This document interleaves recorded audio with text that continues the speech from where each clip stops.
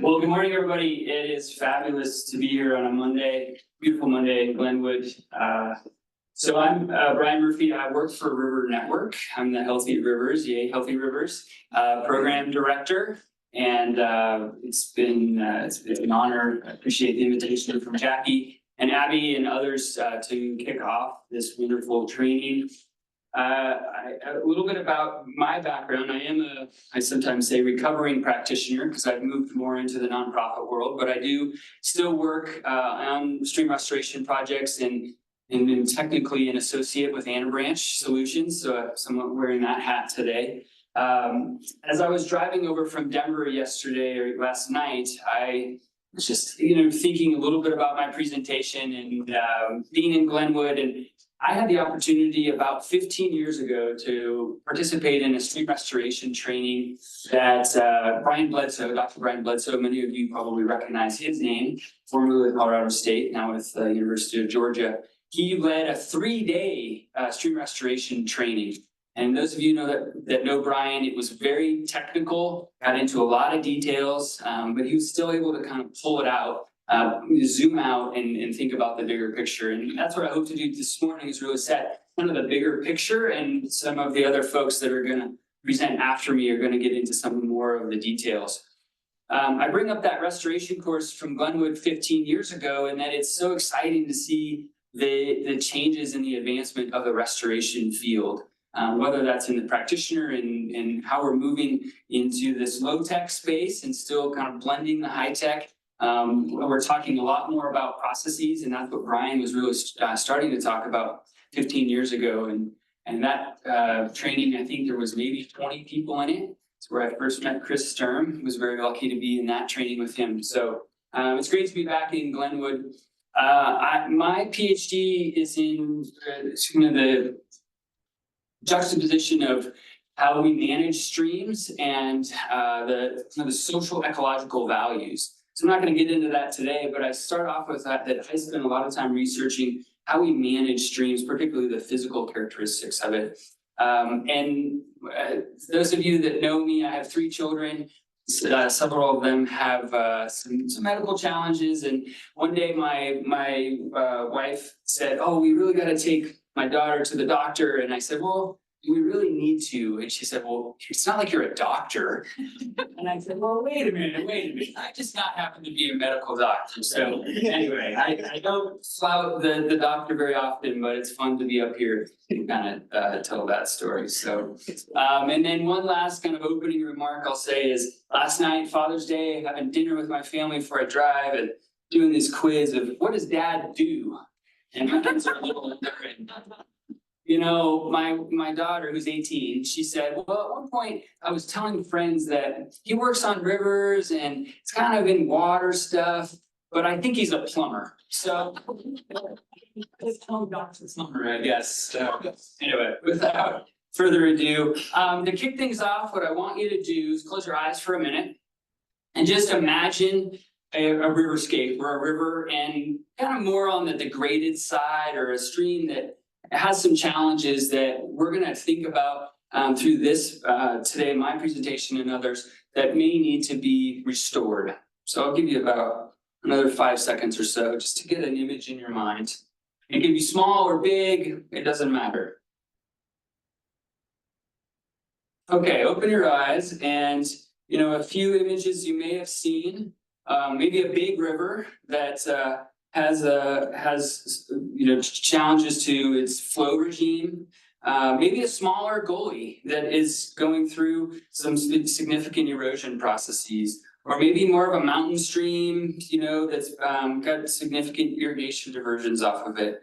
Or maybe a ditch. You live in an urban environment and the creek has been converted really to a ditch. Or to a stream that I don't know that this is the Arkansas River, but you can see it's been hemmed in. Still lots of recreational activity on it, but it's got some challenges. Or an arid stream, somewhat like we see over in the Grand Junction area, Utah, where there's just sediment challenges, other things. And then we think about these kind of high mountain streams in the headwaters. We're going to talk a lot about that today, kind of headwater restoration as well. So those are different images. Maybe some of them resonate with you, maybe some of them are new. And then, we think about these stream systems that really have a lot of healthy characteristics. And really the goal today is to be thinking about how we go from maybe some of these stream systems that are degraded or have impairments, a couple of examples here, and moving, more towards the big image that we saw of a very diverse, complex type of multi-stage channel. And one way to think about that, and some of you are very familiar with this, I imagine, is the stream evolution model. This was developed by Clure and Thorne, builds off of the work of Stanley Shum and Rinaldi and others. This was published in 2013, 2014, and really set up this new conversation about process-based restoration, this and some work that Tim Beachy did that I'll talk about here in a minute. And so, the interesting thing is here, the original stream evolution model, channel evolution models, went stage 0 or stage 1 through stage 5. And kind of circled back. And Clure and Thorne really thought hard about what does that really mean from a process standpoint? What does it mean from an ecological and environmental services standpoint? And what they started to see is that you can actually develop these, and these are conceptual, kind of qualitative wheels of what services streams provide depending on what stage they're in. Smaller the circle, the less services or the less hydrogeomorphic, the hydrology and geomorphic attributes that they provide. And so you can see that the top, at the top, the anastomosing stage 0, it's kind of the pinnacle, right? It's the top of what we're thinking a natural stream. We're trying to get to a stream restoration, talk a lot about stage 0 restoration, particularly in the Pacific Northwest. And then as you move around the circle, you see a decrease in those attributes as well as in the benefits. And one of the things that a colleague of mine, Steve Bennett, that works for Anna Branch Solutions, started to kind of point out, and others have noticed this, is that if you draw kind of a diagonal line, you start to go, okay, well, at least in a restoration sense and trying to get back to the processes that support streams, maybe you're in this good, half circle in the upper left. And maybe, if we're really trying to get back to some restoration of our stream processes, we're working towards getting up into that upper left corner.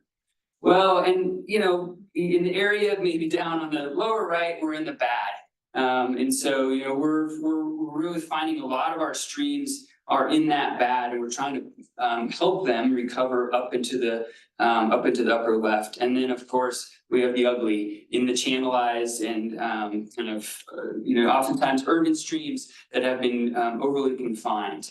And so, in the conversation today, it's really talking about how are we moving through these different cycles and the evolution, and where are we at in that, and thinking about the context.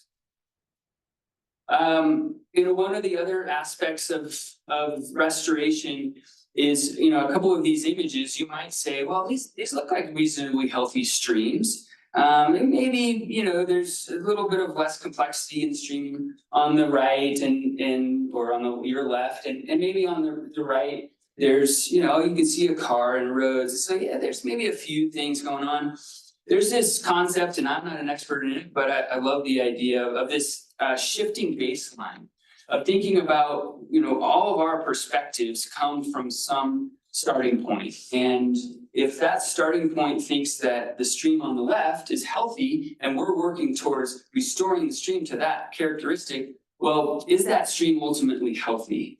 And I think those are some of the conversations that will go on over the next couple of days. Same with the stream on the right. Is it ultimately healthy? Do we just want one maybe riffle with very limited riparian corridor? There's not a lot of shade. So those are the things to be thinking about, is this idea of the shifting baseline, really remaining curious about what is the stream, kind of the context of that stream.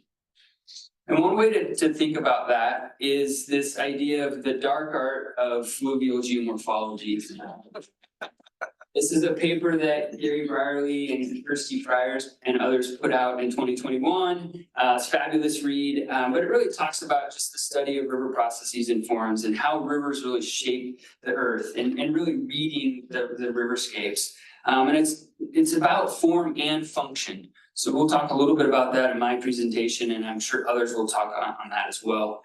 Thinking about position in the watershed, and then obviously the interactions between stream flow, sediment, and wood. And really, wood has become a huge conversation. It's a really critical part of our river systems. Obviously, Ellen Wool and others have done a lot of studying on that, as well as Joe Wheaton. And that's an important piece because a lot of people just at one point really thought about it as just stream flow. Oh, we just have a river, it's got water in it, we need to manage the water. Well, then we remember that rivers actually have sediments, so we have to manage the sediments. And now it's like, well, we have wood, so how do all those pieces fit together, particularly in a restoration sense? The other thing to think about from a geomorphic perspective is the geology and topography.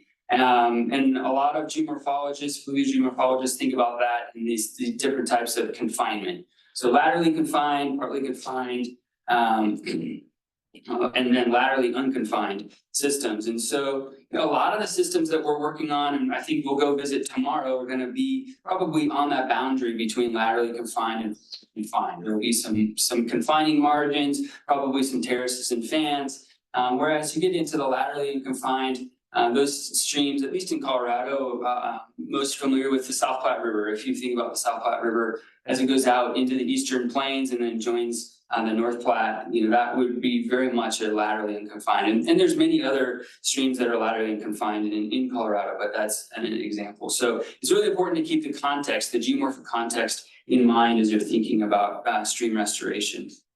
The other thing to think about, as I touched on, is the flow, sediment, and wood regime, but how those are really kind of the interaction between habitat, the biologic components, fish, bugs, critters, the connectivity, really about that lateral and longitudinal connectivity, and then some of the organ matters and nutrient dynamics. So those are all kind of setting the stage for things that are really important as we're thinking about restoration. The most important piece maybe to take away from today, there'll be maybe three, hopefully you'll get three, is, we're really moving rivers to riverscapes. So moving beyond the channel, getting out of the channel and thinking about that valley bottom. And that's really why the valley confinement is critical, because it helps set the template for what your restoration project might look like. There's some definitions, I won't read these, but really, the valley bottom is very critical for all types of restoration activities. And I think that's also the foundation for process-based restoration. We're getting out of the channel, focusing less on the specific forms and the activities or pieces that are in the channel itself, and more of what are the processes that are happening outside of the channel. And I know many of my other presenters today are going to talk about that. So I won't go into too much detail. One of the things though, as we move kind of out of the river setting of 101, but thinking about what are the processes. So let's talk about the processes that are important for maintaining healthy riverscapes. I've got an example from Tim Beachy and others from the Pacific Northwest. They've done a lot of work on this process side of things. The example here, it's probably a little small. I've highlighted the reach scale just to note that's probably what we'll talk about quite a bit today. That doesn't mean that the watershed scale driving processes aren't critical. They are very important to the overall process in making decisions on what your goals of your project might be, what the scale of your restoration project might be. The bullets on the left really distill down some of those key points. Overbank flow, wood recruitment, beaver dam building, those types of things. So I'll touch on those a little bit more as I go through the presentation. One way that these principles, or kind of the idea is, these processes have been distilled. Many of you are familiar with these, and full acknowledgement to Joe Wheaton and his colleagues at Utah State, thinking about what constitutes a real healthy riverscape. So think of these as the elevator version of what I just showed. that, streams need space, structure forces complexity, so on and so forth. There's been some recent thinking about, are these too complex, or can we combine them into a little bit more, again, easier to approach terminology? And so there's a paper that will be coming out probably later this this summer, fall, that's in the works by a number of different authors, including myself and Joe and folks at Utah State and some federal agencies as well, kind of rethinking what the term is for riverscapes and trying to provide some definitions, particularly for federal agencies that have so much federal funding doing this work. So let's talk a little bit about that. Streams need space, still in there. You can see the image on the right. The stream is more confined, hemmed in by different structures, certainly is a challenge and is causing some hazard.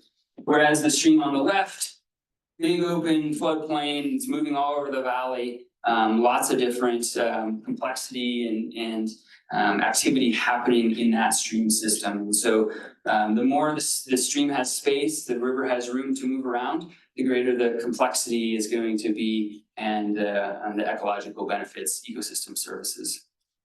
The second one, streams need natural flow, sediment, and wood regimes. So, the water, the dirt, and the wood. I had a funny story. I have a geology professor when I was an undergrad that said, it's dirt, it's not sediment. He always likes to call it dirt. Depending on your background in geology, it varies. But anyway, these are the key components that feed into a healthy system for river processes. And then the last one that they've kind of combined down is structure forces complexity. I've showed the image on the right before of all the different processes that are going on there because of multiple channels, various riparian vegetation, lots of different activity, sediment. You can see some beaver dams in there. And then the image on the left is a much smaller stream, but with lots of different wood inputs, sediment, very different systems, obviously. But that's the idea, is that structure is forcing complexity.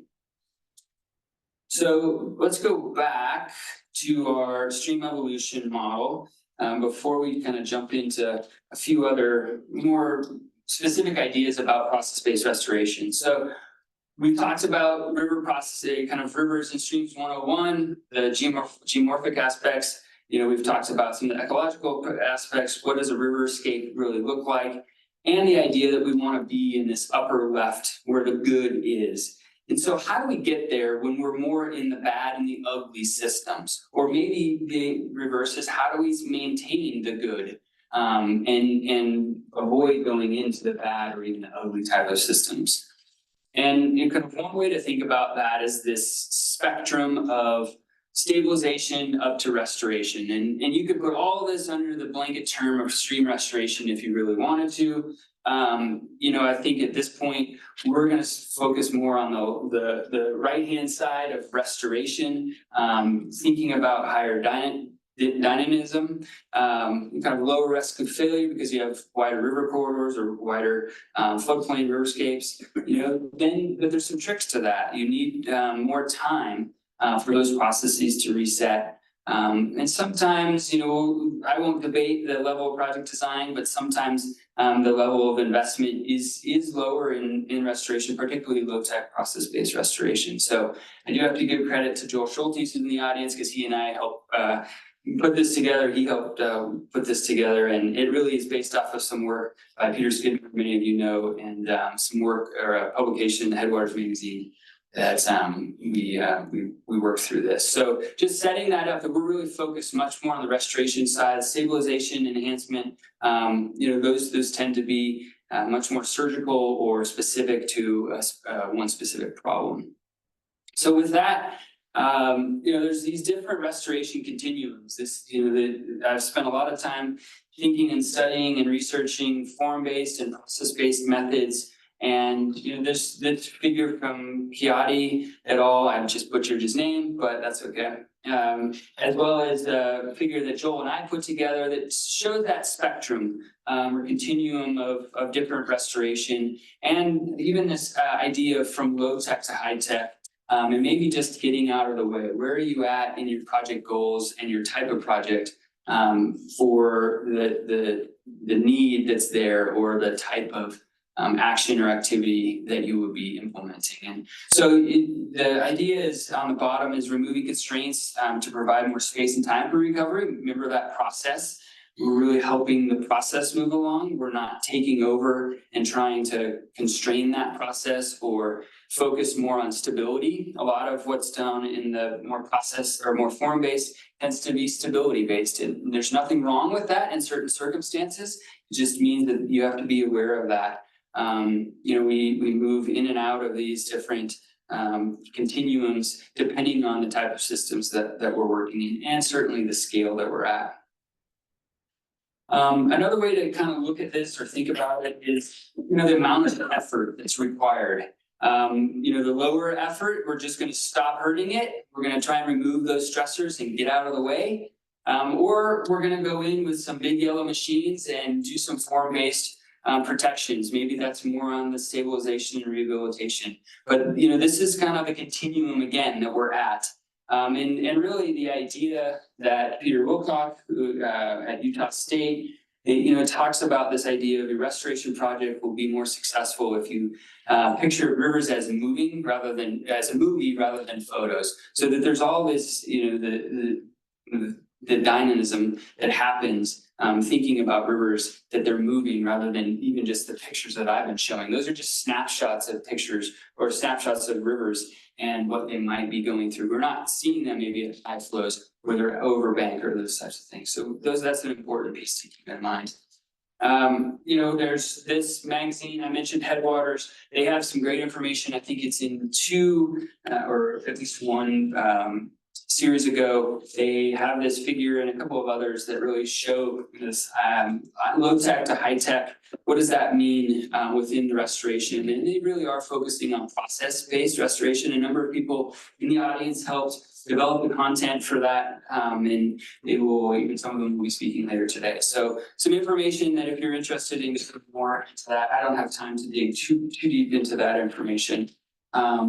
But I did want to kind of point out that, in the grand scheme of things, there are yellow machines. This one happens to be orange. But there are, cases where doing stream restoration and placing log structures or other types of maybe geomorphic forms are required, and as part of the project goal, part of the project funding, whatever it might be. And there's folks like Steve Bennett at Anna Branch Solutions that he would rather stay away from the excavators and just say everything should be low tech.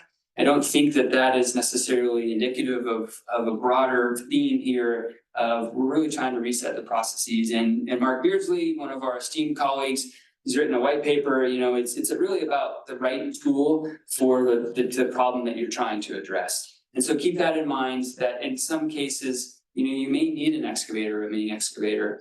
I think in a lot of cases, though, we've moved more towards the low tech process-based restoration because it's simple, it's hand-built. You can do it with volunteers, you can do it with minimal impact. I think the big thing that we're seeing is the more that you have an excavator or large equipment out on the landscape, the more that you're impacting that landscape. You're taking down trees, you're disturbing vegetation, all those type of activities, which in some cases may be applicable. But in other cases, in particularly smaller headwater streams, you can use hand crews and a post pounder, which is what you can kind of see here in their hand, and they're driving these posts in. Many of you have done that type of work, and you're going to see it tomorrow. So I won't belabor that, but just knowing that there are these different types of this spectrum in really choosing the right tool for your project. Let's talk a little bit about the restoration principles. Again, this comes from Utah State and Joe Wheaton's group. Just a quick overview of these restoration principles, and many of you are familiar with them, but I'll touch on just quickly on each of these. Number one, it's okay to be messy. This is in the restoration sense and really in the LTPBR world, the low-tech process-based restoration, of looking at post-assisted log structures, kind of messy piles, tidy piles, different types of beaver dam analogs, whatever you might want to put in. One of our colleagues, Scott Cheverdian, likes to say, you know, it really is just a matter of putting them in and then let the stream take them and do the work with them. And you know, you do need to read the landscape and work with a multi-discipline team to understand where they should go. But it's less about precision and more about their strength in numbers. So the idea, and in this case, they put in a lot of structures. I wasn't necessarily part of this project, so I don't know all the ins and outs of it, but this project, they're actually building rock check structures. Laura Norman gave a presentation, I don't know, 6 months ago about these check structures and using rock, particularly in ephemeral drainages, and kind of that's the concept of in these headwater systems that are dry, is using these rock check structures. So that can play out also into, depending on the type of system that you're in. That leads into using natural building materials. Many of you in this room understand, you know, we don't want to necessarily be bringing in concrete or riprap or other types of materials that are outside of the system. Sometimes you have to bring in posts if you're going to do these low-tech structures, PALs and BDAs. But you know, really harvesting the local materials as much as you can without decimating the riparian corridor is really important. The other one that I'll mention, and this relates a little bit to the check structures, is let the system do the work. Many of you have probably run across Bill Zedike before. He is now, I think, retired from the Forest Service. Interesting, he's a colleague of Dave Rosgen. I had a chance to meet Bill a few weeks ago at a conference, and very, very much low-key, very different personality than Dave Rosgen. And it's wonderful to see that Bill's work is coming out and is getting as much airtime, maybe not as much, but getting certainly some airplay in the restoration world, as well as the national design, channel design stuff that Roskin has really championed. I won't use other words. The other thing, you know, this is a quote from Jared McKee. He works for the Fish and Wildlife Service up in the Pacific Northwest. And the really idea that we're going to talk at length about today is, you know, what if we're really relying on stream power and the natural processes rather than necessarily diesel power? And that's can be somewhat of a loaded question depending on the type of projects you're working on, but it's an important question to be thinking about. As I wrap up here, get close to wrapping up here, I'll just note, you know, there's the other couple, defer decision making to the system, and this is really letting the system do the work. If there's beaver there, depending on what the biology is in the system or in the reach that you might be trying to store, or the segments, thinking about the decision making there. And then really the ultimate goal is self-sustaining systems, and you know, trying to work in messy, you know, the strength in numbers, building natural materials will really help get into that resilient or self-sustaining systems. So a few last slides here. Let's queue up Sarah and Alden and others that are going to talk today about some of their tools. You know, where do you use PBR, and in parentheses the low-tech piece? You know, not surprisingly, it's in wadable streams. You know, kind of up to that fourth order streams, and there's a lot. This just happens to be an example of a watershed in Utah, but 80% of the stream miles in any watershed are wadable streams, and that's really where we can focus and scale a lot of these low-tech type of projects.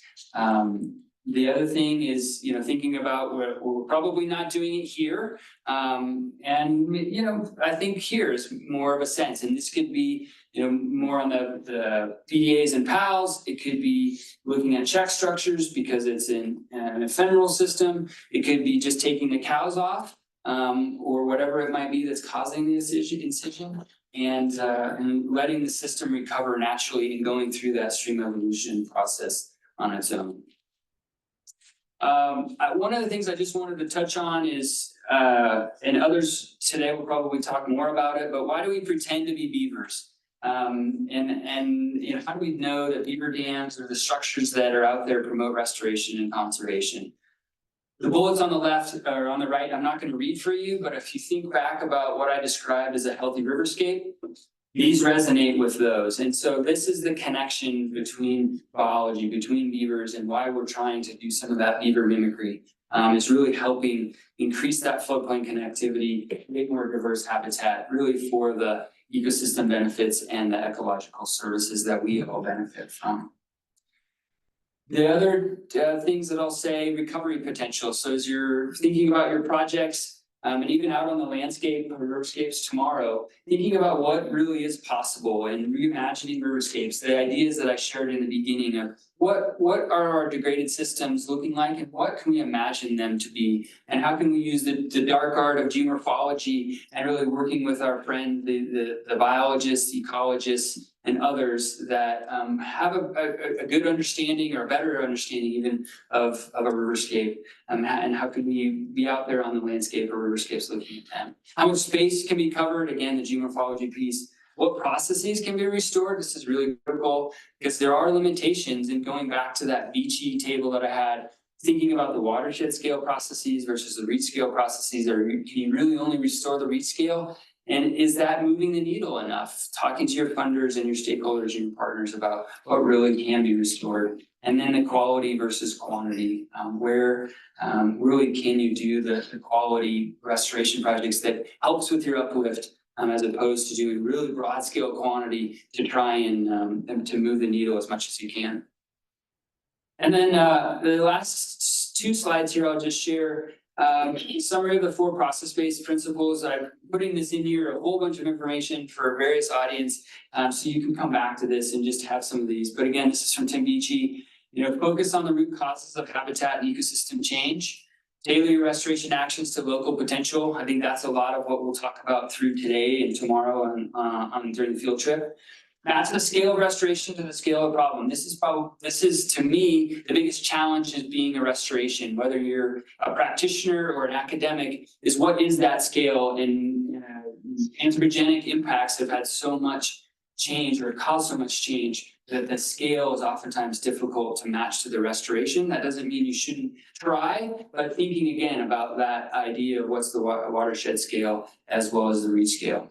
And then be explicit about expected outcomes. Lots of people in this room can talk about how you communicate the benefits of stream restoration, how you work with your stakeholders on setting those expectations, what it means to actually then have outcomes that are manageable and that the funders are happy with, or that the landscape, riverscapes benefit from. So in closing, just think about 2 assumptions. Maybe this is one of the 3 things you'll take away from today. When does it make sense and when doesn't?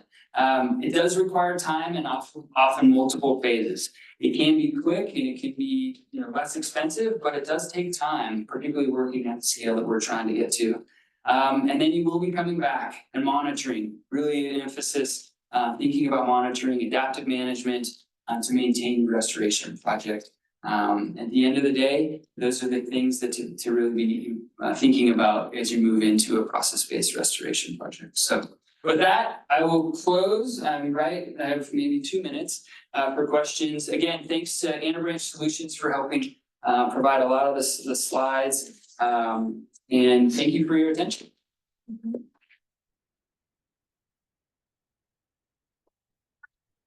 We have time for just about 1 question before we switch. So who's got the one? Saw your hand first. Go for it and project, please. I don't know if it's the one, but it's a one. When you talk about your adaptive management and coming back with your processes, do you generally have to come back 1 year, 2 year, 3 year, 5 year? Like what's generally the return interval on that? That's a great question, by the way. I wish I had a great answer. It's the proverbial or age-old, it depends, right? And so it's a couple of things to keep in mind is usually it's not 1 year and usually it's not 10 years. I mean, at least from the adaptive management and maintaining, monitoring could go on for 10 plus years. I think the size of your stream, we talked about first order versus third, fourth order plays into it. I think paying attention to the hydrology and even the meteorology, the rainfall that happens post-project, it's a little bit like, I don't know why, but a little bit like a wildfire. You put a bunch of structures in and then you get tested. And so then you have to come back and monitor and maintain those. And, you know, I think the other thing just to keep in mind is it's oftentimes difficult to get funding for an adaptive management program post-restoration. Funders want to put structures in the ground, see how great it looks, and then move on to the next project. And even that's true in the federal government. So we're really working hard. There's a lot of folks in the audience, Alex, Funk, and others, that are really pushing, let's find funding for monitoring and for adaptive management, because it is a 3 to 5 year, tends to be kind of in that time. Thank you again very much. Appreciate it. Thank you, Brian.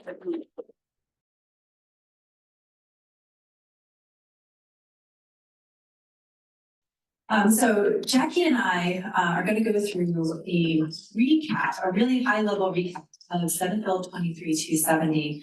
How many folks participated or engaged, testified, provided insights around the stream restoration bill? Not last legislative session, but in 2023. Show of hands.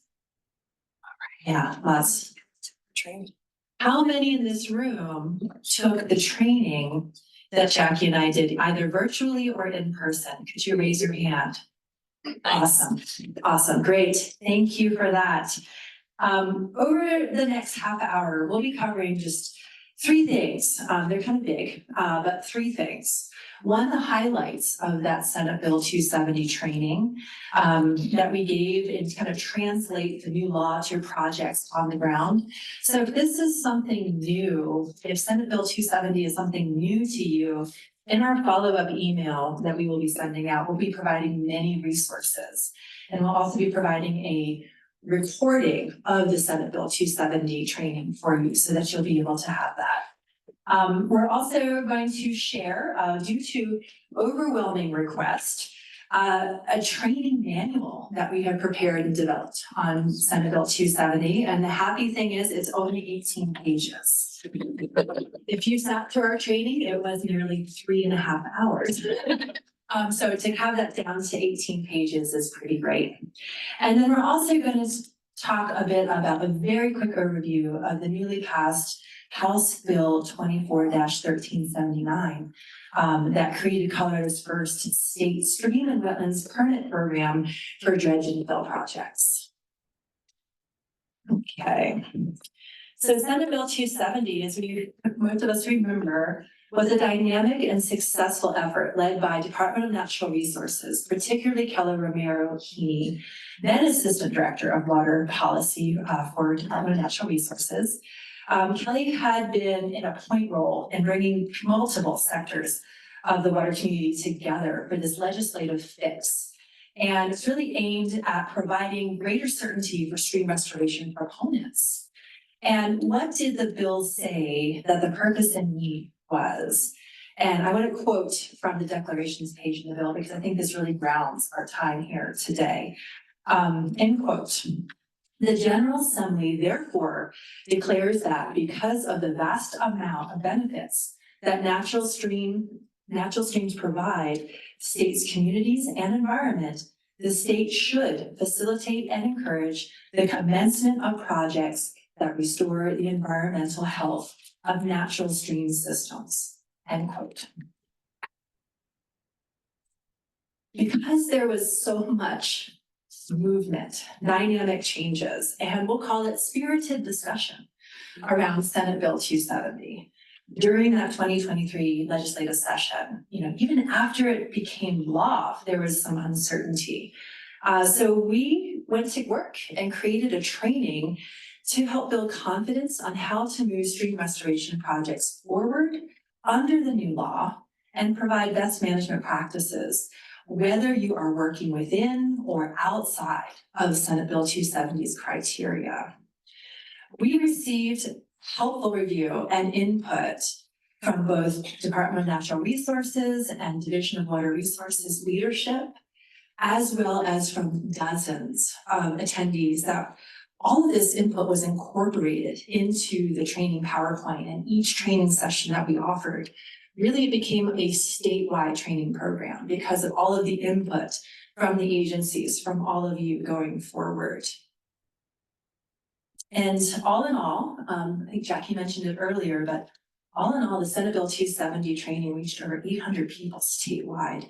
And we facilitated training for Division of Water Resources staff as well, so that they have this visual of how the letter of the law touches the ground. And we really feel privileged to also help be the bridge to help build greater relationships with Division of Water Resources and the stream restoration community, so that greater dialogue can happen for more durable and successful projects going forward. So we just really want to thank DNR and DWR for their partnership.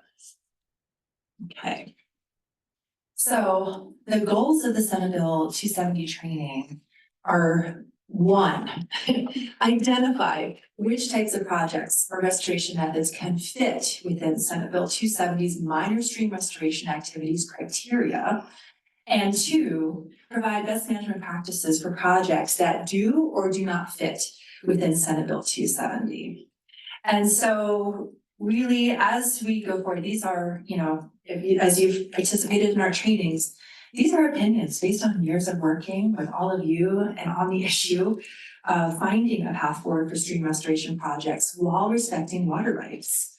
And again, we really appreciate Division of Water Resources assistance in providing a really strong and statewide interpretation, a unified interpretation of Senate Bill 270. It's been incredibly helpful and a productive partnership. And we're going to show you and then share with you later down the road the 270 manual created from the information that was presented in our trainings. I'm going to turn it over to Jackie to give you some of the highlights there. So I just want to mention on that, on this slide, the goals of the training were to increase the understanding and confidence on these things. And so that's what today's session is too, is definitely to help increase your confidence and understanding, again, on not only on 270, but on process-based restoration. And Brian really kicked that off great by providing some great background and foundation on that. All right, so you now are the first folks to get a peek at the training manual that Abby and I and others have been working on the past few months to put together. So there's way too much on the slide here to even read it or go through it. So it's more, these slides are just to give you an overview of what's in the manual, and then you will get a copy of it in about 2 weeks. So we're just going to be highlighting the things that it talks about. What is SB 270? What is the problem that SB 270 was trying to address?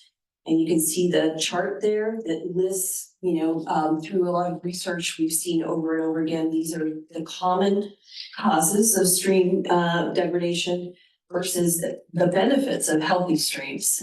So these are things that we had in our slide presentation during the training.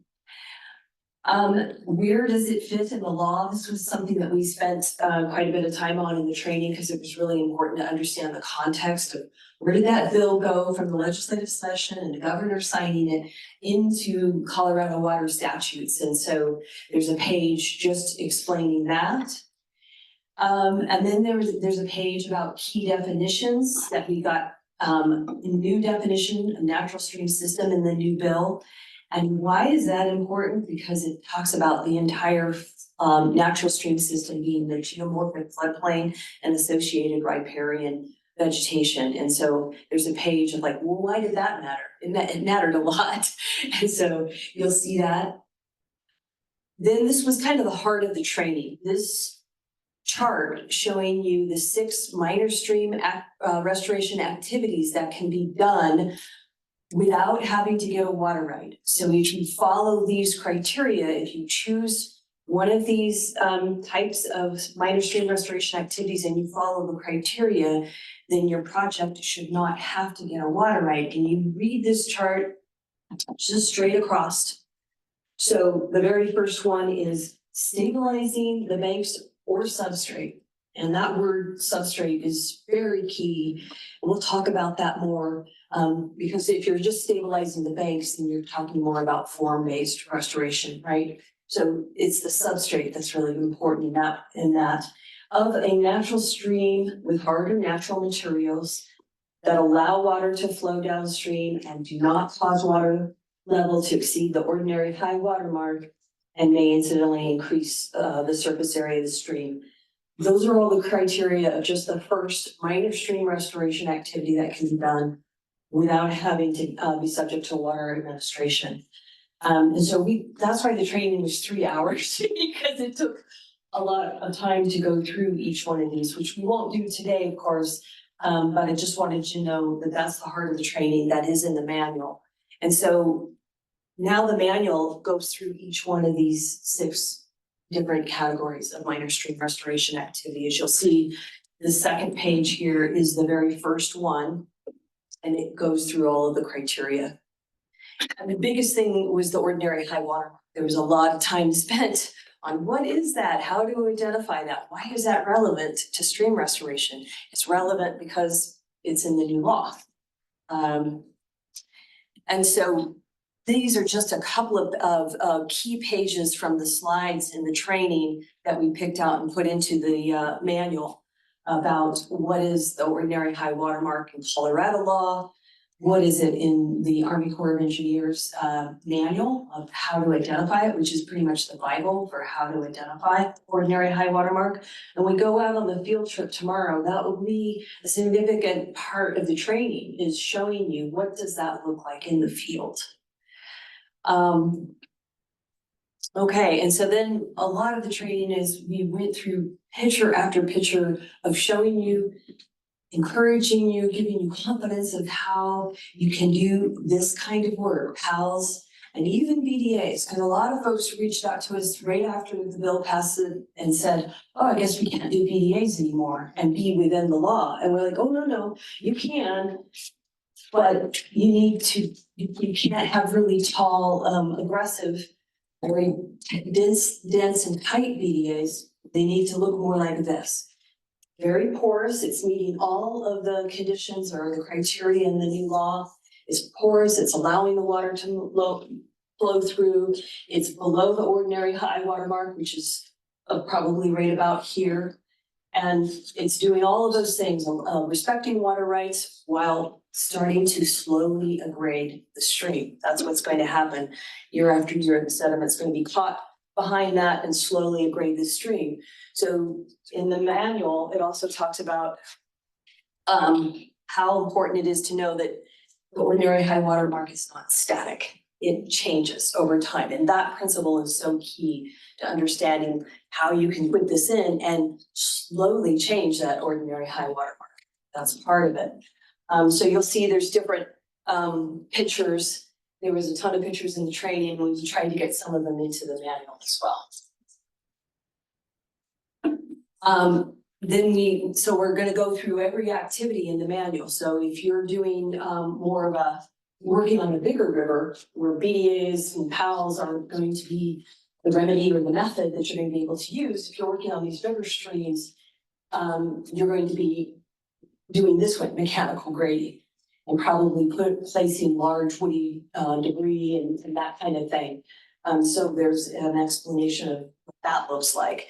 And then Brian was talking about Bill Zedek's work, and that is really key and important to pretty much a lot of area in Colorado, tens of thousands of acres and stream miles in Colorado. We need this kind of work, putting in the rock structures to stop that erosional head cut from destroying these beautiful, important meadows in the rangelands. So that's part of the bill. That is one of the minor stream restoration activities that you can do.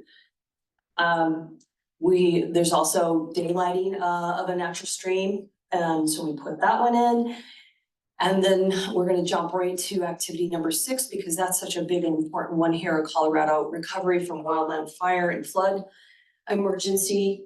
And the criteria for that one is listed. And essentially you have to be working in a natural stream system for the sole purpose of recovery from impacts of wildland fire or flood emergency. And we did get a lot of questions. A lot of the time I'm like, well, how long is an emergency? And like Brian says, It depends, right? It really is gonna depend on the system that you're working on, how bad that fire was, but generally, it's going to be a bare minimum 1 to 2 years, and often up to 5 years, where you're dealing with still a lot of massive debris flows and trying to do this kind of work, where you're putting log jams and into the stream to keep that debris flow from reaching the main stem of the river and causing a lot of water quality problems. So, and then we talked about, well, what about pre-fire work? What if you're working before the fire, trying to do that for drought or fire resilience? Well, then you can still do that, but you're gonna be working under minor stream restoration activity number 1 or number 3. Perennial streams, we're back to that one that we talked about, stabilizing the bank or the substrate of a natural stream and working within the ordinary high water mark. If you're working in ephemeral streams or intermittent, then it's these criteria here. So then we spent quite a bit of time on, well, what about review? We got a lot of folks emailing and calling us and saying, okay, did the new law require DWR review of all stream restoration projects before you move forward? Prior to this law, the state law did not require stream restoration projects to be mandatory reviewed by DWR, and SB 270 did not change that. So we just wanted to make sure we made it really clear in our slides, because we kept getting questions about that. It did not recreate a new review or permit requirement. But we had a lot of conversations with DWR from leadership to local folks. And they said, you know, it would be, for us, we'd really appreciate it if you did come to us and ask questions about your projects. Let us take a look at it, because we're gonna know stuff that you may not be aware of that's happening on that stream. As far as diversions and other uses of it. Maybe you're way up at the forest and headwaters, and it's not gonna be as much of an issue, but when you get further down, or you start having diversions, it's gonna be that much more important to work with your local DWR water commissioner. To ask them, you know, say, hey, can you take a look at this? This is what we're planning to do. We think we fit under SB 270. What do you think? Start that dialogue before you start putting in those structures. So we did go through that in the training. We put that again here as kind of like, here's a best management practices checklist that we're recommending. And you can see part of that is the early conversation first with your partners. Do they think that your project can be met within SB 270? Or maybe not? You just need to have that conversation early on. And choosing the appropriate restoration activity based on where you're working, pre or post fire, perennial, intermittent, ephemeral streams, and then documenting. We're going to be talking about this more in the field tomorrow, is documenting the criteria, which ones that you choose, you're going to want to document before you start your work, during, and then after. And then you see on the checklist, consider consulting with DWR, and then document project results after the installation, especially of how they relate to 270. And then we also have, what if a project doesn't fit, you know, in it, there's some information about that as well. And then Abby and I on later today will be going over the PMPs, projects planning considerations to help reduce any risk of having problems with water rights. So we'll go through that.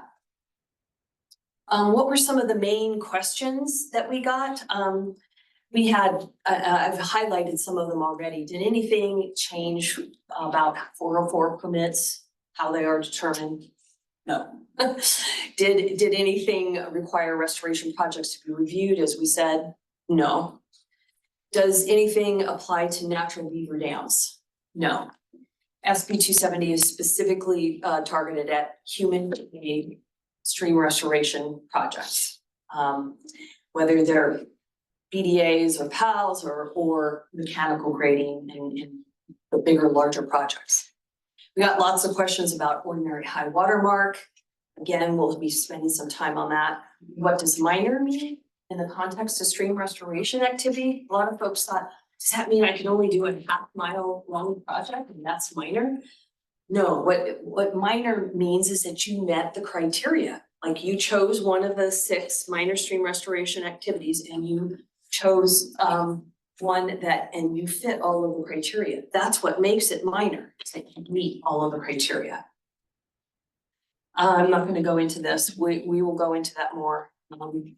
And again, this is just more of the flow chart that we had for folks during the training. And that's, you saw that in the manual. We pretty much cut and paste this slide and put it into the manual.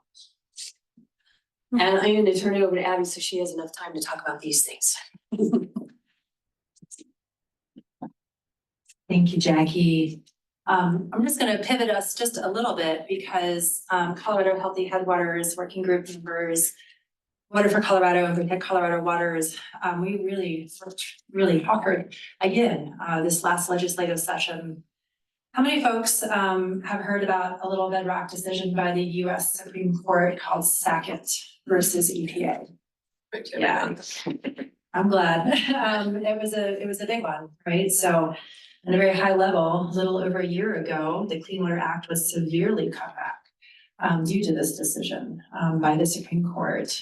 In some estimates, over 65, somewhere as high as 68% of the nation's wetlands and streams lost federal protections, essentially sending protections to the state to work out state by state individually. And knowing that this was in the wind and coming, and really this, the efforts by Colorado Department of Health and Environment for the Quality Control Division, there was it's kind of visionary back from the Trump Navigable Water Protections Rule that there was some discussion that we could have rollback at that point. And so discussions actually started many years ago about what could a potential Colorado dredge and fill protections program look like. And so knowing that Sackett was a strong potential, there was a temporary WOTUS policy, Waters of the US policy, and it was issued in July of 2023 in response to the Sackett decision. And this temporary policy is still in effect until some new rules are adopted. I'm going to kind of keep us moving here and kind of get into maybe a little bit more of what we need to dive into. So again, it was a very strong legislative session this past year, slow to start, but once it did, it really went. And because you may have heard about 2 competing bills that were in this space, and one that was led by Speaker Julie McCluskey and one that was led by Senator Kirkmeyer. Very separate, very different bills. And it wasn't until about a week before the session ended that Senate Bill 127, Senator Kirkmeyer's bill, basically was going to go away. It was never going to be calendared, but it took a flurry of activity all the way up to continue to come together, bring people together, irrigators, municipalities, environmentalists, water users. It was the full spectrum that we saw in stream restoration times 10, at least, of activity. And so in the successful passage of House Bill 24-1379, we now have a new state stream and wetlands protection program. We're not quite through the woods just yet. I'll go over a little bit of the highlights in a second, but there will be a rulemaking process to figure out more of the complexities that the pressure cooker compressed situation of the legislative session did not allow for thorough discussion, because I would imagine most of us could raise our hand and say, Clean Water Act protections have been litigated our entire lifetimes. And it's really remarkable that the state of Colorado is the first in the nation to legislatively protect streams and wetlands post-Sackett. So a really quick top 4 highlights. And I promise you we're going to have more information and education opportunities later in the summer as we continue to dive into the information more deeply and how to translate it. So of the coalitions, Healthy Headwaters, Colorado Waters, Water for Colorado, and so many more, we had some really go, no-go asks that needed to be in this bill. One, was that the new program applies to waters, the statutory definition of waters of the state. We have a really strong one here in Colorado, which is actually much more broad than the federal waters of the US definition. And so isolated wetlands are also included in our state definition of waters. So that was a big lift. That became not just a gap program to cover what Sackett left open, but it actually became a Colorado state program. And that was a huge movement for the governor's office as well as the speaker's office, because oftentimes so much is spun out in what is jurisdictional and what is not. So could we just settle that in the first place and then move forward from there? So that was our first line. The second is that the permitting program focuses on avoidance first and foremost, then minimization, and then compensatory mitigation of unavoidable adverse impacts to waters of the state. Our third line is that the 404 federal guidelines are the floor and not the ceiling of our protections. That was a hard one to get across. And I, quite frankly, less than 10 days left in the session, I'm not sure if we were going to get across this line. And then last but not least, that no new commission was going to be formed, that the Water Quality Control Commission will draft the new rules and issue individual permits. There was some discussion that a whole new commission should be formed to handle this. And the topics are complex enough. And so we have some good people in good spots to help us get through this next stage. So again, in the interest of time, I know we're running right to it. We really worked to keep stream restoration and wetland restoration moving forward without being potentially encumbered unintentionally by this wetlands protection bill. We worked tirelessly to keep stream restoration being able to move forward without having to do permits. There was a possibility of a hiccup that essentially could have required ZDIC work to require permits, which have never happened before. And we had to do a lot of quick education and outreach and understanding to that end. So for now, the Water Quality Control Commission must promulgate rules that include, and again, all caps, so it's quotes, an exemption for voluntary stream restoration efforts in ephemeral streams that do not require compensatory mitigation and are designed solely to provide ecological lift where the activity is taking place. Ecological lift is a new definition in statute now. We will get into more of these weeds later in the summer with everyone. And last but not least, perennial and intermittent stream systems. If your project requires a nationwide 27 or other U.S. Army Corps of Engineer 404 permit, then you will not need a separate permit from the Water Quality Control Division to continue forward with your project. So I'm mentioning all of this quickly just because in September of this year, we'll begin the rulemaking process. And it lasts clear into November of 2025. And I can't remember if it's a monthly or bi-monthly basis for meetings.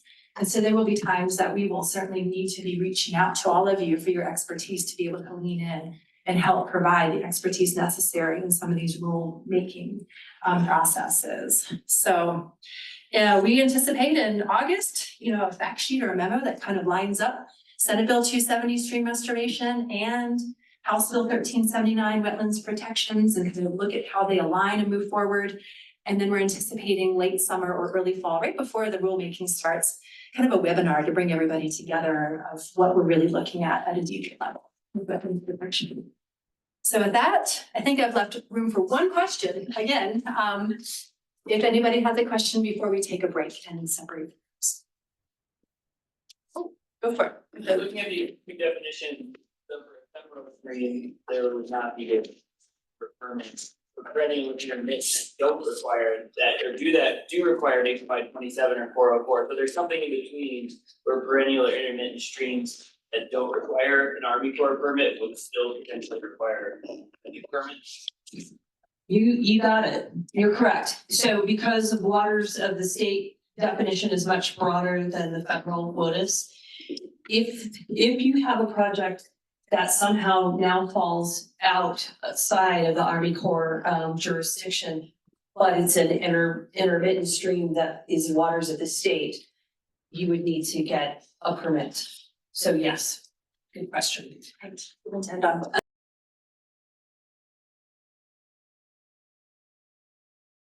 right, so I'm Alden Shallcross. I'm a hydrologist and the national restoration lead for the Bureau of Land Management. I'm in Billings, Montana, and work for the National Operations Center, though, which is kind of our support bureau or our support office in Denver.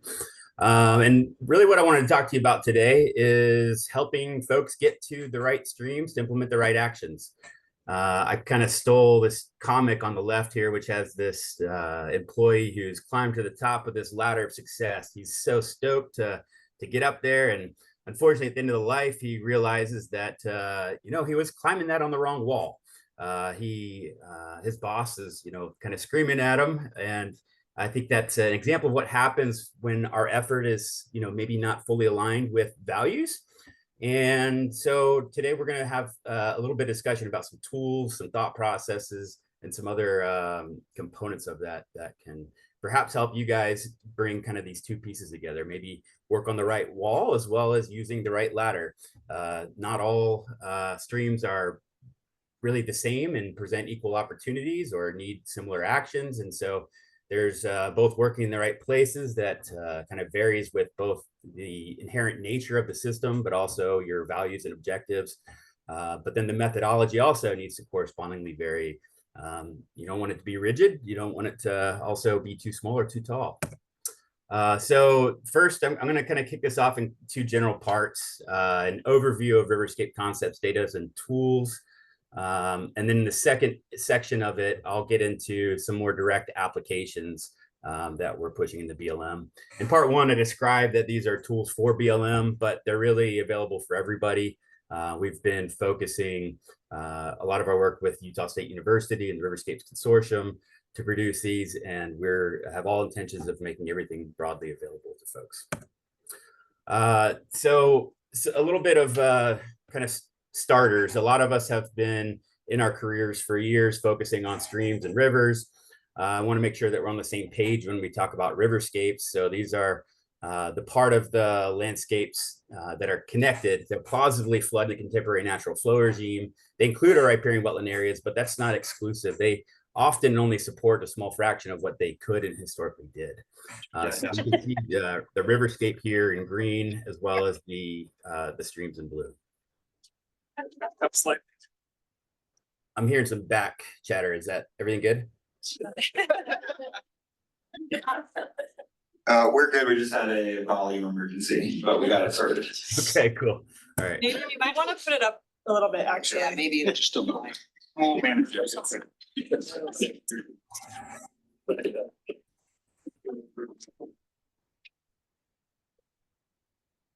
Now it's the opposite. Oh, man.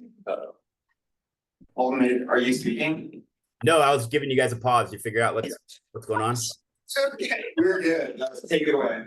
Okay, cool. So there's a couple of implications for this on the way that we look at our streams and rivers. Traditionally, we've kind of monitored and reviewed them and interpreted the results from these data based on what you're seeing on the left. This is kind of a traditional monitoring reach, and it's maybe 110 meters. We're looking at the green line here. But what we're missing is all this stuff on the right-hand side. So here's a figure of really the riverscape. The blue is really the extent of the entire valley bottom. We're often would be focusing maybe within this red zone, but we're missing all of this opportunity over here when we view it this way. So we really need reaches of riverscape when we're looking at these, not necessarily just reaches of channel. And that's led us to kind of refigure the way that we're developing our sample frames. Here is a depiction of a riverscape level or riverscape scale sample frame. The valley bottom, this is produced by 30 meter DM digital outputs. You can do it finer resolution. Here, I'm just trying to make the point that the yellow boundaries here are the valley bottom delineated for a project area. There's these black lines that divide them. These are essentially your sample frames. So sample frame 1, sample frame 2, sample frame 3. And in these sample frames, you can actually measure things that are at the riverscape scale. So what are those features or building blocks of riverscape that degrade and recover, that increase and decrease as systems degrade and recover? So, active channel, active floodplain, inactive floodplain, the riparian extent, on and on and on. At these spatial scales, we can start measuring them, and we can aggregate them at the levels of these DGOs, the discrete geographic objects is what we call them, or at the scale of an individual project all the way up through watersheds. When you interpret data, I think it's pretty important that we have some historical context. And many of you may have seen this slide before. It's from a paper that was focused on the Columbia River Basin that's looking at the impacts to riverscapes over time. While some of these impacts occurred at different timescales depending on where you're living, particularly in the Colorado River Basin, I think many of them are still very relevant. And what this shows is that, starting from the 1800s with the fur trade to mining to railroads that disconnected valley bottoms by, elevating components of those valley bottoms that disconnected large portions from their floodplains. We lost process space. We lost structural elements. We lost wood. We then reoccupied some of these areas that were newly disconnected with agricultural areas, and on and on and on. I think the big thing here is that, historically, we've been trying to manage our streams and rivers, at least within our Bureau, through minimizing and avoiding impacts. But when we have such a legacy of historic impacts, we can only do so much through minimization and avoidance. And some of these issues persist to this day.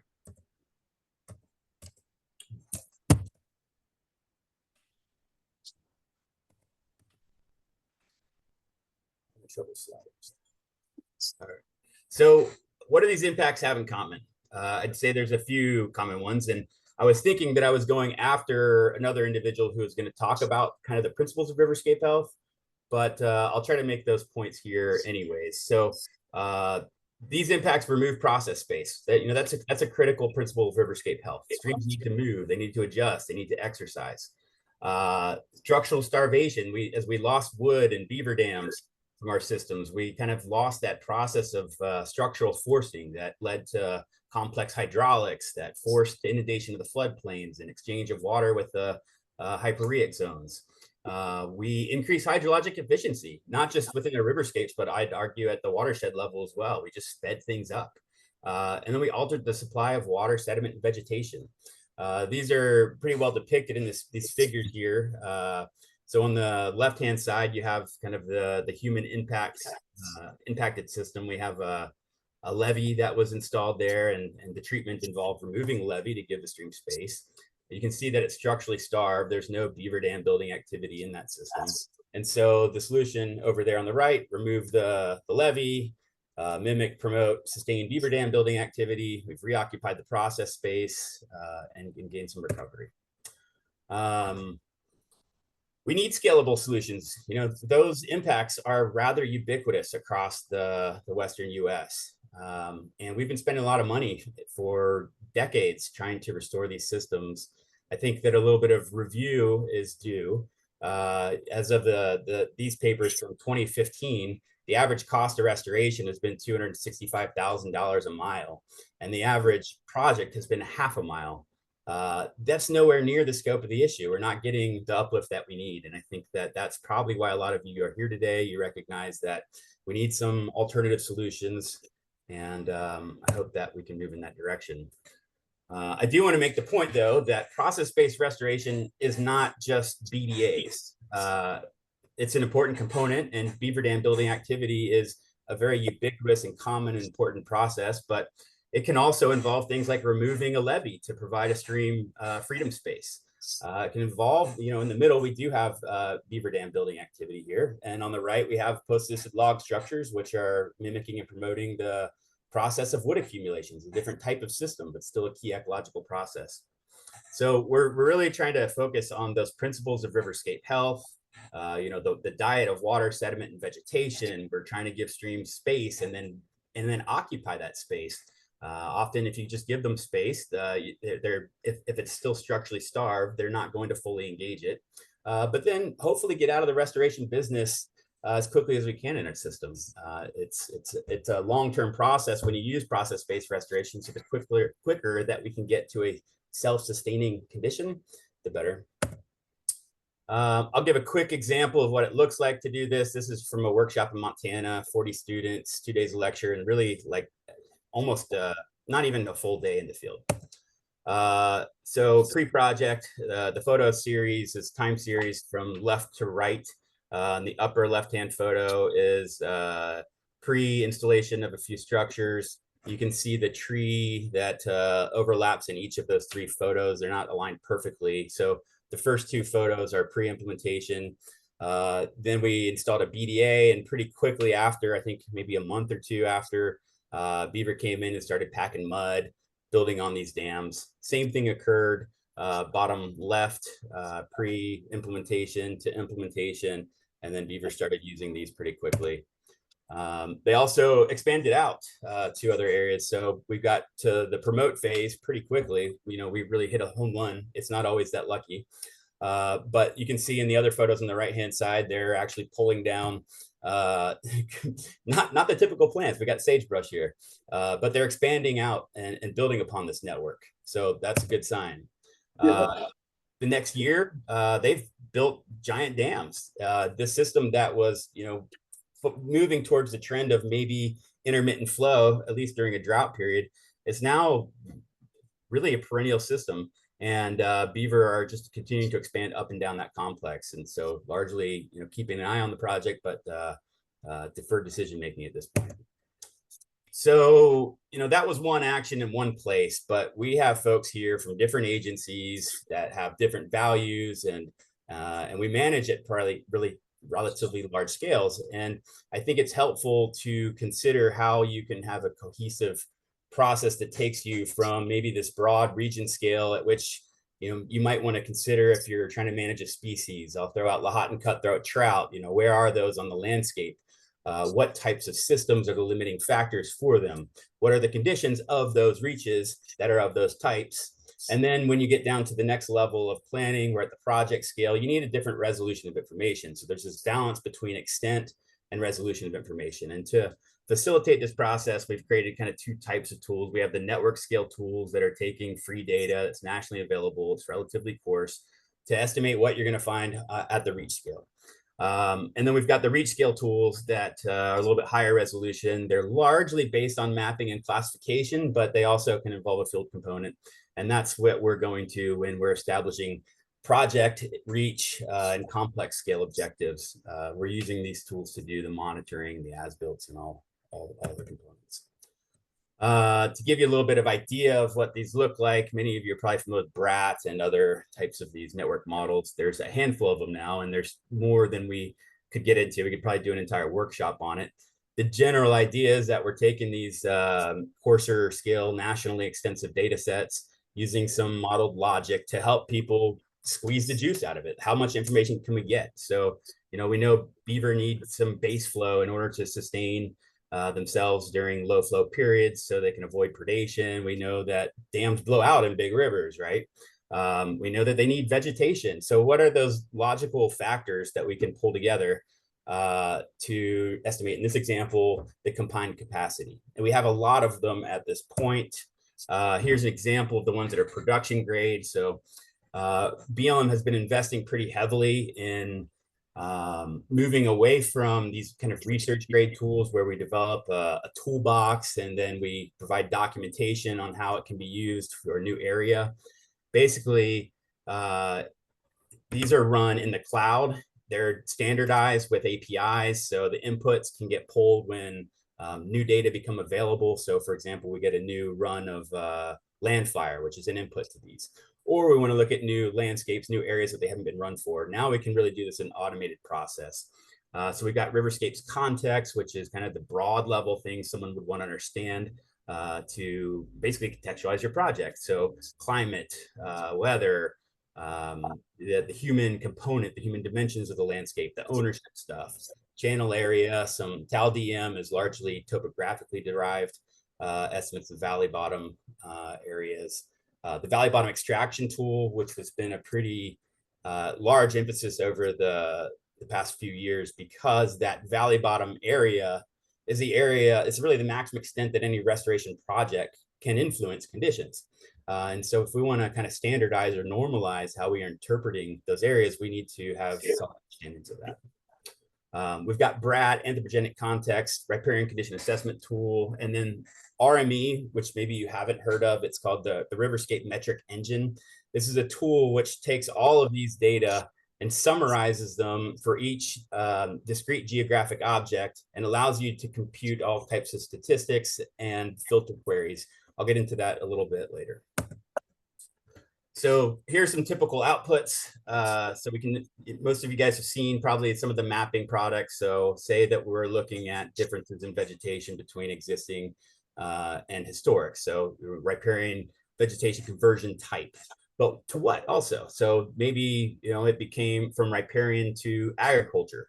All right, well, can we do something about that? Some of these land uses are so intensive that, restoration probably is not compatible, but we also get an understanding of, what kind of impacts are occurring and where maybe the sources of degradation lie. Another common one that I see in many places is the conversion to conifer encroachment as fire regimes have changed. So that's just one small example of a way that we can look at these data. We're also working on some kind of pre-canned statistical metrics that we can pull from these. So how can we help folks understand their watersheds and riverscapes of interest, both through visual means to help people find common places to work, but also to contextualize these through data. So a whole array of metrics there. An example application. So many of you guys probably know we have these restoration focal landscapes. They're depicted here on the left in these polygons. These are areas where BLM is looking to make focused investments to improve the health of these landscapes, including riverscapes.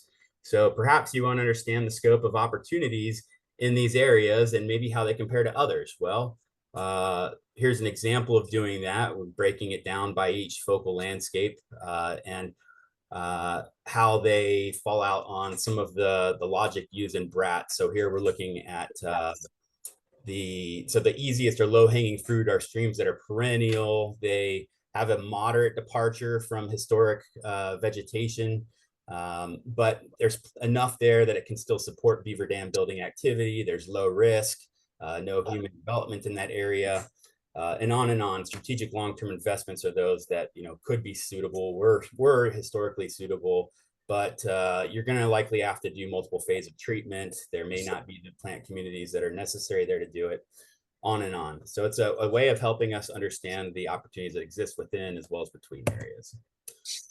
Eventually, you're going to say, well, where do I want to spend more time and energy? I want to go check out a stream. Like, where actually should I work? Well, that's where the reach scale estimates of each of these metrics come in. And so this is just stepping down the same data that we just used at a different spatial scale. We know that values vary. So our main focus thus far has been riverscape health, and particularly indicators that are process related. But we know that values vary. So somebody may be very interested with native fish distributions or stream temperature within those native fish distributions. We also have folks with different funding sources. Is the fire program funding? Is the sage-grouse program interested in funding? So we are working on ingesting right now kind of resource value level data sets at a national level, but at a regional and local level, we've made it so that folks can start integrating their own data to play these kind of filtering games with the riverscape's health information. The data are currently stored on the Riverscapes Data Exchange. This is something that everybody here can get into. It's basically a standardized data warehouse that has a mapping interface. You can filter projects in different ways. You can find, view them, download the data. Each network's model is stored as an individual project. So you can download, say like BRAT. BRAT is a project and it includes outputs, inputs, and intermediaries. You can have groups. So say we have a partnership that's working in a southeast Colorado. They can develop tagged projects that they share within themselves that are not available to the broader public, and they can all ingest data into the same location. So it's a great way to organize kind of complementary efforts. So that was a lot on kind of that course level planning information and data and tools. We are also working on revising a protocol for project scale design and implementation. And it's based on Riverscape Studio, which is a plugin, kind of a geospatial platform that's in QGIS right now. This protocol is being revised from version 1, which came out of Oregon. We're kind of the main author that was about to get this across the finish line by May, which was our target, took a different position. So we're kind of in a scurry to finish it up, but I anticipate in the next month and a half, we'll get something out to folks to review and utilize. The tool itself is pretty much built. We just need the documentation for everybody. The general process in this. So again, I said earlier that, it's a lot about mapping and classification of the components of Riverscape that are indicative of its health and that increase or decrease as streams degrade and recover. But there's another component that includes field. I'm not going to get into that one right now. So for the aerial or the mapping and classification component, it starts with a data collection event. So just some point in time, maybe pre-pod project. This could be high resolution satellite data like Pleiades Neo. You can get about 50 centimeter resolution, or drone based, and you can get really quite as fine as you want. It starts with, defining your riverscape. So where's my valley bottom? And then the next step is surveying of your riverscape features. So in this example, we've surveyed out the riparian communities. If you do that through time, you can see some changes, and you can see changes at the appropriate spatial scale. So here's one where pre-project was surveyed the riparian zone in 2017 through 2021. And then bottom left, the percent riparian vegetation is plotted over time. The red line is the time that the project went in. So it's a pretty straightforward process if you have multiple data collection events to evaluate these. And instead of doing them at transect scales, you're now doing it at the scale of your project. You can do the same thing with a whole host of indicators, and that's probably its own talk in and of itself. But structural complexity, we're often dealing with structurally starved systems. There's now ways of estimating the upper levels and lower levels of structural distributions, how many wood accumulations or how much beaver dam building activity should exist in the system, and comparing that to your observations. These are somewhat simple things to map. So you can compare that over time. If you're mimicking, say, beaver dam building activity or wood accumulations as in the upper left-hand side, let's count that and let's look how it changes over time. And that's just one example. All of these photos are from repeats from a single year.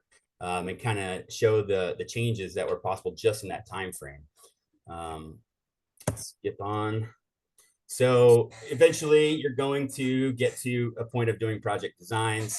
The tools allow you to do this as well. So you can align both your riverscape health data as well as what you've done. So you can then answer questions of, what are we doing things? Why? What did we do and when? So these treatments might not be structural elements. They might be planting of, riparian communities. It could be the removal of a levee, any of those types of process-based considerations. It's a really long list that's probably not needed for the purpose of this talk. But in doing this approach, we can really tie issues and objectives at different spatial scales to the treatment. So, where are we trying to induce overbank flow and dispersion, and how does that align with the treatment selection and locations? How do the complexes work together to produce a project scale outcome? We can do that through these tools, and then we can pull it together for the objectives table. So on the right-hand side is this objectives table. After you've designed your project and you've measured some of the metrics that are relevant to that project, we can then start looking at how we anticipate those changes to occur over time and then measure that. So that was a bit of an overview on the concepts, data, and tools. I want to kind of delve into the application side with the caveat that, we've been flying by the seat of our pants here. We have a lot of this work was being done from state-led initiatives. And when this position, the restoration coordinator position, became national at our organization, a lot of those efforts kind of got moved into the national bin. And so we've been trying to scale up quickly at the same time to lay the tool data framework for everybody, while simultaneously trying to write documentation for how to use and teach people how to use. So I'm going to give you kind of just a course rundown of what we are doing right now, with the expectation that these are going to become kind of refined documents and workflows in time. So going back to this spatial scale planning figure, what actions do we implement and where? At the broadest scale question, we might want to establish a goal as to, well, let's try to maximize the rate and extent at which key processes are active, right? We're restoring processes, so let's get more area exposed to more processes that are the key processes, which create and maintain attributes and values. Okay, well, that's we can start there. What kind of attributes of these streams are aligned with that? Well, there's, when we're talking about process-based restoration, we're often talking about a certain style or flavor of stream. Those that are laterally unconfined or semi-unconfined, they have the capacity to interact with their valley bottoms. They typically respond relatively quickly to perturbations. Many require structural elements, wood accumulations, beaver dam building activity. They need to engage their floodplains relatively frequently, and they need riparian vegetation. So we can start fitting those pieces together, and I'll show you in the next slide how we do that. We also want to, extend. So what's the extent of the valley bottom? What's the extent of the inactive valley bottom versus the active valley bottom? Well, that becomes what's restorable. So how much can we recover? There's also a rate component. Sometimes a system is in a condition that all it takes is a little nudge to get it across the finish line and to lead to pretty massive and observable changes. So how do we find those systems if we're trying to, maybe show some demonstration projects of what's possible when we make investments in scalable solutions at scale? Where should we work first? If you're trying to induce large-scale geomorphic adjustments, let's say it's crossed a functional threshold, it's going to take quite a bit more time than if maybe it's just structurally starved, but it's still maybe in stage 1, stage 2, stage 3 stream evolution. Another factor we're considering is high resource values. So, all else equal, as well as in terms of like the rate and extent of processes, which one maybe supports higher resource values or maybe is aligned where funding sources are? So do we have T&E species present? Do we have candidate species present? So what can we produce in addition to just, restored riverscape habitat? One of the things that I found in many places is there's sometimes a disconnect between the physical opportunities and where people are interested. And that's an important consideration too. Where do we have folks that are engaged, they're interested? And that includes like part of the restoration conservation community, but it also involves those who are maybe using the landscapes for other purposes. So do we have permittees who are on board and they want to see the landscape improve too? And so they're more likely to work with us on riparian grazing management. And then lastly, low risk. We don't want to spend a lot of time and energy trying to find that perfect balance between destroying some not destroying, but flooding perhaps, or causing erosion of some important infrastructure. Eventually you're going to move down. Okay, well, we know those areas. Now what's the condition of these areas versus these, the potential for uplift, and what's their value? So we get a new set of objectives at that point. And over time, there's this feedback loop. And not shown in this figure is another feedback loop of adaptive management, but I'm going to kind of skip over that one for this talk. So attribute filters. We talked about the types of streams that we're looking for. Many of those attributes we've pulled together through the Riverscape metric engine. So acres of valley bottom, yeah, we can calculate that. Percent riparian. Hey, if it's 0%, then it should be 60% based on some theoretical computations from land fire. Maybe let's work where there's a balance of moderate departure because there's the types of materials necessary for that process to become self-sustaining. On and on and on. There's literally, I don't want to say hundreds, but there's at least 100 metrics that we could throw at this. So which are those that are important to your objectives? On the right-hand side is an example of applying such a filter where I was assisting some folks in Montana. In this one, I just wanted to look at perennial streams that are on BLM lands where the risk is low or absent, and there's been a moderate riparian vegetation departure. And It was historically high dam building capacity, but currently there's more than two dams per kilometer. So there's some capacity left.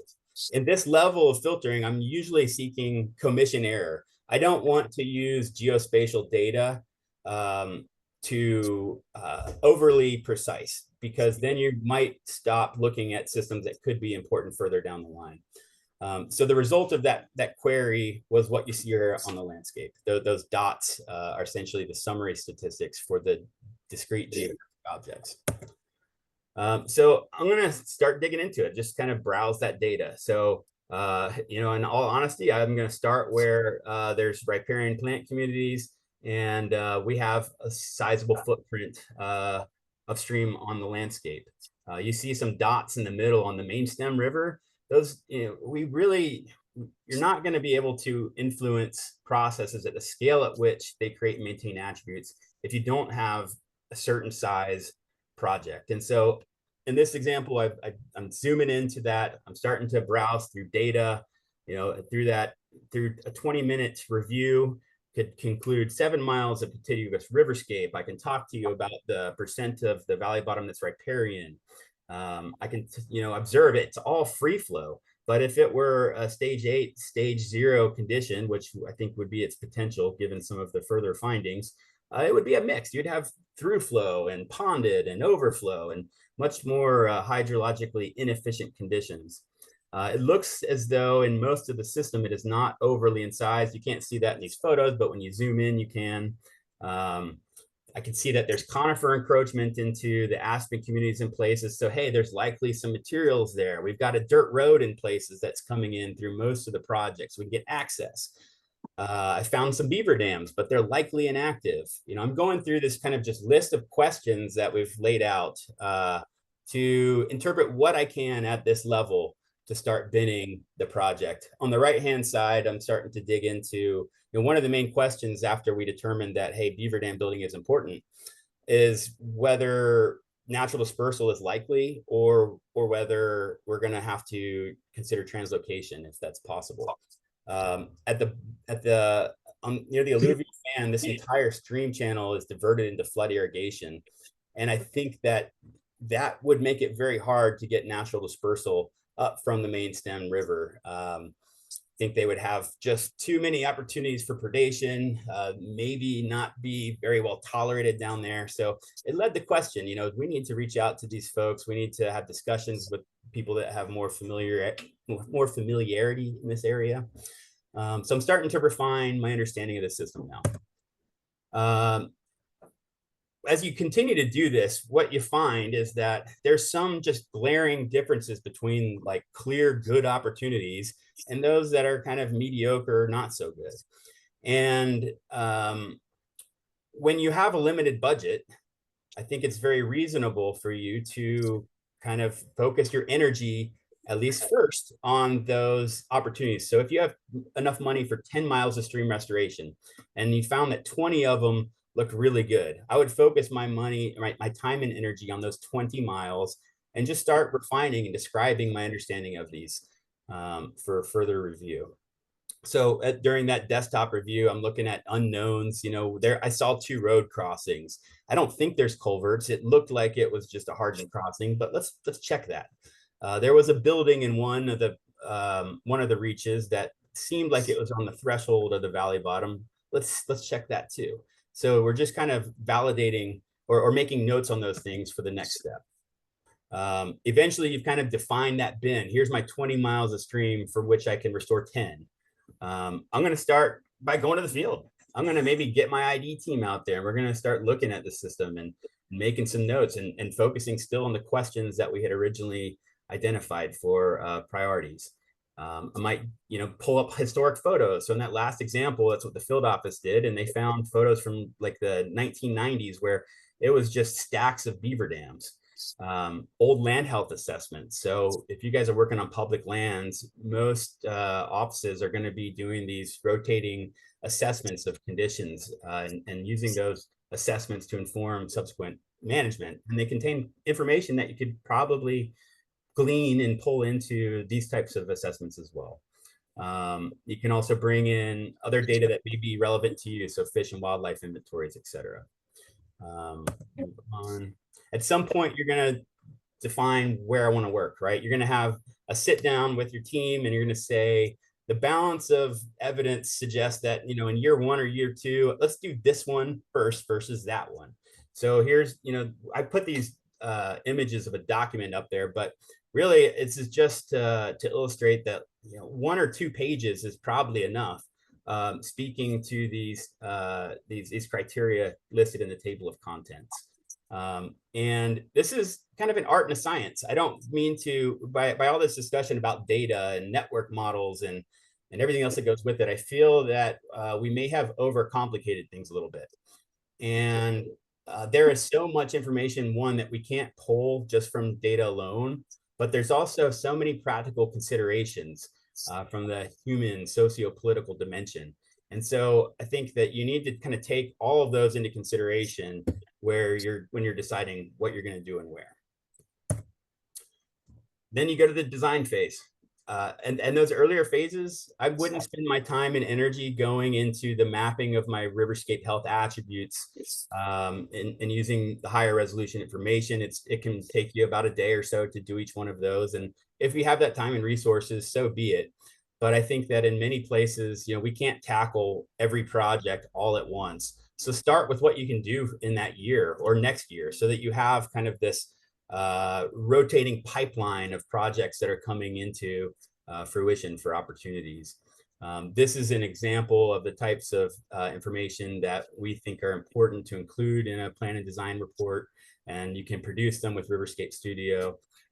It starts with kind of your complexes. So these complexes are areas that have similar conditions, they have similar treatments, and you describe the conditions, you describe the objectives, you describe how the treatment will achieve those objectives, and then collectively how those complexes nest up into a project. So these kind of 4 key components are some of the things that we're putting in. And with that, I'm going to leave you with questions. And if you folks wanted to have this slide afterwards, I put in some links here so that people could access some of the data sets and the resources.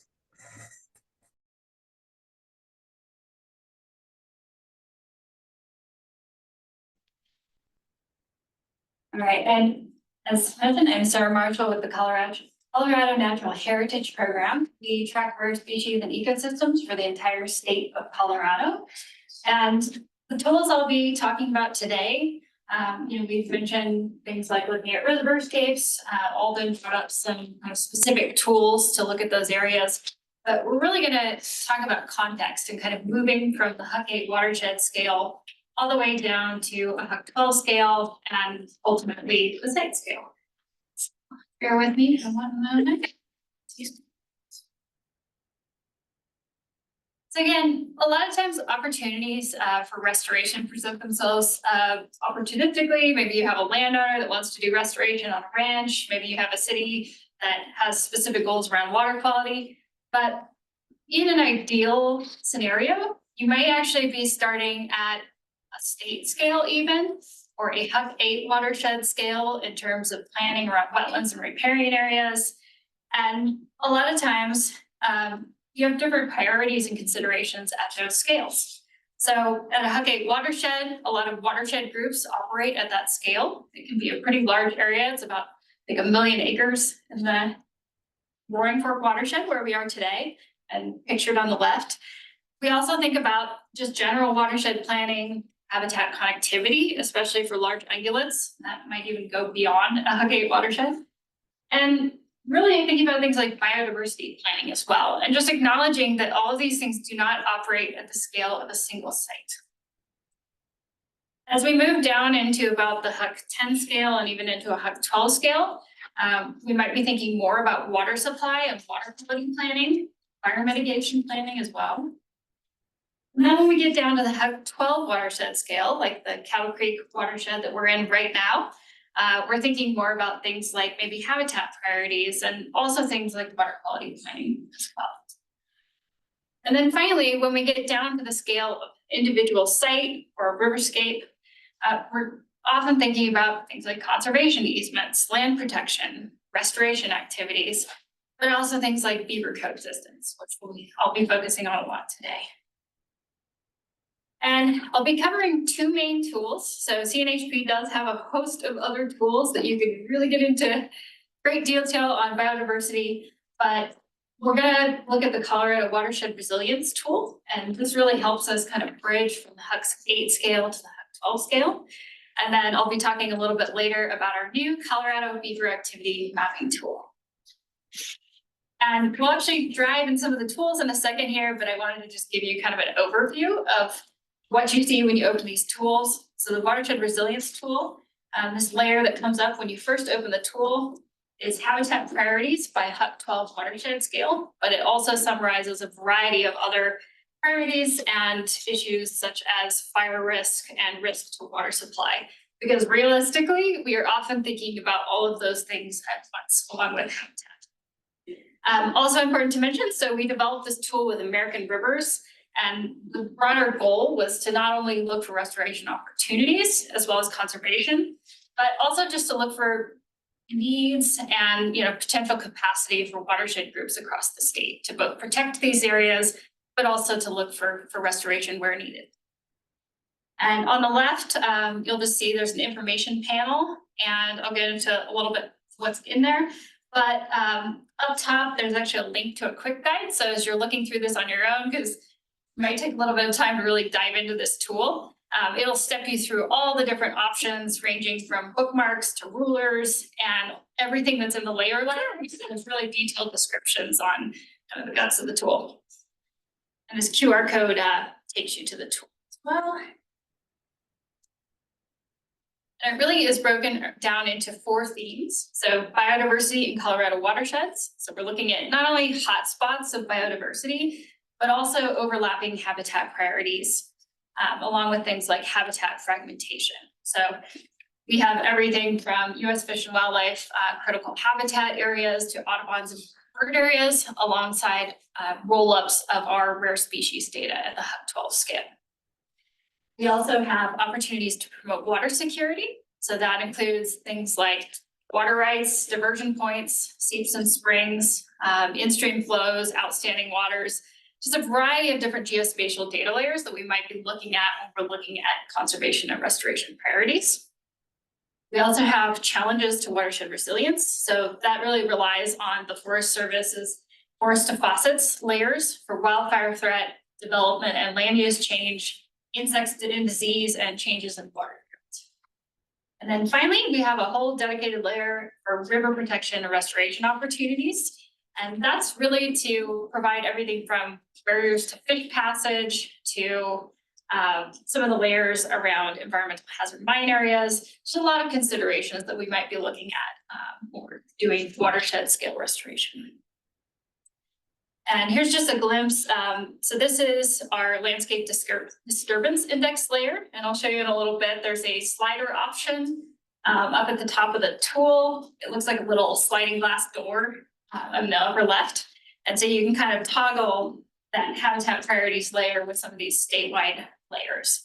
And one thing that just really jumps out with this layer, so this is essentially a map of habitat fragmentation.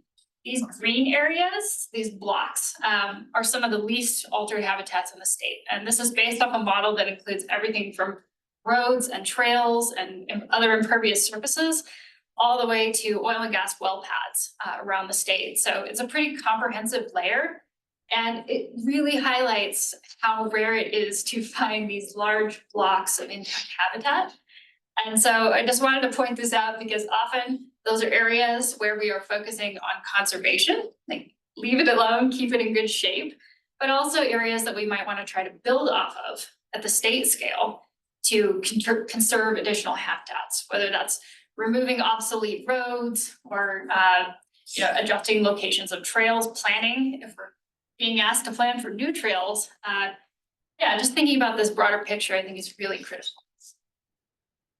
Another layer I just wanted to point out in that tool, there's the disappearing rivers layer from Conservation Science Partners, and that's combined valley bottom and flow alteration. And any of these large scale layers, they're not perfect. They're based on the National Hydrography data set and other kind of large scale geospatial data sets, but if these blue and green colors, those are our least altered streams, whether it's withdrawals for irrigation, dams, other features like that. They're really rare in the state of Colorado. So again, just thinking about this broader conservation picture, it's really important to keep those areas in good shape. And also just to think about as you're planning for things like restoration projects, is the flow completely altered from its historical regime in the area I want to work? Or are we in a system where we don't have any dams or diversions upstream? Another just layer I wanted to highlight, we do have the stream management plan watershed and reaches for the whole state, as well as non-point source pollution 319 plans. So again, just other layers of common planning efforts that it's good to tie into when you're doing these projects.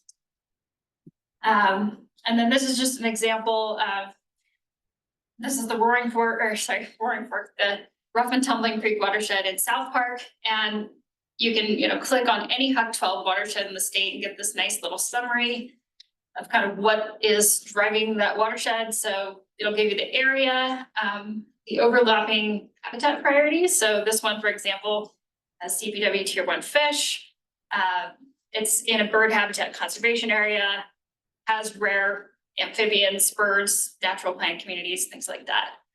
It also has a summary of percent natural land cover, imperviousness, and then those forest to faucets layers as well. So it's just kind of a nice little snapshot of what's going on in that HUC 12 watershed. So I'm going to zoom to the new Colorado Beaver activity mapper. Oh, I just wanted to make sure everybody was able to find that tool before we jump onto a new tool. Yes. Because I don't know if everybody's got the ability to jump into a QR code. So would you walk them through, like if you just Googled Yes. Colorado Natural Heritage Program Watershed Toolbox, how So that would be Google great. Colorado Watershed Resilience Tool, and that'll take you to the landing page for the tool. You can't use the QR code. Thanks, Jackie. Yeah, is everybody able to, I just want to take a moment and make sure everybody's able to find it because it's such a wonderful tool. And I wonder, you could bookmark it and have it, and then that way you could, after the workshop, go back into it and play around with it. It's a lot of fun to play around with the different layers. So if anybody has problems finding it, just raise your hand and I'll come back and help you. Thanks, Jackie.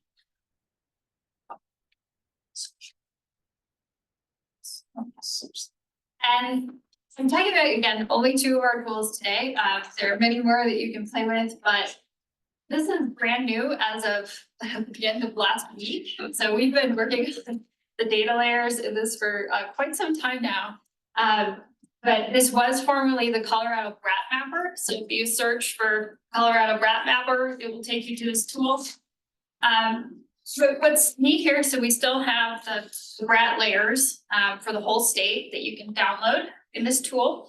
But the newest thing is that we have modeled and verified beaver pond clusters going back to 2013. So this is a kind of a huge leap in terms of what we have for planning around beavers. And I'll go into what we had to work with before.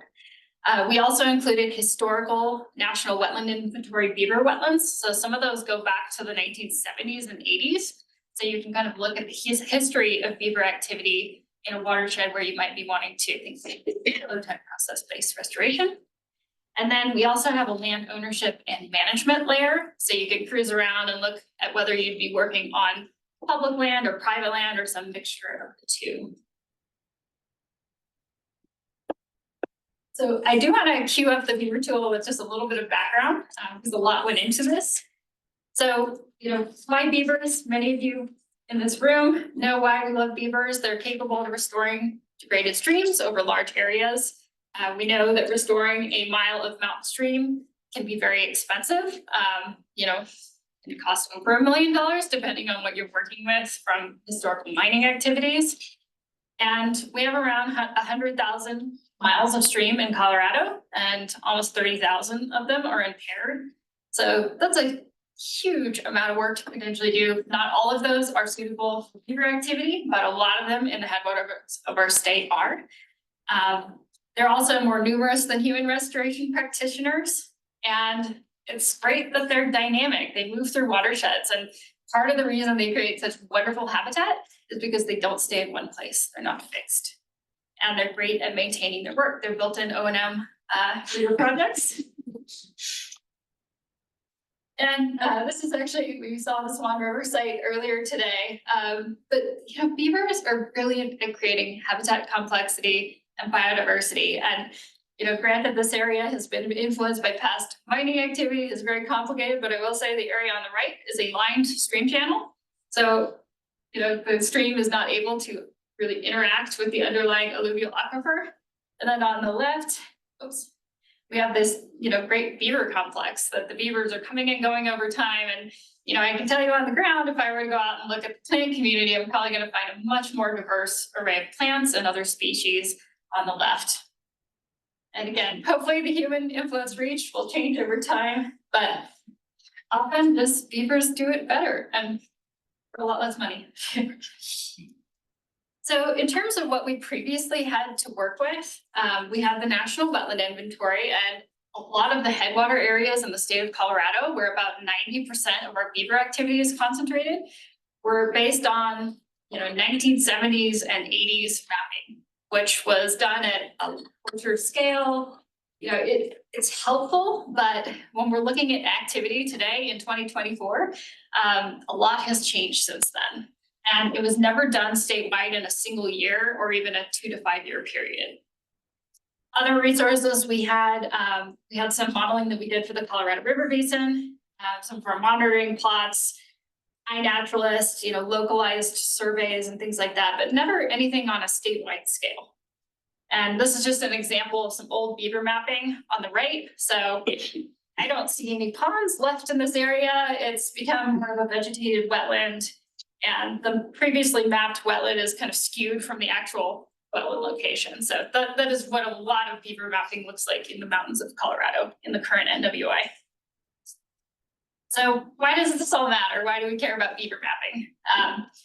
We have no idea about the beaver population in the state of Colorado. We're putting so much faith in beavers for helping us with, you know, fire and habitat issues, climate change, and delaying snow melt, all kinds of important functions. But we don't actually know where beavers are at a given time or where they've been over the last decade, which is really important for restoration planning. And finally, just, you know, how is beaver activity responding to things like policy changes or our restoration activities, or we get a big drought across the state. So again, we can't really answer all these questions if we don't actually know where the beavers are, even in the last 10 years. And before I go a little more into the tool, I just want to remind you too, you know, beaver wetlands up close are these beautiful kind of mosaics of not only wet meadow vegetation, riparian shrublands, emergent marsh habitats, and they're really dynamic. Again, you know, we'll be looking at a lot of the space, but I just want you to have this in mind when we're looking at these, you know, beaver activity areas and other things in these mapping tools. They're really incredible on the ground. So just to queue up the mapping tool, we did a lot of work behind the scenes involving machine learning models and then very in-depth QC for the state of Colorado. And just to give you an idea, in a typical year, we've mapped anywhere between 80,000 and 100,000 large beaver ponds for the state of Colorado. So this is a pretty big lift. We're also doing work to map vegetated wetlands as well as surface water for each National Agricultural Imagery Program year going back to 2013. And part of the reason we've created these summary tools is so that you don't have to look at slightly ugly maps like this, but this is some of the raw model output. So our models, we train them to recognize beaver ponds, and they draw these boxes around ponds. And then we look at those, you know, at every single napier. And as you can see, so 2019 is on the left, 2021 in the middle, and then we're looking at either 2022 or 2023 world imagery. And you can see these dark areas, the beaver ponds, they've changed in each of those years. And so beavers really, they move around a lot, even within a complex that they've been occupying for some time. So this is kind of guts of the model, what's behind the scenes going into these rolled up.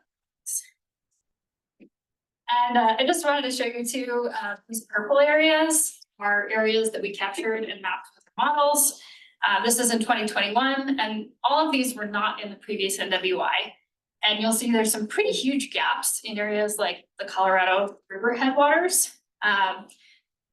Just all along the Continental Divide, really, in the Poudre headwaters, in the headwaters that provide water for Denver, Colorado Springs. So we had some pretty big gaps in where we have beaver activity mapped at all sometimes. There's a quick summary of some early findings. So about 43% of our recent ponds just in 2021 were in areas not previously located in NWI mapping areas. And that's a broader net. So it's anything mapped as having, beaver meadow or shrubland or pond vegetation. 90% of the ponds are, again, in the Southern Rockies ecoregion, kind of the mountain headwaters of Colorado. And there are definitely some Huckgate watersheds that stand out as being particularly beaver dense. So the South Platte headwaters, the East Taylor, the Colorado headwaters, and the Arkansas headwaters are some of our most beaver dense watersheds in the state. Roaring Fork is a little more sparse, and we'll get into that, but it's still going strong in some of the headwater areas. And East Taylor, so that's down by Crested Butte, that's the highest pond density at about 3.6 ponds per square kilometer. So it's a ton of beaver activity. And just a couple of disclaimers too, this modeling is based on named imagery. So a pond that is smaller than about 10 meters by 10 meters, we may not pick up. So it's not picking up every single tiny pond. If you go into a beaver complex, you have these little tiny dams, and it's a very active place, but it's capturing the largest, most impactful ponds in terms of surface water. We did not distinguish between active and currently maintained ponds and older ponds, but there are some ways you can kind of get at that looking across years. And we are currently limited to the latest available tiled named imagery. So that was 2021 at the time of our modeling. But one kind of key finding from all this work was just that past beaver activity in the vicinity is actually a really good predictor of future activity, especially if it's been in the last decade. So beavers a lot of times are staying within similar areas, and that on the flip side has some implications if they haven't been in that area for a while, to think about, maybe you need to find ways to help bridge from where they are currently located to those areas. Larger, higher elevation, relatively flat mountain valley complexes tend to persist the longest versus urban and more populated areas or just more flashy stream systems. A lot of times the beavers may be returning to similar locations over time, but they come and go across the years. And there's a lot of questions that we have based on this information. Some of this may be dependent on site scale things like available building materials, but it also has a lot of implications for wetland conditions. And I'll just run through some examples. So this is the tool. This is an example from Kenosha Creek. And these kind of light gray areas are historical NWI beaver areas. And if you click on them, this one, for example, says imagery or map. So that's 2009. So there were mapped beaver areas in 2009. And then if you go, this purple area here is 2013 beaver mapping. So at that time, I think there were 98 ponds in this blob on the map. So, as some of our earlier speakers mentioned, when we think about things like ponds per mile of valley length, you can actually calculate that for these beaver areas using this tool.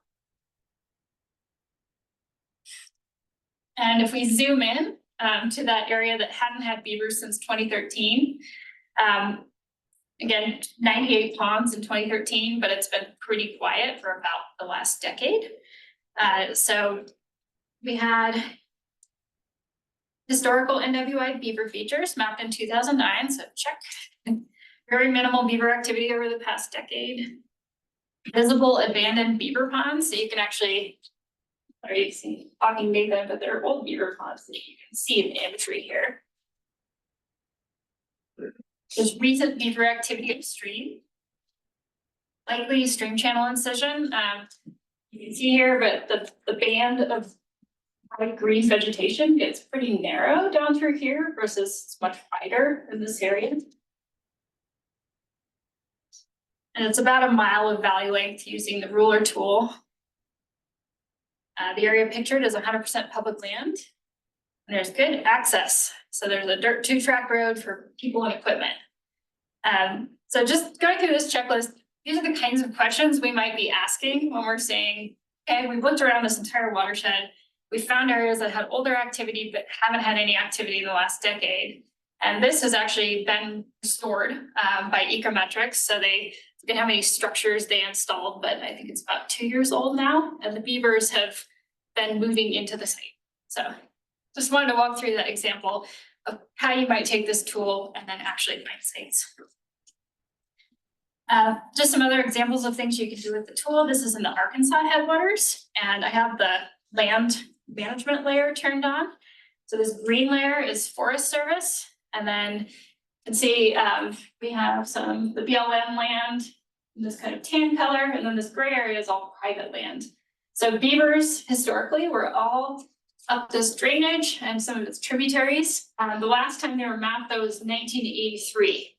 And they haven't really been mapped since. There was some spotty ponding in 2013 in some of the neighboring drainages, but it's pretty quiet. And if you were to zoom out, there's beaver activity in the surrounding catchments and then downstream in the Arkansas River. And you can take the ruler tool. You can see that this is about 3.6 miles of valley length. So going through a kind of similar exercise, in sparse beaver activity last seen in 2013. No beaver activity over the past decade. We can see some visible abandoned beaver ponds. There are beavers downstream and in neighboring drainages, which is great. This is a pretty big site, a lot of potential. But we do have private land that we definitely need to consider in a site like this. Access looks mixed. There are no obvious access roads for people and equipment. And there are probably some question marks about current hydrology. This part of the Arkansas can get pretty dry under current conditions. So it's, again, these are fairly simple geospatial data layers, but together you can actually learn a lot about these sites. And for me, all these flags would say, I might want to check this out on the ground and see what all of these things look like in person. Other applications, coexistence, or kind of finding ways to work with beavers is a really important piece. This is an area near Quandary Peak off Highway 9 in Breckenridge. And Summit County Open Space and Trails and I think CDOT were kind of battling beavers for years at this location. And when they would make these nice big ponds, often that would result in problems with the road and flooding. And you can see in the activity mapper, there's 2013, 2019, and 2021 activity here, as well as NWI. And so ultimately, they've used some coexistence structures, some pond levelers in this area. Again, the beavers keep wanting to be in this area. You can tell from the mapping and on the ground. So yeah, this might be helpful for identifying those. Other uses are connecting habitats. So zooming out and saying, okay, we have a ton of beavers in the headwaters, and we have a little bit of activity downstream, but we're just missing them from other spots. This is near the west entrance of Rocky Mountain National Park. And you can see there are some old beaver ponds tucked into the mix, but this area has been pretty quiet in terms of beaver activity for an extended period of time. There's a huge opportunity to have the river have room to roam, reconnecting the floodplain, restoring natural processes, and ultimately maybe providing some beaver mimicking structures to help kind of jumpstart the system. Also, this area, I would guess, is probably pretty heavily grazed by elk and has probably converted to more of a dry elk meadow in Alden terms. So maybe you need to replant some woody species. And, depending on where you are, obviously with National Park Service, we don't need to compensate landowners, but You know, maybe if this was on private land or near private land, there's opportunities to, you know, have some Airbnb Beaver where beavers come in, maybe, you know, you can use conservation easements or other mechanisms to say thanks to the landowners. So other coexistence opportunities, I pulled Kettle Creek, which we are in the Kettle Creek drainage right now. We are here. So you can see this array of colors. Beavers have been moving around in this drainage for some time, but they were not in the historical NWY. And far upstream, we have Forest Service, and then it's just this kind of patchwork of private and BLM land downstream. So when I see a watershed like this in the mapper, I say, this probably looks like a spot I'm gonna want to be thinking about coexistence and starting with working with private landowners. And importantly, when I see a giant beaver complex like this on federal land that's been occupied in 2021, 2019, 2013, and as far back as 1983 and probably earlier, and they are going strong. To me, this says, let's just leave this alone and, you know, keep an eye on it, make sure the beavers are staying put. In this particular location, the beaver activity does kind of start to stop when you get to the private land boundary that's just immediately to the east. So maybe that's where you want to work. And real fast before we go play with the tools, tomorrow we'll have the opportunity to actually go to some sites. And if you want to take a look at them in both of these tools tonight, that would be a great primer just to kind of see what you're working with in terms of context.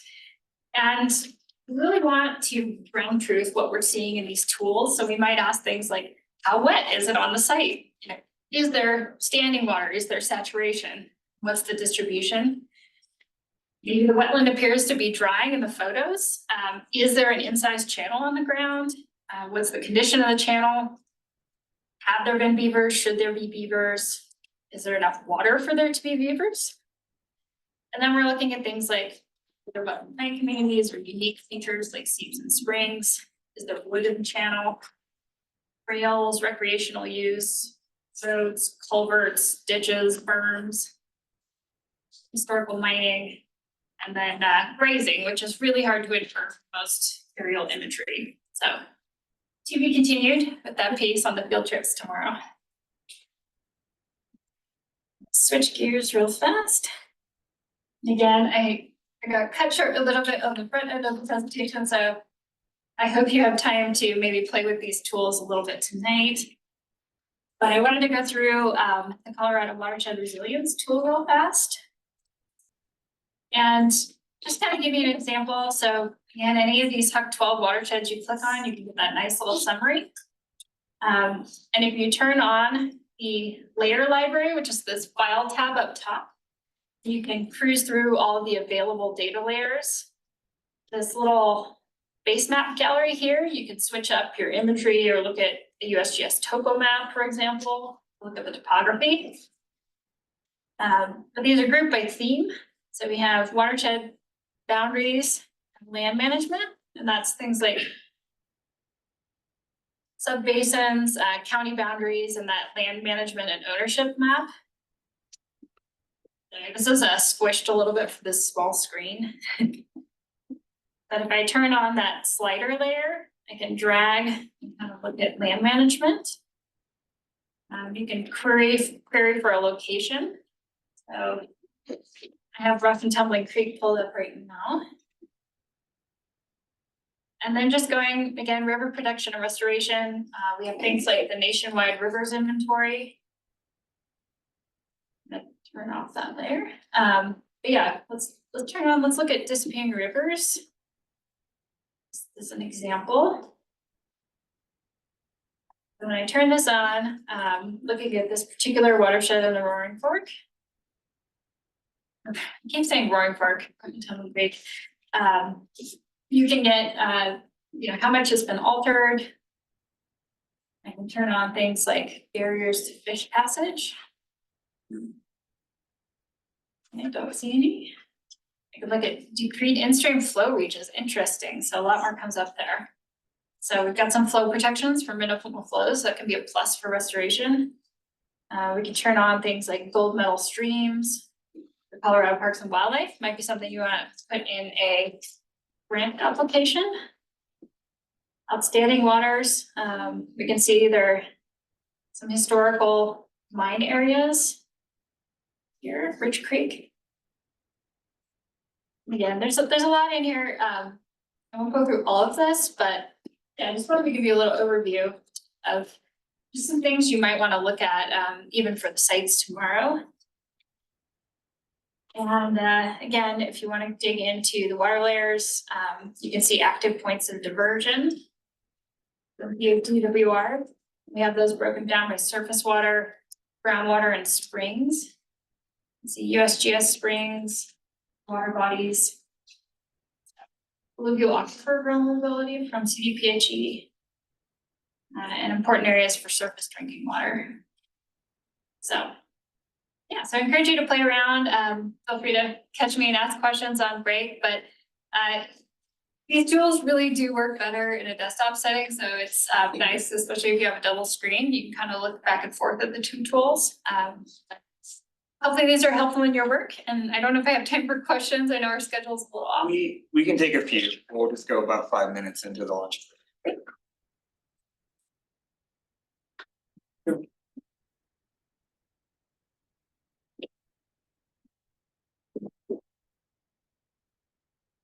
If we have any questions, we can take about maybe 1, maybe 2 questions. So towards the beginning, you said there's, I think it was 43% increase in mapped beaver ponds in 2021. Is that right? Something like that? So only 43% of the ponds intersected a previously mapped beaver area. So, yeah, there's a lot of kind of ghost beaver areas that no longer have beavers in the state, or they just moved. Okay. I have like a follow-up question to that. So like how confident are you that 43% is sort of like actual real, you know, like, oh, there are like more beavers here versus like, I don't know, like how confident are you like that your new mapping tools are more accurate? Yeah, so we did a pretty high level of QC for the model layers, because we mapped wetlands to national wetland inventory standards, so it wasn't enough for us to just post the raw model output. And depending on the year, when you're working with a statewide imagery data set like that, you can often miss ponds. So maybe you have that imagery in a couple parts of the state.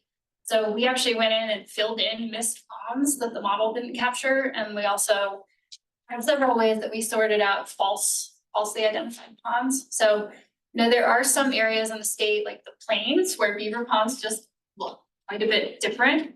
So there is some uncertainty around those kinds of features, and still a need for ground truthing, but we were pretty detailed in our statewide review, so I feel very confident in the data set.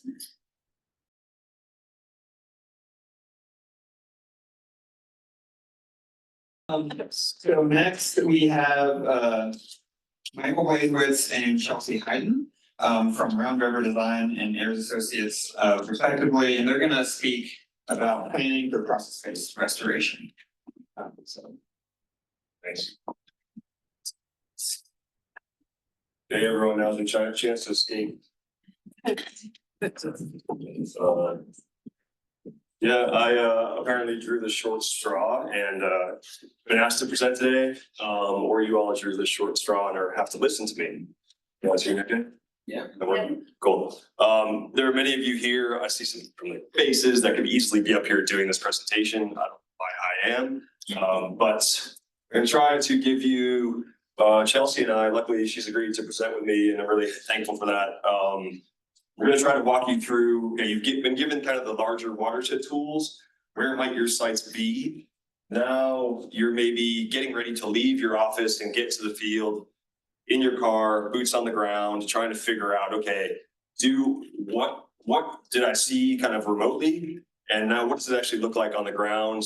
And then try to think about what might a project look like here. Do I have a project? Is there something, start to maybe get into some of those kind of concept designs. some of the opportunities, some of the limitations, things like that, that then, you know, I think I missed the kind of earlier, like, raise your hands, who's actually doing this work, but I think I understand that there's a bunch of folks that maybe are the technical people that are going to be designing the project here, or are going to be helping to facilitate it. And one of the things I want you to take away, you're going to see a lot of in my presentation questions.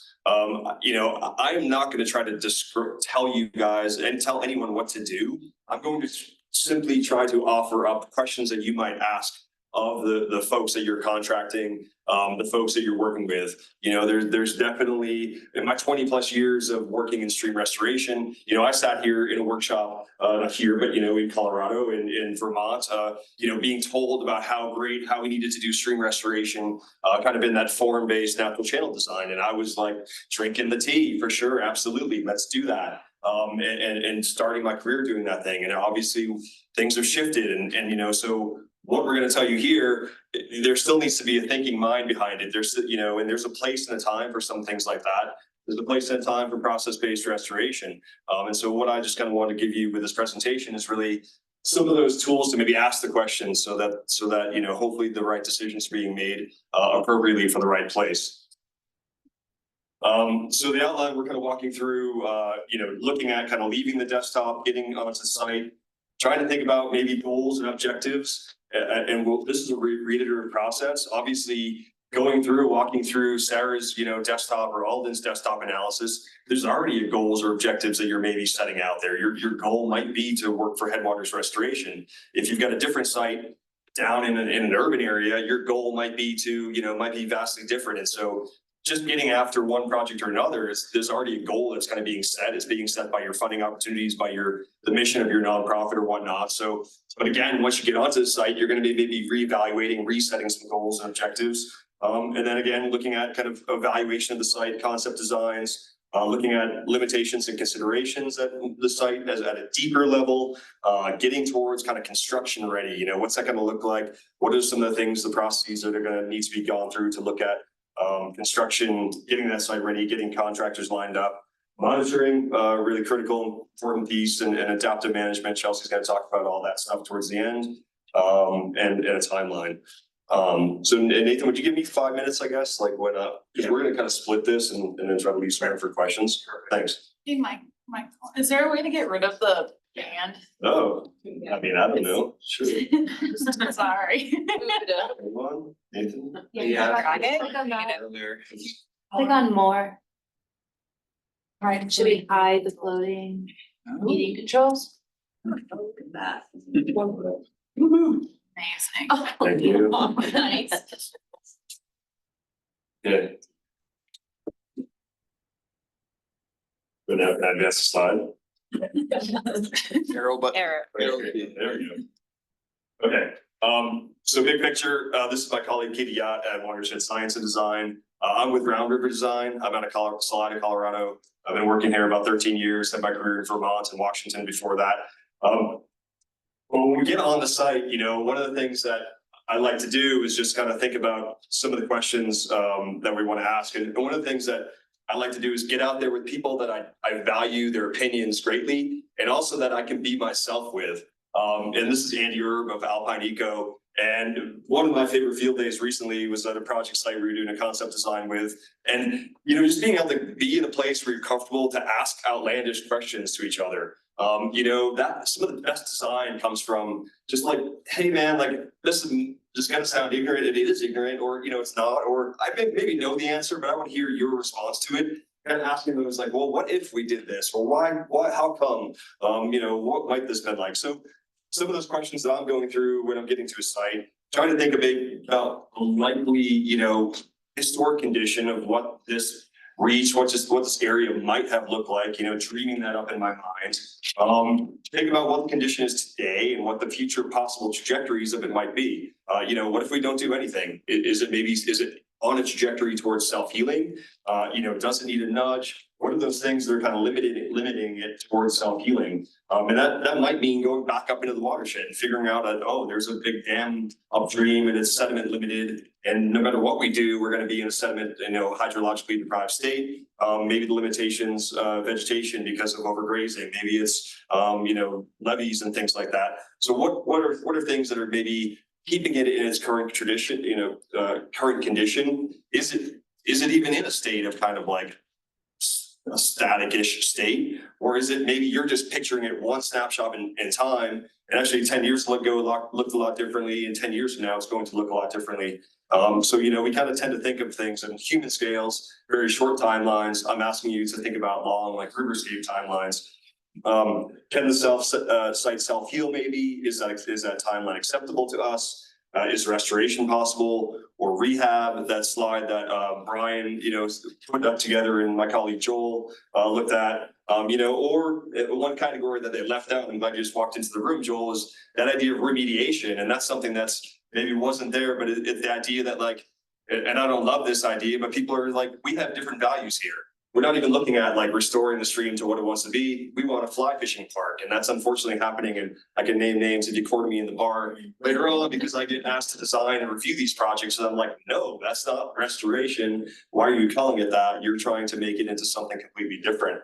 And so, but that's for for certain purposes. It's a whitewater park or something like that in an urban area. That's fine. So remediation, you're putting different functions and different values into that site. We all hopefully are here because we love the idea of restoration. I don't know, there's not very few of us who actually get to do it. A lot of it's for rehabilitation. And then with that project be aligned, to what goals and needs, your funders, your timelines, timescales, costs, et cetera, because I can dream up the biggest projects, but the reality of what actually happens is maybe going to be different based on, all that background information.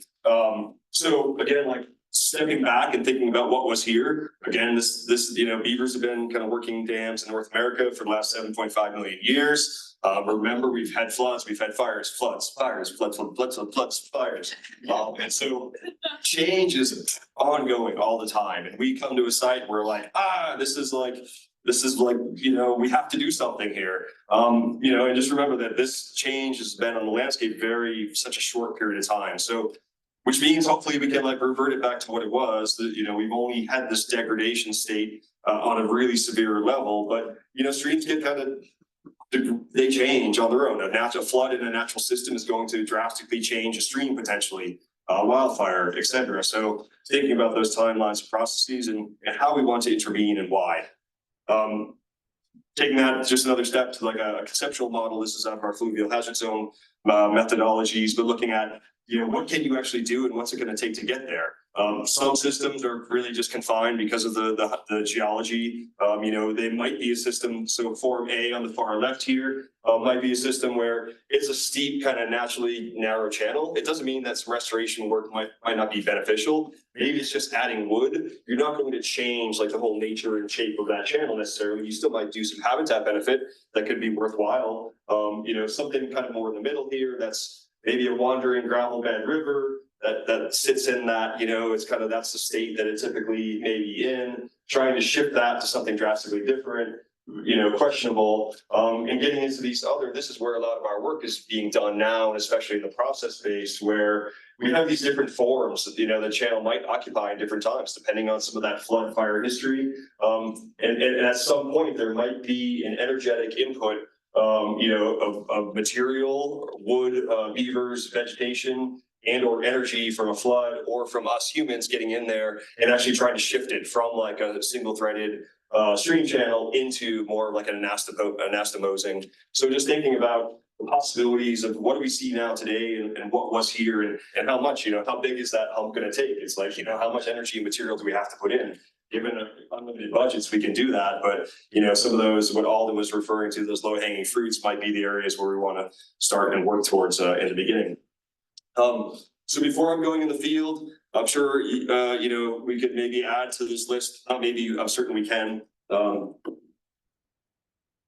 Things that I might look for, obviously using some of Sarah's tools, some of Alden's tools, historic photo, looking for historic photos. I develop relative elevation models. And then from these, I'm able to further define the valley bottom extraction tool. It's very coarse. I want to actually know like much more concisely where the actual geomorphic floodplain is. And so I use a relative elevation model along with a digital, whether it's a drone flown or we've got LiDAR across the state now. So I'll lay that on a DEM and start to think about topographic areas and what terraces maybe are historic, where maybe alluvial fans are, start to think about the area that actually has the potential for where the river has, where fluvial processes have existed before and where maybe restoration work might reactivate those areas. Whoops, sorry, didn't mean to go.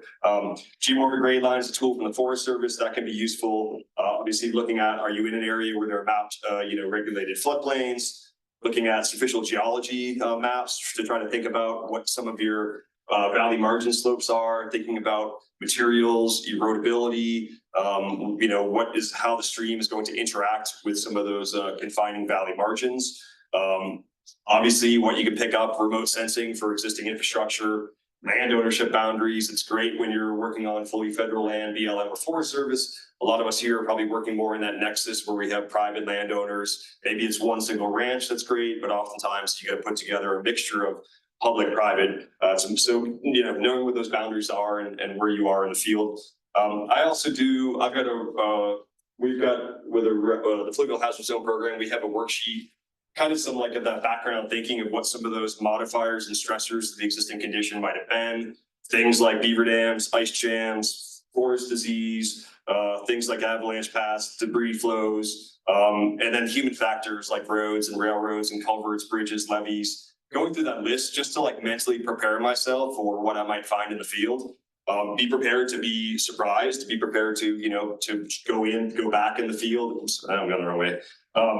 And change these initial kind of observations that you did remotely. And then looking at some of those, what's happening with the stream morphology. I'm a generalist, but I moonlight as a fluvial geomorphologist. So I'm thinking about those, active processes that are happening, what evidence of past, whether it's beaver activity or whether it's, there used to be kind of meandering flood chutes and all this, channel cutoffs and things that used to happen, but because of anthropogenic stressors and whatnot, those processes aren't kind of at play right now. So maybe starting to help me think about a project and what the stream might want.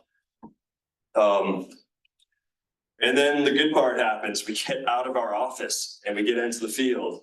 And we're looking at, again, questions, trying to think about things that might help us understand. It's not just, you don't want to go out there being like, this is where I will put BDAs. We all love BDAs, sure, but like we want to try to understand what is appropriate for this site and what's the potential and what is the site telling us that it needs and and what's what might be an impossibility. And so I'm looking at materials in the bank, in the bed, sediment supply. Do we want, if we're going to try to put structures, feed the system, is there sediment coming through the system to backfill in those structures and re-aggrade our channel bed if one of our goals is to reconnect the floodplain? Thinking about those active processes, do we see head cuts? Is it actively incising? Do we see evidence of active aggradation with lots of bars and lots of sedimentation? Do we know about kind of landowner operations? Is that going to affect our design because we have a rancher that needs access? It's their critical, whether it's a ford or it's just a place that is critical for winter or feedlot, whatever it might be, sort of operations. Looking at picking our head up, as a fluvial geomorphologist, there's kind of there's a broad spectrum of people that are doing that kind of work. Some have their feet very much for good reason down in the ground, looking at like sediment transport and particle entrainment. Then there are others of us that know nothing about that and have our head up in the sky, looking at the surrounding hill slope and the valley setting and what's coming off, how connected are those hill slopes? Where is the sediment? What's going on upstream? Are we in a glaciated landscape? Do we have, glacial features and that kind of erodibility? Are we in, historic lake bottoms? Are we in alluvial fan settings and all those kind of things? So looking at kind of big picture geomorphic context and processes, confirming that your remote sensing is up to date. Your LiDAR might already, because of a flood or a fire, things might have shifted. So if you just go in there planning strictly off the desktop, you want to confirm and make note of where things have shifted. And then looking at designing and trying to think about that note point on the bottom about what concepts could happen here and what's the dream, what's the potential, and also, just trying to think kind of all the spectrum of possibilities and asking those outlandish questions. Can that house be moved? You know, like that's, you don't want to do that necessarily with the landowner right there. You want to be able to ask that question because it might be the right answer. And so, yeah, I love getting together with people that are just, you can kind of be free, be yourself with, and be willing to be wrong and have someone look at you like, sorry, dude, like that's not going to happen. But it's kind of fun to just throw that stuff out there because I find that the best designs come from those situations. So then as we're thinking about this, your baby, as you're mapping, you're walking the field, you're walking the site, you're taking note of, oh, hey, the road is close by to the stream here. Oh, there's an open area, you know, already. That's maybe a good staging area for materials, for equipment. This is a place where we can get access. There's an existing ford. You know, there's a steep hill slope, and we're thinking we want to maybe do some work in the stream over here. But we can't, we're never going to be able to get equipment over there. But you know, what's another area? So you kind of like drawing some of those access staging areas in, haul routes, things like that you might need. Thinking about the appropriateness of machinery. I hate to, I'm going to be at the risk of like offending everyone here. Going to show you some photos of machinery coming up here. So I just want to, you know, trigger warning. Not opposed in the right conditions to use, you know, heavy equipment. But you know, you're kind of walking around, and hopefully we're talking to Sarah, we're figuring out our wetlands people and how sensitive things are, and looking and asking yourselves those questions. If it's an incised channel that has already just desiccated, and yeah, we want to bring the floodplain back up, but you know, it's turned into, the whole floodplain's turned into this really dry, you know, desert feature. Maybe not so bad. So like we could use some heavy equipment to kind of bring some stuff up quickly. If we're looking at a photo like this that looks like a pretty wet, lush wetland system, then you know, maybe it's a different equipment package, or maybe it's just hand built, hand structures. How far away is materials? Oh yeah, I started talking before even hitting that next slide. I didn't practice this either, so this is good. So yeah, you know, like in that last slide, the point was going to be like, okay, are we going to use what materials are here in this system? You know, building it with PDAs with very small willow or sedges is probably not really going to be, you know, much of an answer here. There's a few trees. We wanted to remove just a few of these trees, probably not, because those are kind of like really nice. So maybe materials like off in the distance here. You know, and then how do we get those materials to the site? And what materials are appropriate? I've been working on sites recently where there's a very limited supply of, we want to bring beavers back. Beavers are in the area, but the site that we have has a very limited supply of existing nice, you know, forage for beavers. So why do I want to go like harvest all that material and put it in the stream when I know I want beavers to be coming in? And so looking at, you know, yeah, just the existing materials we have an abundance. This site here that you're looking at, this photo, very nice riparian area, lots of stuff to pillage. We were going to be able to take like plum plantings. This is a postless BDA, I would call, an aggregation structure built out of brush, out of willows, out of shrubs, alders, with cobble kind of brought onto it to make kind of a robust structure to bring the bed up. This site was a private landscape, or a private owner, didn't want a whole group of volunteers coming out. We didn't want to spend weeks. We had a very limited time budget. It was a place where, and there was machinery on site. It was a place where we could do some work quickly to heal the stream, to reconnect the floodplain. But we didn't, you know, and the purist out there might have been like, oh, you should have, you know, burned the diesel by having a crew, 15 people come for 2 weeks and, you know, in all their vehicles, thanks. And you know, and instead we decided to do it this way. And I believe it's a really good project. So yeah, and then how does that material, you know, how does that get into if you're going to recommend something very simple and small and all that stuff, you also need to be thinking about things like, is that material going to resist the stream in a way? Is it going to resist the stream power? Is it bulky enough? Is it burly enough? Some of our steeper streams, you know, just single rows of like, you know, brush and willows, it's fine. It might hang out for a while, but are you prepared to go back in there in a couple of years, you know, and keep, because those are going to probably wash out. They're going to flank. That's fine by design. I love those designs, but I also have clients, I have projects that need something more robust off the top, still kind of uniformable. I'll show you some more photos. I probably should hurry along here. So yeah, I can skip this one, but you know, is this even the right place for PBR?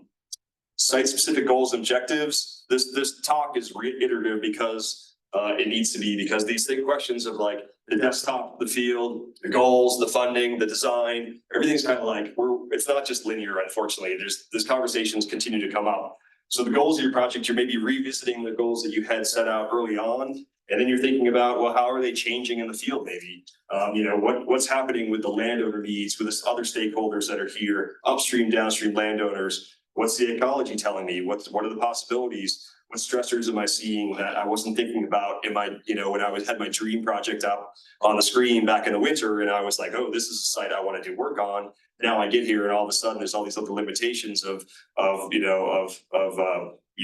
infrastructure and the effort that's going to take to get to this site. I underestimated. How does that shift my goals a little bit? I'm not the one to give an expert talk on SMART objectives, but one thing measurable, certainly you can find this acronym, specific, measurable, achievable, relevant, time bound. And I think it's very helpful for us to not be very vague. A goal like or an objective like stopping erosion, okay, like sorry. A goal like increasing groundwater recharge, great goal. I love that goal, but do you have the money? Do you have the equipment? Do you have Joel Schultes here to help you set that up?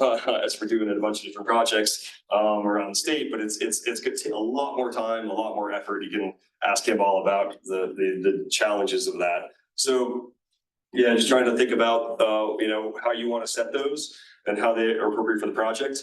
And then, getting into more conceptual design, which type of PBR, this is from that Headwaters magazine, and that Brian had showed earlier. And some of the simplest ones I love are these ones that are passive recovery, just eliminating some of the heavy grazing, let the vegetation come back up. We've got beavers in the area already. They just don't have the buffet out right now to do their work. But if we actually did fencing, would be actually maybe the most important thing we could do.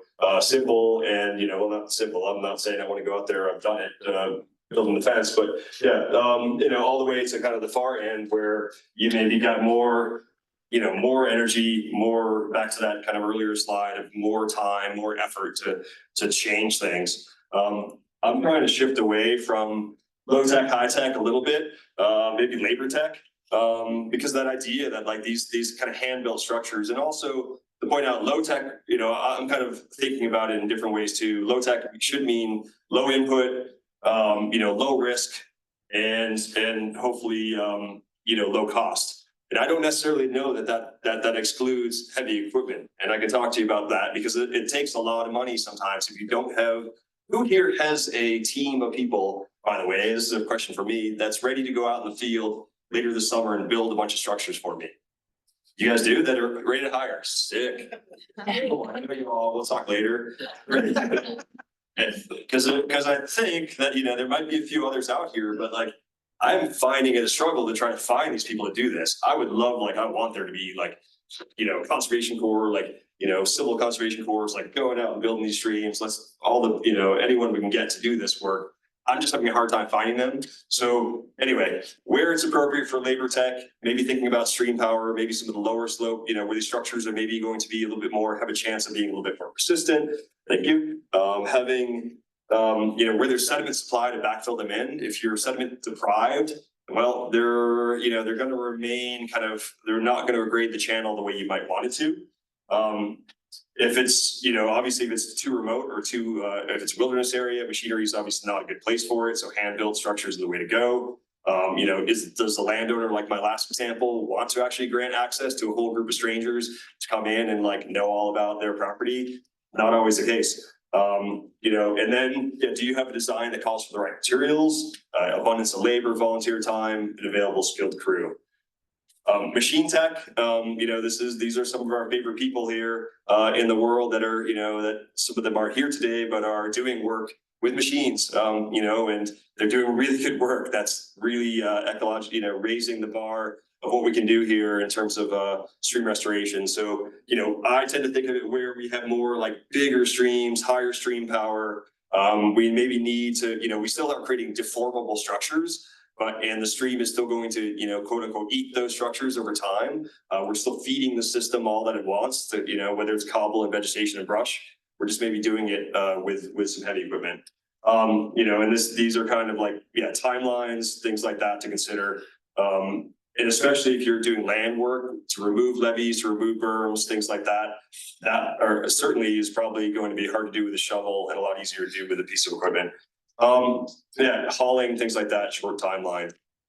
So we can debate this later at the bar. I'd love to have someone tell me that I'm full of shit. Wouldn't be the first time. And then, yeah, I think for my mind, it's like, don't let perfection be the enemy of the good. Like, I absolutely want us to be doing these like hand built, like low carbon, like all the things to just, you know, hopefully we'll get some solar powered equipment here coming soon. I know that's on its way, but in the meantime, you know, some projects, this is one up in South Park that a lot of big wood, a lot of material covering it. You know, we reconnected the floodplain here. Is this, you know, are you going to tell me this isn't like good work because there was a piece of equipment in the stream? And then also my last kind of big thought before I turn it over to Chelsey is don't let restoration blind you, because we all like, a lot of us are coming from the idea of like, we want to do restoration work. We love it. It's sexy. It's like, yeah, it's like, you know, we can show it off or whatever. But first of all, and what Sarah mentioned is too, like protecting the areas that we haven't effed up yet is really important. So protecting those and protecting the processes that are ongoing. We all need to be fighting for those first. Reconnecting floodplains to the extent that we can by using the process drivers, and then doing restoration work. And remembering, like this is a process here. This eroding stream bank, it's full of habitat for native bees, for invertebrates, for birds. Like this eroding bank is like something that historically we would have been like, let's take care of this. I actually gave a talk once to the International Erosion Control Association. They're having their annual event in Denver, and my talk was erosion happens, let's have a beer.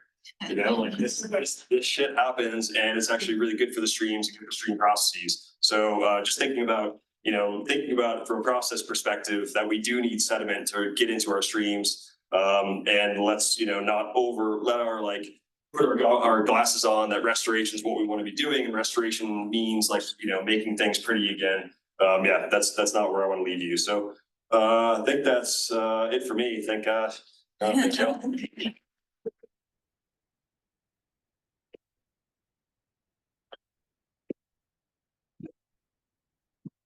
Sure.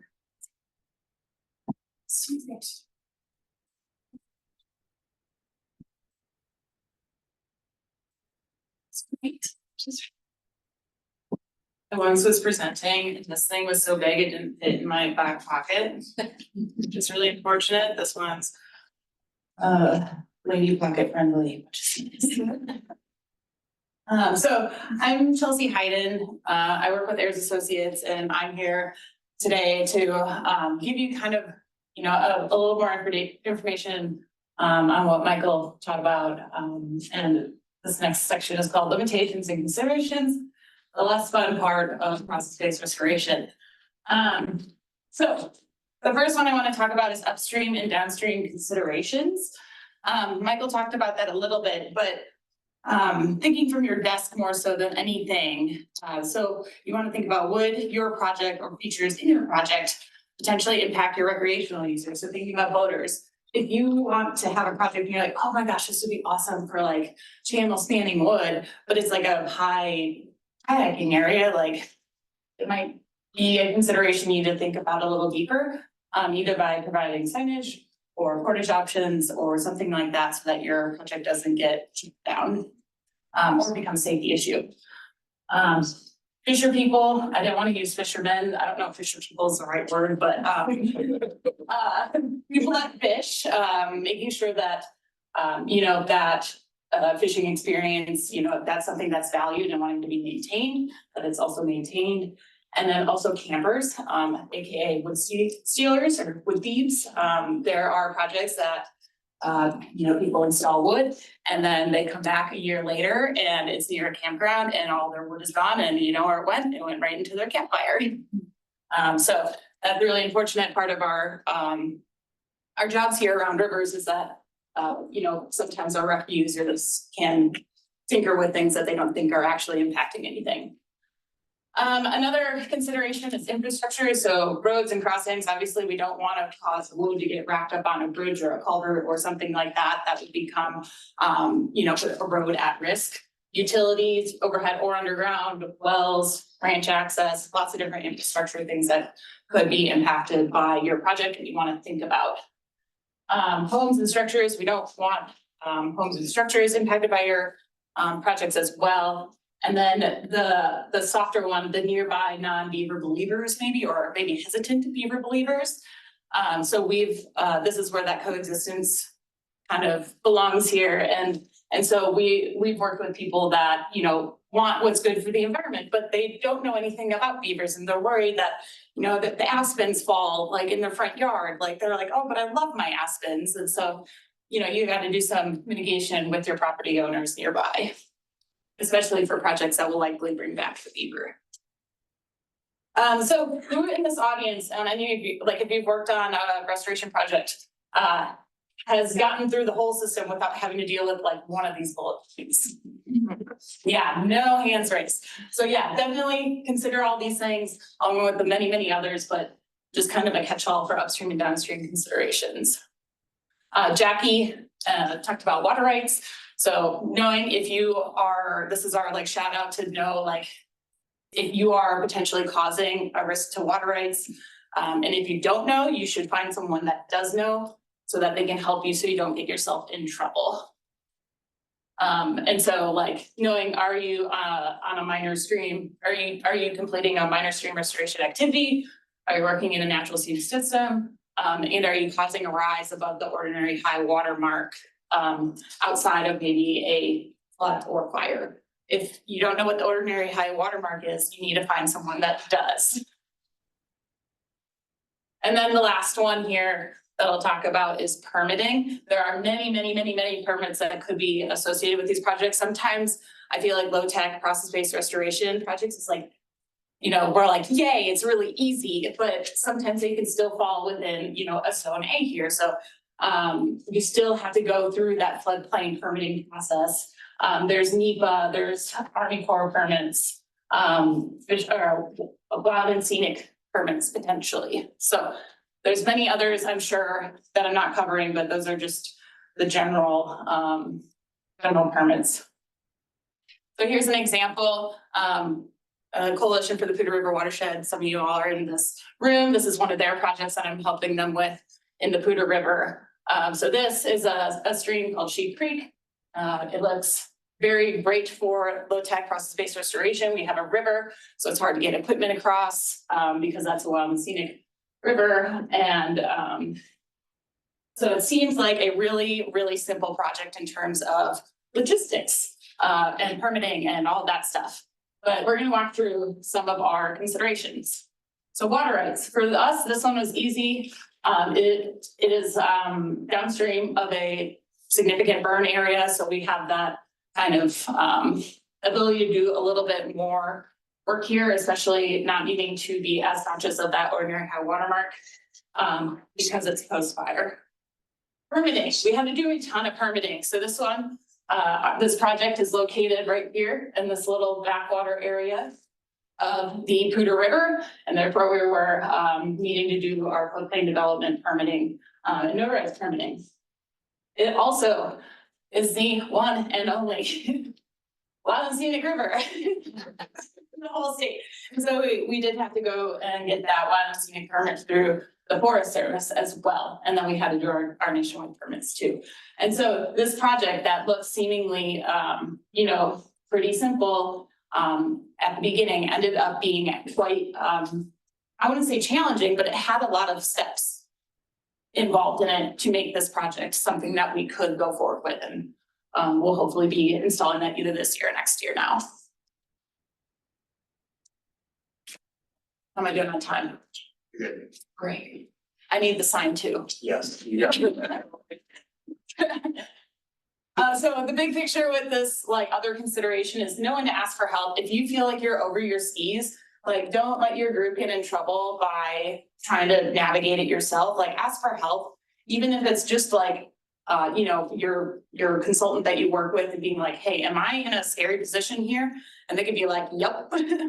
And then you can try to find someone to help you truly get through that process. So no one ask for help. Now we're gonna move on to construction. Michael covered that a little bit. And so time and contractors on mine, there's a lot to it. And so, who here has been responsible for hiring a contractor for their stream restoration projects? Yeah, quite a few of you. Can anybody like shout out some of their like biggest challenges? Interest. Interest? Oh, like getting people, yeah, people that actually want to do the work. Yep, that was one of Michael's big things. Yeah, that's a huge one.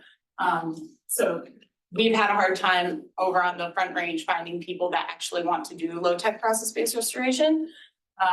Because it is very, very hard on everybody's backs. Timing of when they're available versus your grant. Right. It takes a lot of time to get things through design, and then you need to get through permitting and all that other things. And then all of a sudden you find yourself the spring before you want to construct and you're like, oh boy, we got to get a contractor because we finally got our ducks in a row. And they're like, but my summer's full. So that's really challenging too. Any others? Comparing bids, Preparing bids? comparing. Oh, comparing? Yeah. I haven't had to help with that too much, but yeah, comparing bids can be difficult, especially if you aren't super familiar with a contractor, like making sure that you have someone that is able to do what you're asking of them. Yeah. So contractor selection, I think that's it's challenging. So there's opportunities for volunteers and there's opportunities for contractors. Some pieces of low-tech process-based restoration have been awesome with volunteers. Some have gone, some would be better suited for, paid professionals. And so in general, obviously, if you're using pieces of equipment in that high-tech PBR section, like you need a contractor that knows what they're doing.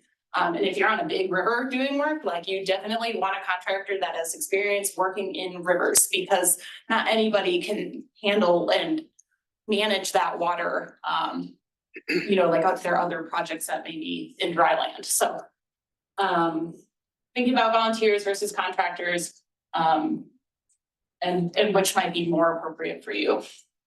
And then construction oversight. So construction oversight's really expensive. And so often we have a person from the design team out, during construction, making sure things are being constructed properly. Now, if you have a competent contractor, that construction oversight can ease back a little bit. So it might be worth paying for a more expensive and more knowledgeable contractor so that your construction oversight piece is a little less. So that's what this balance is. It's balancing that construction oversight time and that contractor experience. A lot of these projects are field fit in nature. And so you need either an oversight person or a contractor that's able to manage the changing conditions and potentially, shifting features upstream 10 feet, downstream 10 feet. The number of times I've gone out and I placed a ribbon and said, I want to put a log structure here. And then the contractor come up and be like, hey, Chelsey, that's like a really dangerous tree to cut. We need to move it. It's like, okay, we'll move it 10 feet upstream. You need someone that can think on their feet and work together with that contractor so that you can make that project successful. So here's my slide on timing, because you want to get them booked as soon as possible. So the big takeaway is summer is likely booked by March or April. And so my timeline here, if we're designing project, designing all the way through October. Ideally, we'd spend November, December, January, February time period getting that for that contractor, that contract filled and having them ready to help you and plan for their summer by the end of February. And so from a real contractor, we really wish people would or could work with us to get their contracts done by February at the latest. So we can sign our contracts and then go out on the open market and hire the extra people we need to fill those contracts. Your contractor can't get the labor they want if they're doing it last minute. So either they won't be able to fulfill your timeline or they won't have great labor. And so if you want your project to turn out well, the best thing you can do for yourself and for the contractor is to get things rolling early. So now we're going to go into monitoring strategy. So what's the point of monitoring? The big thing for me is are you meeting your goals? Michael talked about ways to set up goals for yourself, site-specific goals.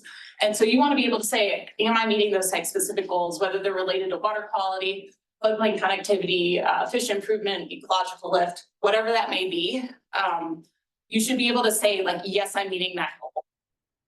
And then, especially if you're doing a low-tech project, you need to do adaptive management. How would you even know if you're not going out and monitoring the site? So if your project likely is going to need adaptive management, you're definitely going to need monitoring. And then need a budget for it. And the best way to do it is to tell a story. Say how the site is changing over time, and do we need to, go back and fix anything? And hopefully promote like good practices as we move forward with this process-based restoration technique that we're all working on. So getting started, there's a wide range of types of monitoring that you could tackle. Sometimes there's qualitative and quantitative, and I'm calling that like research grade. So in some of our projects, we have CSU helping us. And so they're looking at a ton of different metrics from different departments. I wouldn't say that's typical, but you can go, if you have a partner, like a university, you can get to that, research grade monitoring. But most of us are just trying to meet our grant requirements and make sure that our project is functioning the way that we want. And so there's much simpler methods for that. Again, there's partners, look at universities or citizen science programs. They can help you with that monitoring potentially. And like I said, a whole bunch of monitoring strategies. So we have repeat photography, ecological surveys, game cameras, beaver assessment, floodplain inundation mapping. That's my favorite one, just because I work with a lot of projects that try to connect floodplains. And so that's my new, my favorite monitoring strategy. Repeat drone footage and LiDAR, DEM differencing, and I'll show you an example of that in a second here. Qualitative ecologic surveys, so you can do cross sections and figure out what's going on across that cross section. Grain size, distributions and sediment retention volumes, groundwater wells, stream gauges. There's so many more. And so in general, this list is meeting your minimum grant requirement to more research grade. And so at the minimum, photo points are so helpful. So setting up a place to take repeat photography over time to tell if your structure is moving, if it's not working the way you anticipated, and if we need to come back and fix it at the minimum. So here's a repeat photography example. I did a bad job finding the same spot in that second photo, but obviously we're seeing lots of water being inundated during that in the runoff season. Here's an example of DEM differencing between 2 years. So the red areas, that's where erosion has occurred. In the green areas is where deposition has occurred and flow is moving from left to right for you. And this is a project that CPRW completed in 2022. And so now we got a lot of deposition in the channel and on the floodplains, and it's looking quite good. Here's an example of a bed grain sampling.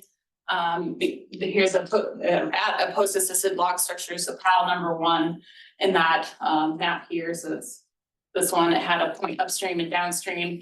And you can see that in 2022, this light blue line, we had larger sediment. It went down to about 2 millimeters in 2023. So we are seeing a change in sediment size.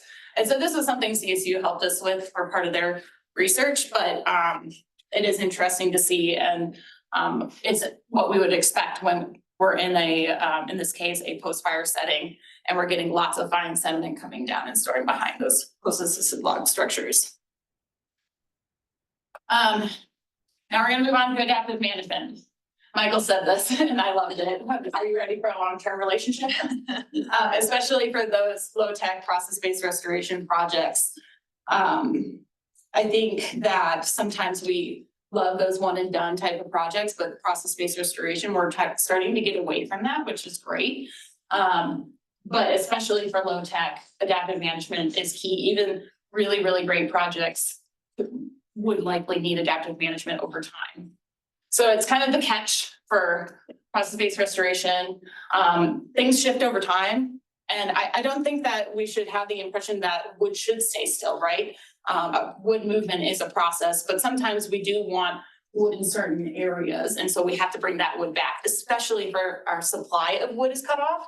Or, there's not gonna be wood coming down for years unless we change something about the upstream system. Here's an example where we had logs that shifted downstream. So all these logs were right here, and this is the Beaver Dam. So we want to come back in and pack more wood there. And this is 2 years after construction. In this case, we plugged this hole here in a Beaver Dam. So the Beaver Dam runs right there. And a new hole formed right there. And so now half the flow is coming out that way, which we did not anticipate happening at all. So that pal did a lot of great work in pushing water into the floodplain, but now we got to go back and drill another hole. Another thing you can look at is revegetation success. Sometimes we need to come back and add more willows or something like that. How many of you have had beaver return to your projects? A few of you, less hands than some of the other questions I asked though. And so especially for doing low tech projects, if beaver don't return, we get to be those maintenance people. And so that's just like adaptive management is an expectation for projects that are doing beaver mimicry but don't have the beaver. Here's an example of a adaptive management framework. The text doesn't really matter. What the big picture I want from it and for you to get out of this is we want the design intent portrayed in it, along with a performance standard, and then a management trigger and a suggested action. And so what you're doing is you're setting yourself up to say like, this type of structure, this is our goal with installing it here. This is how it should function. This is when it's not functioning, and this is what I would like to do if it's not functioning. Thank you. And so that gives you some flexibility to come back in and do your adaptive management. So it's super clear from the beginning that yes, I do intend to come back here. And I intend to, in this case, it would be for a post-assisted log structure, it'd be repositioning the log or adding more material. And so maybe you're working with the Forest Service, they understand that this is what the future likely entails for that project.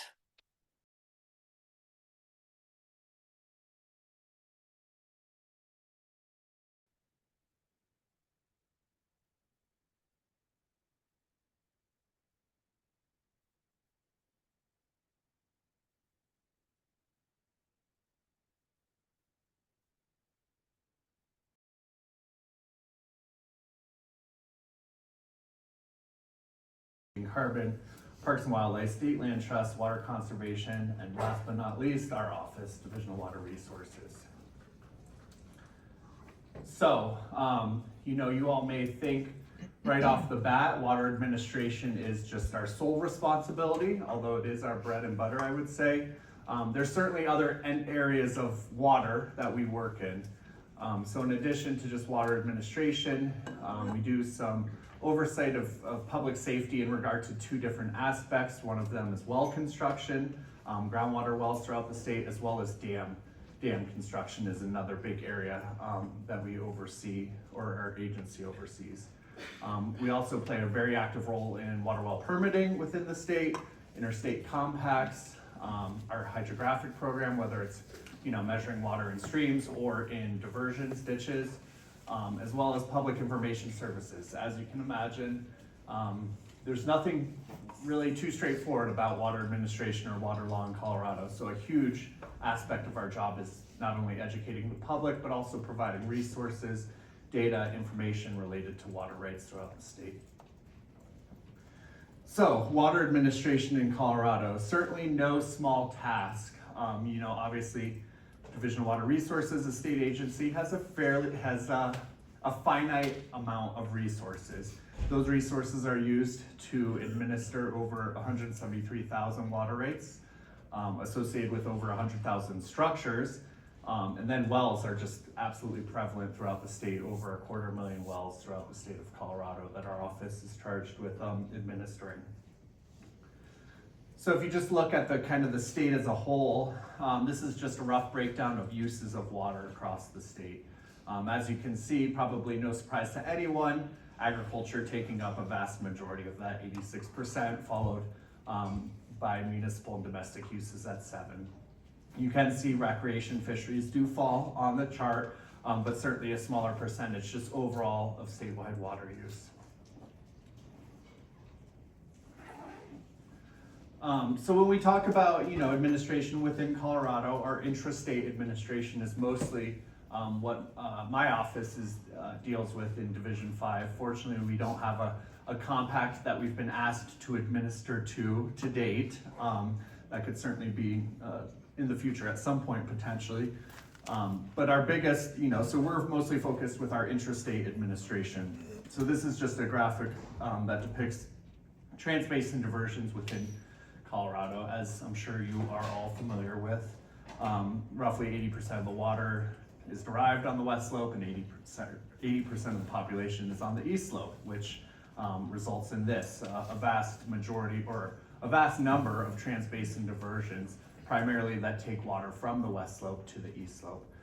You can see there in Division 5, the Colorado River Basin specifically has a large number of these transbasin diversions that go both to Division 1, the South Platte River Basin, as well as Division 2, the Arkansas River Basin.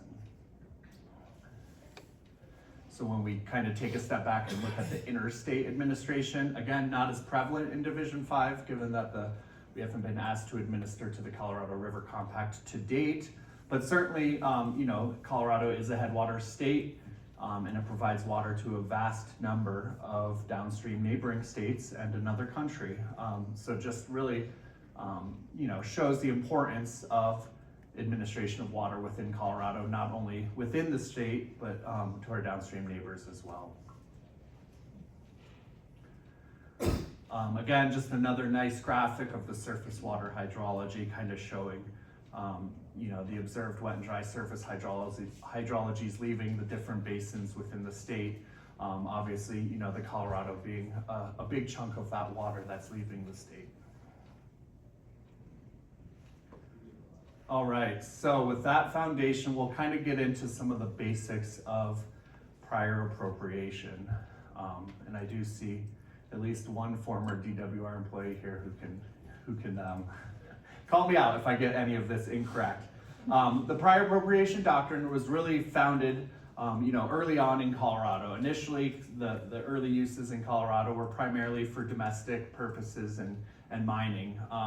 That water usage really did predate the statehood as well as the state constitution, and there really wasn't a whole lot of water administration at that time. As you can imagine, it was literally the wild, wild west. Over time, as the demand increased, maybe the water supply didn't increase, or maybe it even decreased. Moral of the story, it's a finite resource. So obviously, with that increasing demand, a finite resource, that led to conflict. Ultimately, I think that probably led to the foundation of the state constitution. This is Article 16, Section 6. The right to divert the unappropriated waters of any natural stream to beneficial use shall never be denied. Priority of administration shall give the better right as between those using the water for the same purpose. So basically, this is the foundation, the prior appropriation doctrine. Now, for those of you who aren't super familiar with the prior appropriation doctrine, we basically have two different types of doctrines with which water can be administered. You have the riparian doctrine, which we typically see on the East Coast more, or eastern states, places where it rains quite a bit. And that's really based on land ownership. If a stream runs through your property, you have the right to divert water out of that stream for whatever you want, probably. Whereas the western slope, the western United States, where water is truly a finite resource, limited precipitation, it's not based on land ownership. It's actually much more complicated than that. And that's where we come up with this concept of the prior appropriation doctrine, where really, it's first in time, first in right. So in times of drought, it's not that everyone's sharing that necessarily the impacts from the drought, It's typically in a situation where water rights might be curtailed, starting with the most junior, to ensure that senior water rights are satisfied. So those are kind of the biggest, the two, I guess, schools of thought in regard to water administration, and why we see these western states where the supply is limited, use that prior appropriation doctrine rather than the riparian. So, very basic prior appropriation doctrine. First in time, first in right, like I said. So really, basically the Colorado Constitution requires that diversion and beneficial use of water according to priority. So these junior water rights are the more recent ones, the younger water rights, as I would say. And basically how this works is we're always satisfying the senior water right when it's short water or when it's calling for water. So in this example, this is just the prior appropriation in practice. In this example, we have a hypothetical stream running 100 CFS. We have an 1860 water rate for 70 CFS and an 1880 water rate for 50 CFS. So in this situation, if the senior water right was calling for it, obviously, there's a demand of 120 CFS in this hypothetical, whereas the river's only carrying 100. So we're short 20 CFS. So in this situation, this is, enacting the prior appropriation system where if the senior water right is calling for their full 70 CFS, that requires that junior 1880 junior water right, to bypass a certain amount of water to ensure that senior stays full. So when our office would be administering a call or honoring a call at that senior water right, we would not be letting that 1880 water rate take its full 50 CFS. They would be required to bypass water to ensure that 70 CFS water right stays full. And again, this is based on its priority, the fact that it's an older water right, it's more senior, it has the ability to call out, or in this case, partially call out the junior water right holder. So that's the prior appropriation, kind of very, I guess I would say, traditional priority administration of surface water.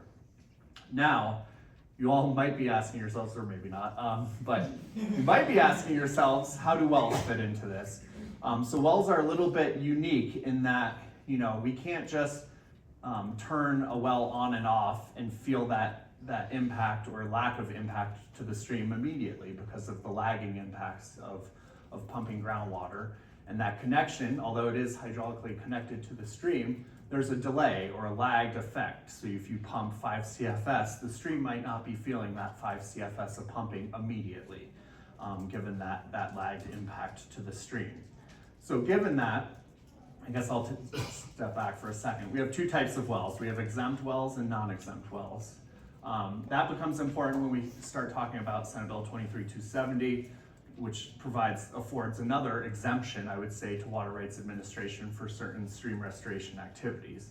But in this context, when we have these two different types of wells, exempt wells are exempt from administration, similar to these stream restoration activities identified in 23270. But we also have this other class of wells that are referred to as non-exempt wells. These are actually wells that need to be administered within the priority system. In order to do that, because we can't just turn them on and off and feel that impact immediately to the stream, we have what are called plans for augmentation. And that allows this well to operate at times that there's a downstream call and the well itself is out of priority. So these plans for augmentation, they're plans that are approved by the water court. They basically lay out the amount of water that's diverted, the use that water's put to beneficial use, and then it more or less, typically using engineering, determines what the impact to the stream is going to be, and it dedicates the source of replacement water in time, place, and amount to offset that impact. So these plans basically allow a junior diversion to continue to divert even when there's a downstream senior call, when it would otherwise be curtailed. And it can do that by providing replacement water to offset its impact. Replacement sources can vary. They could be reservoir releases, changed irrigation rights, trans-mountain water, recharge accretions, which we don't see as much in Division 5, but certainly definitely a source of replacement water. primarily in Division 1 in the South Platte River Basin. So our same scenario here, now we have this 1950 pumping well water right that's pumping 5 CFS. So again, in this case, there's only, again, 100 CFS, 95 after what the well's taken out leaves the stream. This well would be completely curtailed if it weren't for this plan for augmentation, which is providing that source of replacement water to allow it to continue to divert out of priority against that senior downstream call. So when we talk about over-appropriated areas, especially on the western slope of Colorado, basically over-appropriated means there's more demand or more water rights than there is physical yield supply on any given year. So as you can see, the divisions 1, 2, and 3 are completely over-appropriated. So there's no question about whether a certain location in a division is over-appropriated or not. However, in divisions 4, 5, 6, and 7, there are these areas that are deemed non-critical, where water is still available for appropriation. And what that basically means in a nutshell is, that area has never felt or had administered a downstream call. So these are areas where, especially, stream restoration projects would probably be a little bit easier. You wouldn't necessarily need a plan for augmentation for these things that fall outside of the exemptions. So basically, anyone could go, let's say, downstream of Grand Junction, put a pump in the Colorado River, and pump water for beneficial use without any implication to a downstream call. So that's kind of the difference between critical or over-appropriated areas and non-critical or areas where water is available for appropriation. I'll quickly probably go through this. This is just kind of a slide showing that not all groundwater is created equally. Typically, especially in Division 5, the Colorado River Basin, we're typically talking about tributary groundwater. So that's groundwater that has a physical hydraulic connection to the surface water in the stream. Again, by diverting that groundwater, there is an impact to the amount of surface water in the stream. You definitely don't need to worry about this non-tributary or designated groundwater. Statutory types of groundwater, again, I think for the purposes of you all, we'll just stick with this concept of tributary groundwater that has that connection to the surface stream. So what is a groundwater well? And this does come into play in regard to stream restoration projects. So in the traditional sense, a groundwater well is just a drilled and cased well, something that would supply your house. With that being said, by statute, which these two statutes are identified here, an excavation that exposes groundwater is a well in the state of Colorado. And that does have implications because any well requires a well permit before you can construct it, or in this case, excavate it. Any excavation that exposes groundwater would be considered a non-exempt well that would need a plan for augmentation in a critical area. There is an exception for developed spring that we don't necessarily need to get into. But that's kind of the big take-home point there is, an excavation that exposes groundwater is a well and requires a well permit. And that's why you see in Senate Bill 23-270, there is language about not exposing groundwater. Just the quick, primer on water court. There's 7 water courts throughout the 7 divisions in Colorado. They approve decrees for water rights, changes to water rights, plans for augmentation, storage rates, etc. This is just a schematic showing those 7 divisions and their water courts. So in summary, the water court is the entity that adjudicates water rights, whereas our office is the entity or agency that administers them.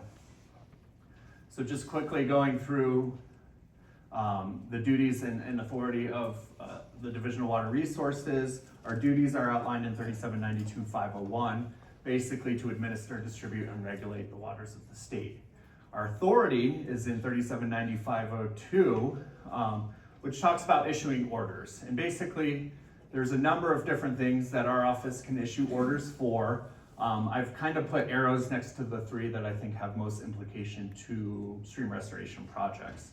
So they regard injuring a downstream senior water right, storage, so improperly storing water out of priority, And then this whole dams and unnecessary obstructions in the stream. So again, these are the types of activities that I believe Senate Bill 23-270 addresses. Just a quick history of our referrals and how we've commented on stream restoration projects. Typically, historically, those have come from the Army Corps of Engineers. We don't have a statutory responsibility to review these, but we do provide a response for informational purposes.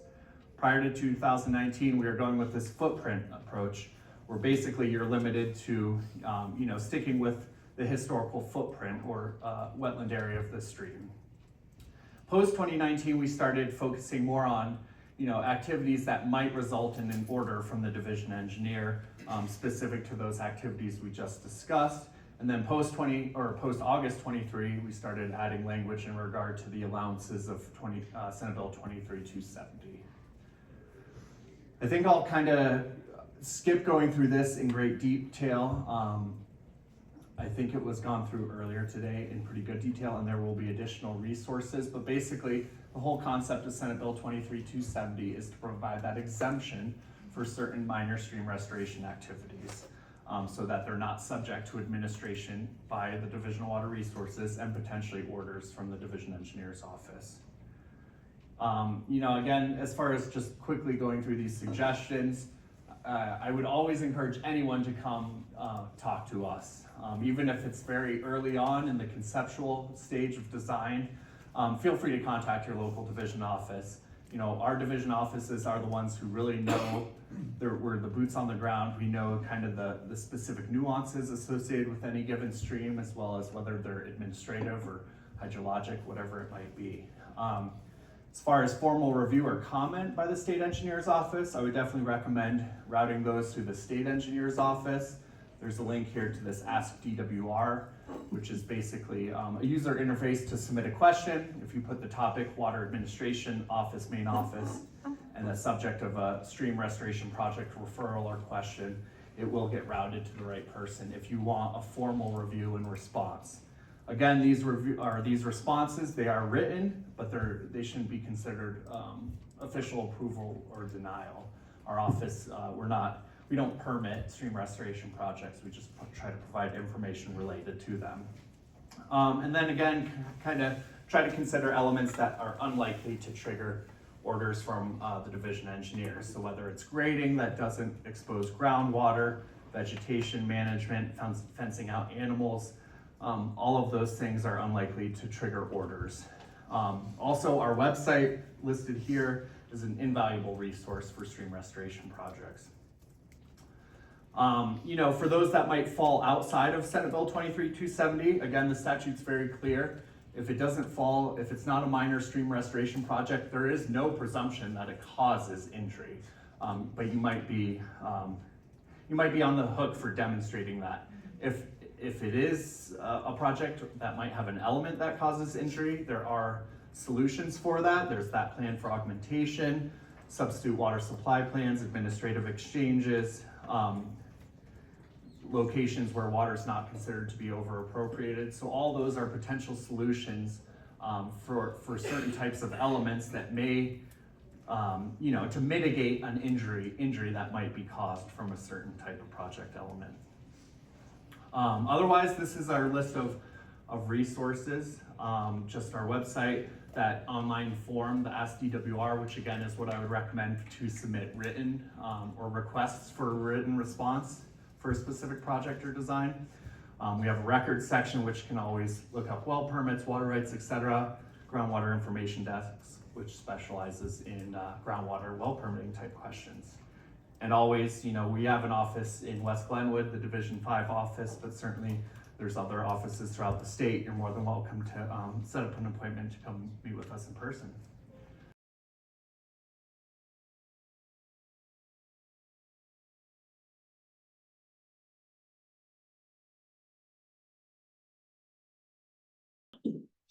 All right, well, welcome to our last session of the day. Hopefully this is the cherry on top that just brings everything together, all the amazing diversity of information that we have been covering the two different sessions.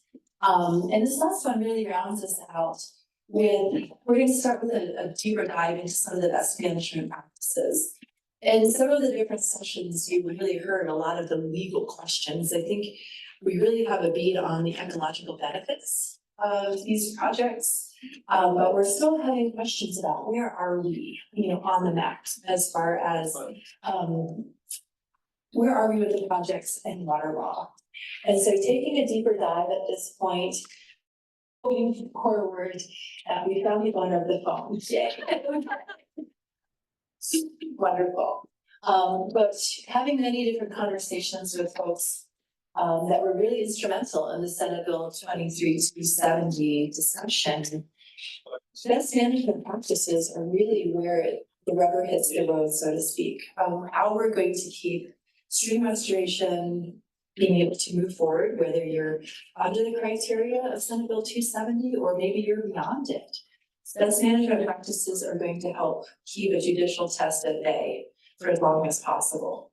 With a new law, that is, time will tell. Time will tell how we implement under Senate Bill 270. That will keep us clear, particularly utilizing the best management practices. So with that, I'm going to turn it over to Jackie. We're going to tag team this first part, and then we'll get into our panel discussion. Okay, no, this is.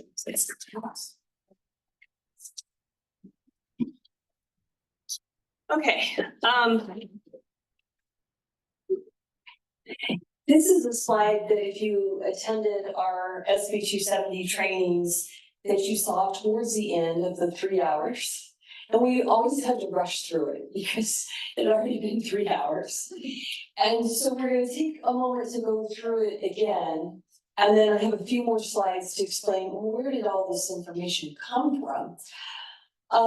So we call this planning considerations to reduce risk of potential water rights concerns and potentially other conflicts, maybe with Beaver being able to come back.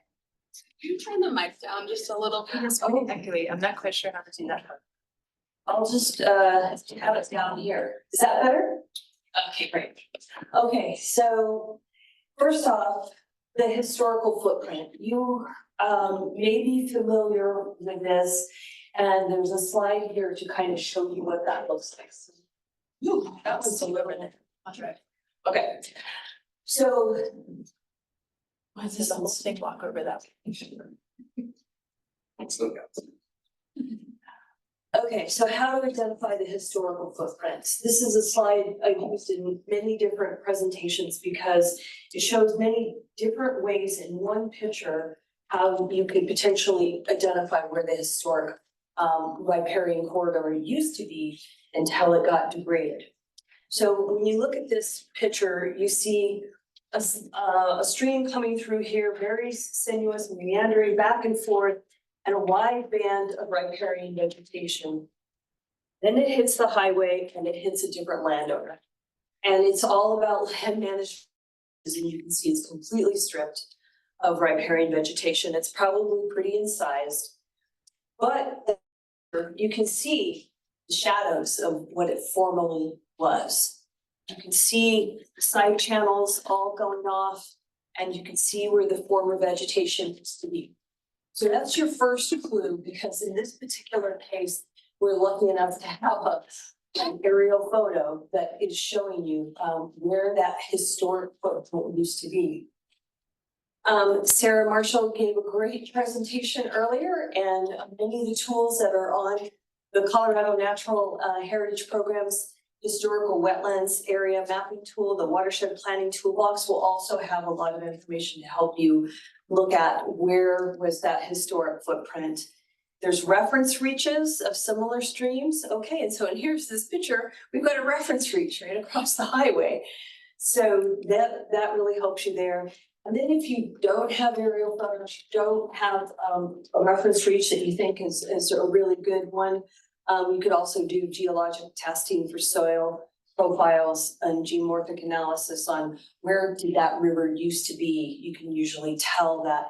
These are just 4. There's many more other tools, and Julie Ash and others helped us put together a chart of for this.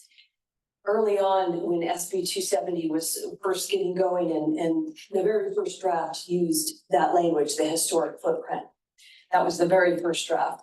And so we were asked like, well, how do you usually tell that? Well, there's a good dozen tools that practitioners use. These are just some of the easy ones to explain. So going back to that slide, the first slide.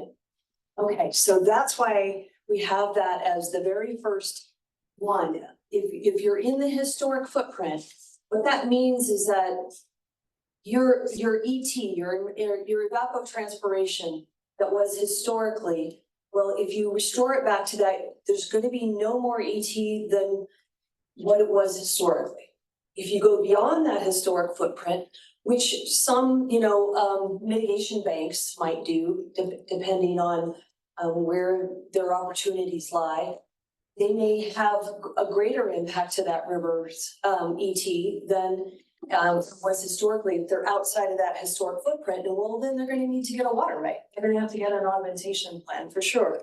But if they're in that historic footprint, then you're starting from a point of like, you're not trying to restore anything more than what was there and what that historic ET was.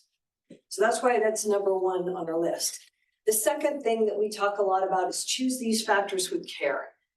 Location, location, location. Everybody's heard that term many times before applied to real estate projects. Look for opportunities in places that minimize risk of conflicts with water rights and flooding from beavers. And that's why, when we first brought our group together, the Colorado Healthy Headwaters working group, we were really talking about, well, where's those locations going to minimize risk? It is up in the headwaters, above all diversions, and not around a lot of infrastructure. But that's not always going to be where you're going to be working. And so if you're working in the lower reaches, then you just have to do a lot more analysis of how do you keep out of trouble. And you're going to have to talk to a lot of more folks up and down the stream. The method in the design, beaver mimicry structure should be mimicking naturally occurring beaver dams that are porous, temporary, deformable, made of natural materials that allow base flow and fish passage through, under, and around. I'll have a picture in another slide to show you some contrasting different designs and EAs that really get at this point. And then timing of installation, be careful during low flow summer months. You don't want your project to reduce flows downstream of your project for any significant time. And that can just, one day can be significant. If a water user is used to being able to get their flows and you cut it off temporarily, maybe because of the BDA design, you might get a complaint if they're not going to get, if they don't get their water. So these are things to be aware of. And then this is what we've been talking about all through the sessions today: engagement, transparency, many partners. Who would potentially be concerned about your project, particularly downstream?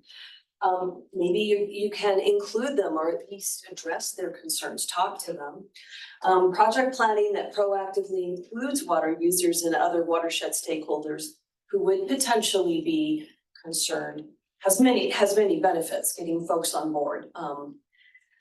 And then we added this post-project considerations. And again, a lot of our speakers have been talking about adaptive management, what worked, what didn't, opportunities to apply lessons learned, monitoring for changes. Chelsey went through that. I really loved your slides on that, by the way.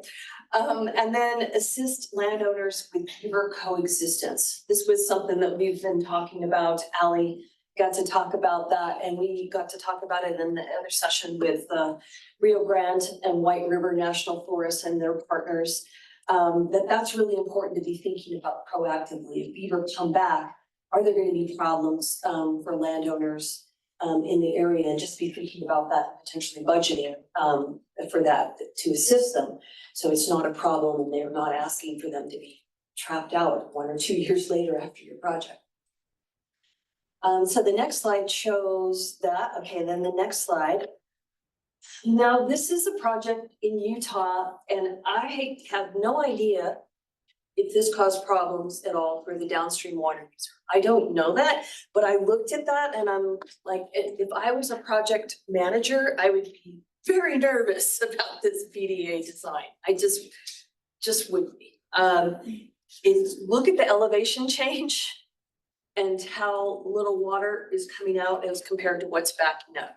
So this may be okay in some situations, but that's what you need to be thinking about. When we said, look at your PDA design, this is what we're talking about as compared to this one over here, where you can see there's very little elevation change and it's moving through, and yet this project was very successful in being able to start reconnecting the floodplain and attracting beaver to come back. So this is something to think about. And the next slide. This is planning ahead for beaver to potentially return, and I won't spend too much time on this because I'm gonna guess Alli covered this. But this was pretty cool. This is the first time I saw a preemptive kind of beaver dam put up in order to protect this culvert. So the idea was that if they put this up knowing that they were going to do a bunch of low-tech installation down below, if the beaver came back to this area, that the idea was that they'd build on this instead of the culvert. And it so far it's been working. I've gone back 3 years in a row to see this, and it's working. And so again, coexistence, thinking about that and having that potentially in your budget. And this last slide is about where did all of this information come from? It came from about 2 years of talking to dozens and dozens of practitioners and people who were involved in low-tech PBR projects all across the Western states. So each one of those are kind of like lessons learned. That first slide where I was going through location, design, timing, those came from actual lessons learned where people had problems with water rights because they didn't think about timing, or they built those BDAs so tight that it did impact water downstream. And so that's where these lessons learned were coming from. It's a comprehensive amount of research and interviews across the Western states where these projects are getting done and all put into this paper. So if you're not aware of this paper, this is the link. If you just Google State of the Science on Restoring Western Headwater Mountain Streams, this was a report that I did for American Rivers with a lot of help from a lot of the experts who reviewed it. And it's now version 2.0 that came out in this early spring and is available. And it just has those best management practices in more detail in this report than what I could put in that slide. But we did hit the highlights in this slide. Okay. All right. See if I'm hot. I am. Thank you, Jackie, so much.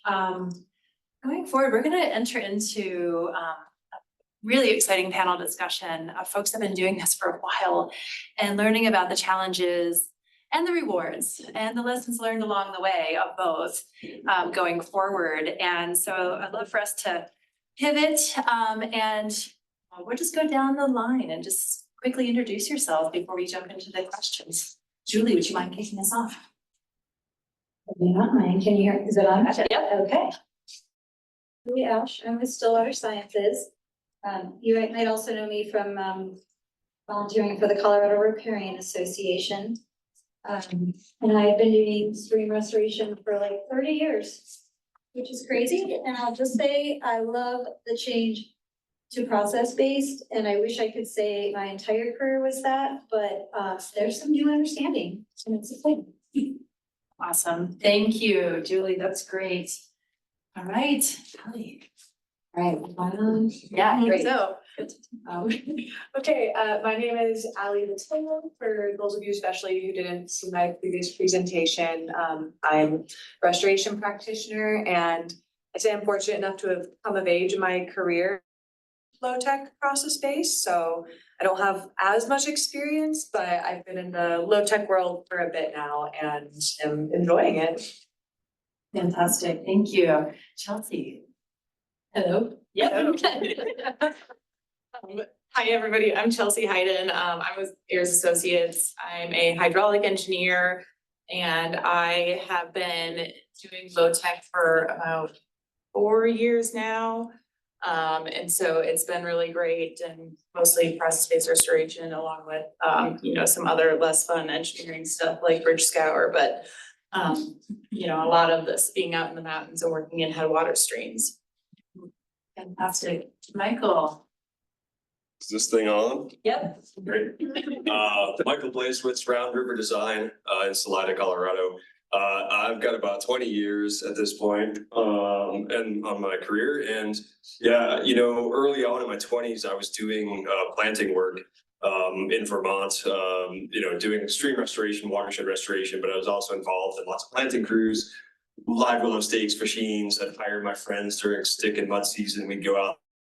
So I appreciate the comments about, that Alli was making about the labor that's involved in some of that stuff. And it's definitely feel that on my body still these days, but happy to have done a lot of planting work. And real quick, just a lot of my early career was kind of form-based restoration. And because of just my own observations, watching what would happen when rivers were energized and would flood and they'd shift and change, and what wild rivers were doing. And while we were dabbling in the kind of like adding process elements to it, really it has been a shift. And when I first moved to Colorado, I was tasked with doing monitoring work, and had mentors like Julie and other people kind of bringing me into this state. And we were looking at monitoring a lot of like form-based structures and rivers, and I would develop stuff for the state of like looking at, why these cross veins and things like that were constantly failing. And so, yeah, it's kind of fun to be on this other side now, because I spent a lot of my career being paid to kind of critique some of that like hard control of natural systems, and being like, I don't, this isn't going to work probably, but not really knowing. I'm not an engineer, so I don't always know like the reason why behind things, but just using my own intuition. And so I encourage you all to follow your own intuition, think about what you see in kind of wild systems, and then think about maybe, what we've got here today. And that's kind of guided me a lot along the way. And so, yeah.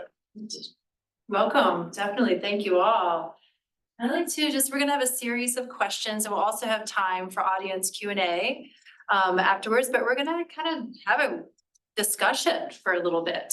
The first question I'd love to ask all of you, and if you don't mind just taking turns and answering, and we'll go on to the next question, things like that. But you kind of, in your introductions, have told us some of the basics that you've been covering with your process-based restoration work. And I'm wondering if there is a project that you'd like to tell us about. Something that really stands out to you. Talk to us about maybe the partners that came forward with that. What types of stream, what type of stream system was it in? And, landowners, that's always an exciting topic to talk about as well. But we'd love just to know, what are your focal projects and your goals, and what helped get you there along the way? Whoever wants to go. I sat in the first seat. I didn't mean to do that. Okay, how about, I will try to answer some of that, Abby, but I also saw the prompt was like in general or in specific. So I was ready for general. Yeah. And then I'll try to work in everything you just said specifically. But so what at Stillwater, and I think I forgot to say, I'm a river engineer with the civil engineer training, but I have spent all of my 30 years in a multidisciplinary group. I say I'm an engineer raised by biologists. So I've never known anything differently. I've never worked in just a big engineering shop. What I like to do is, now that we have these terminologies, and I've enjoyed today all the different ways to think about low tech and high tech and maybe shake it up and think about it differently. I actually, like you said, I encourage, let's talk about it at the bar. Keep talking about it, but honestly, just define it the way that makes sense for your project, right? The biggest thing is awareness and thinking about it. And I like to do low tech and high tech PBR as guided by understanding that specific system. And what types of streams do I like to work in? Absolutely any of them. They're all super fun. I will say understanding stressors is really important, right? The causes of what's there before you would dare to propose what you might do to fix it. I suggest that we better be really sure we understand what it is and know that it's really complicated, interrelated, always changing. And so I guess what I'd say about that is we try to understand the geomorphic trajectory, and that means understanding past, present, and future And it might mean thinking in hundreds of years, not human or engineering timescale, and that's different. And that'll be one thing where in the beginning of my career is like about 30 years is engineering timescale. That can seem like a long time when you're designing something, but it's really a very inadequate amount of time to think about something, right? I think maybe I'll stop and see what else works in later, but multiple lines of evidence to build your case is really the way to go, right? I've heard people talking about different lines of evidence, but we are scientists, right? And if you can say, I did some desktop analysis like we talked about, I used Sarah's tools. I learned some things about this area I want to help. Then I went out in the field. I took desktop and field information and I made my geomorphic assessment and I considered stream evolution model. Where do I think this is going so that I can help it, right? But you can use hydraulic modeling and HSI tools for understanding fisheries and the vegetation, right? And so again, the multidisciplinary and looking at all the lines of evidence available, if they aren't starting to come towards some kind of understanding, then I suggest you need more lines of evidence, right? Like you're just trying to build your case and understand it as best you can. And it will always be imperfect, but it will be a lot of fun. Fantastic. Thanks, Julie. Thanks for putting your plug in for the happy hour. Who's next? I can hop in. I'll take what Julie said and apply it to a specific project that I actually intended to cover in my talk, and then I had to zip through because I was taking too long on other things. But I was fortunate enough to do project implementation on a project near Crested Butte, just below the town last year. And if you were here for my talk, you saw some photos of it went by. And what was really unique about that project, or one of the things that was unique, is that those multiple lines of evidence had to be there. When the open space director first approached me because he was interested in low-tech process-based as an avenue to try to help recover this big, beautiful, historic wetland area, my first reaction, hesitancy, because we weren't going to be working directly in stream. We're talking about the Slate River, which is quite a large river. You don't want to put PDAs or PALs in the Slate. But I didn't say no. I said, let's talk and let's investigate and see if I can help you. And if I can't help you, then we will figure out who can help with this. And after actually pulling some threads on that site with the help of him doing some investigation, I actually went out and interviewed a few different local people who had been around long enough to have seen that parcel go through quite a few different iterations. We discovered that there actually were a few opportunities where it was appropriate to install low-tech structures where Beaver would have historically occupied the floodplain of the Slate. We actually did have a reference reach not that far away where you had more of that main stem, very slatey cobble that the Slate River has, and often the floodplain were these beautiful, massive beaver complexes. You could go sit and watch them in the evening. It was amazing.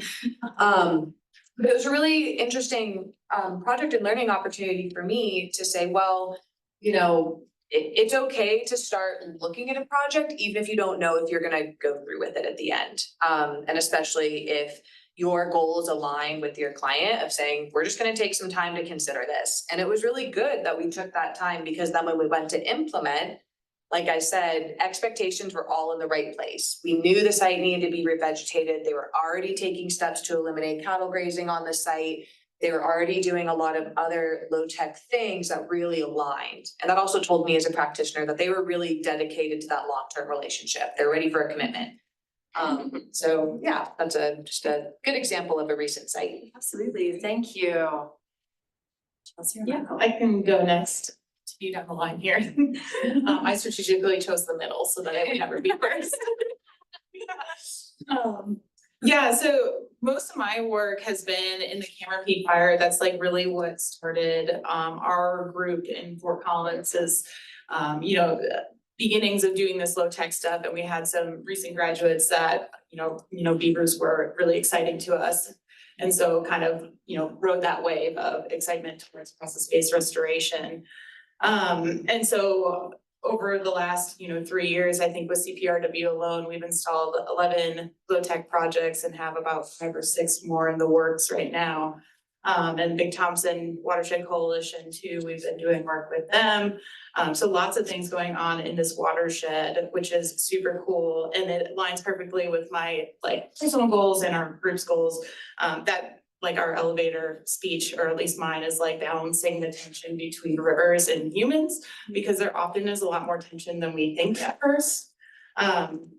And ultimately, my job is to manage the risk for my client. And so I'm here to tell you what risk is posed because of this type of project. And that includes all types of process-based restoration. There's risk associated with wood, especially in urban environments where there's culverts, or risk associated with beavers because there's people that are worried about them. And so I really enjoyed being able to stand up for the river a bit these last few years. It's been a lot of fun, and then meeting the goals of floodplain connectivity, the improvements.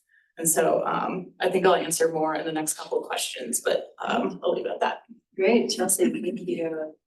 Michael. I forgot the question, but Your favorite project? I'm gonna, yeah, but I'm just, maybe on purpose, I'm going to build off of what Julie said and also talk about the importance of multidisciplinary, having people there. I think about rivers sometimes we can go out there and look at the symptoms. It's like, you go to your doctor and they could try to then prescribe you something to deal with your symptoms. But hopefully what you want them to do is get after the underlying cause of what's going on with your disc health. And so I think about that in terms of the team. I say it in my own, but really I rely on a team of individuals that are experts in different disciplines to come together with me to help design and try to figure out, what are we seeing for these symptoms and what are the causes. And it has irked me a little bit that I've seen some funding come out recently that's been prescribing already what the treatment is going to be. This project that we're going to fund it, and it must have 25 BDAs or something like that, when we haven't really maybe even gone out and thought about, is that even the right appropriate solution? So I think it behooves all of us to just remain open and bring in diverse perspectives. And just real quick, I had a project recently. I did this study for a landowner, a large project, a large kind of small watershed on the western slope. And we're going out there, and I'm looking at the different projects and potential. Start high, thinking about all my different education, and I identify this perfect spot for LTPVR, for BDAs. Beaver dams were higher up in the watershed. For whatever reason, they weren't there. The channel had incised, doing all its erosion. And I'm like, here's your low-hanging fruit. This is, out-of-the-box project. We don't need to worry about a lot of public input. And we get out there with CPW, and unbeknownst to me, there happened to be a strain of cutthroat trout that was super rare and endangered, and they were the stream was being invaded by rainbow brook trout. And so before we did anything, they wanted to treat the stream with rotenone. You can have your opinion on that or not, but basically treat the stream with biocides so that they could then take care of those non-natives.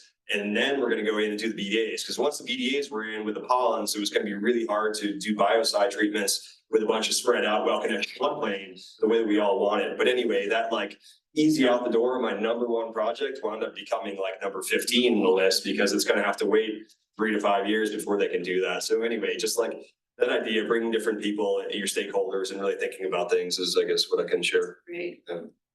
Michael, that was a fantastic segue to what I'd love to kind of pivot us towards.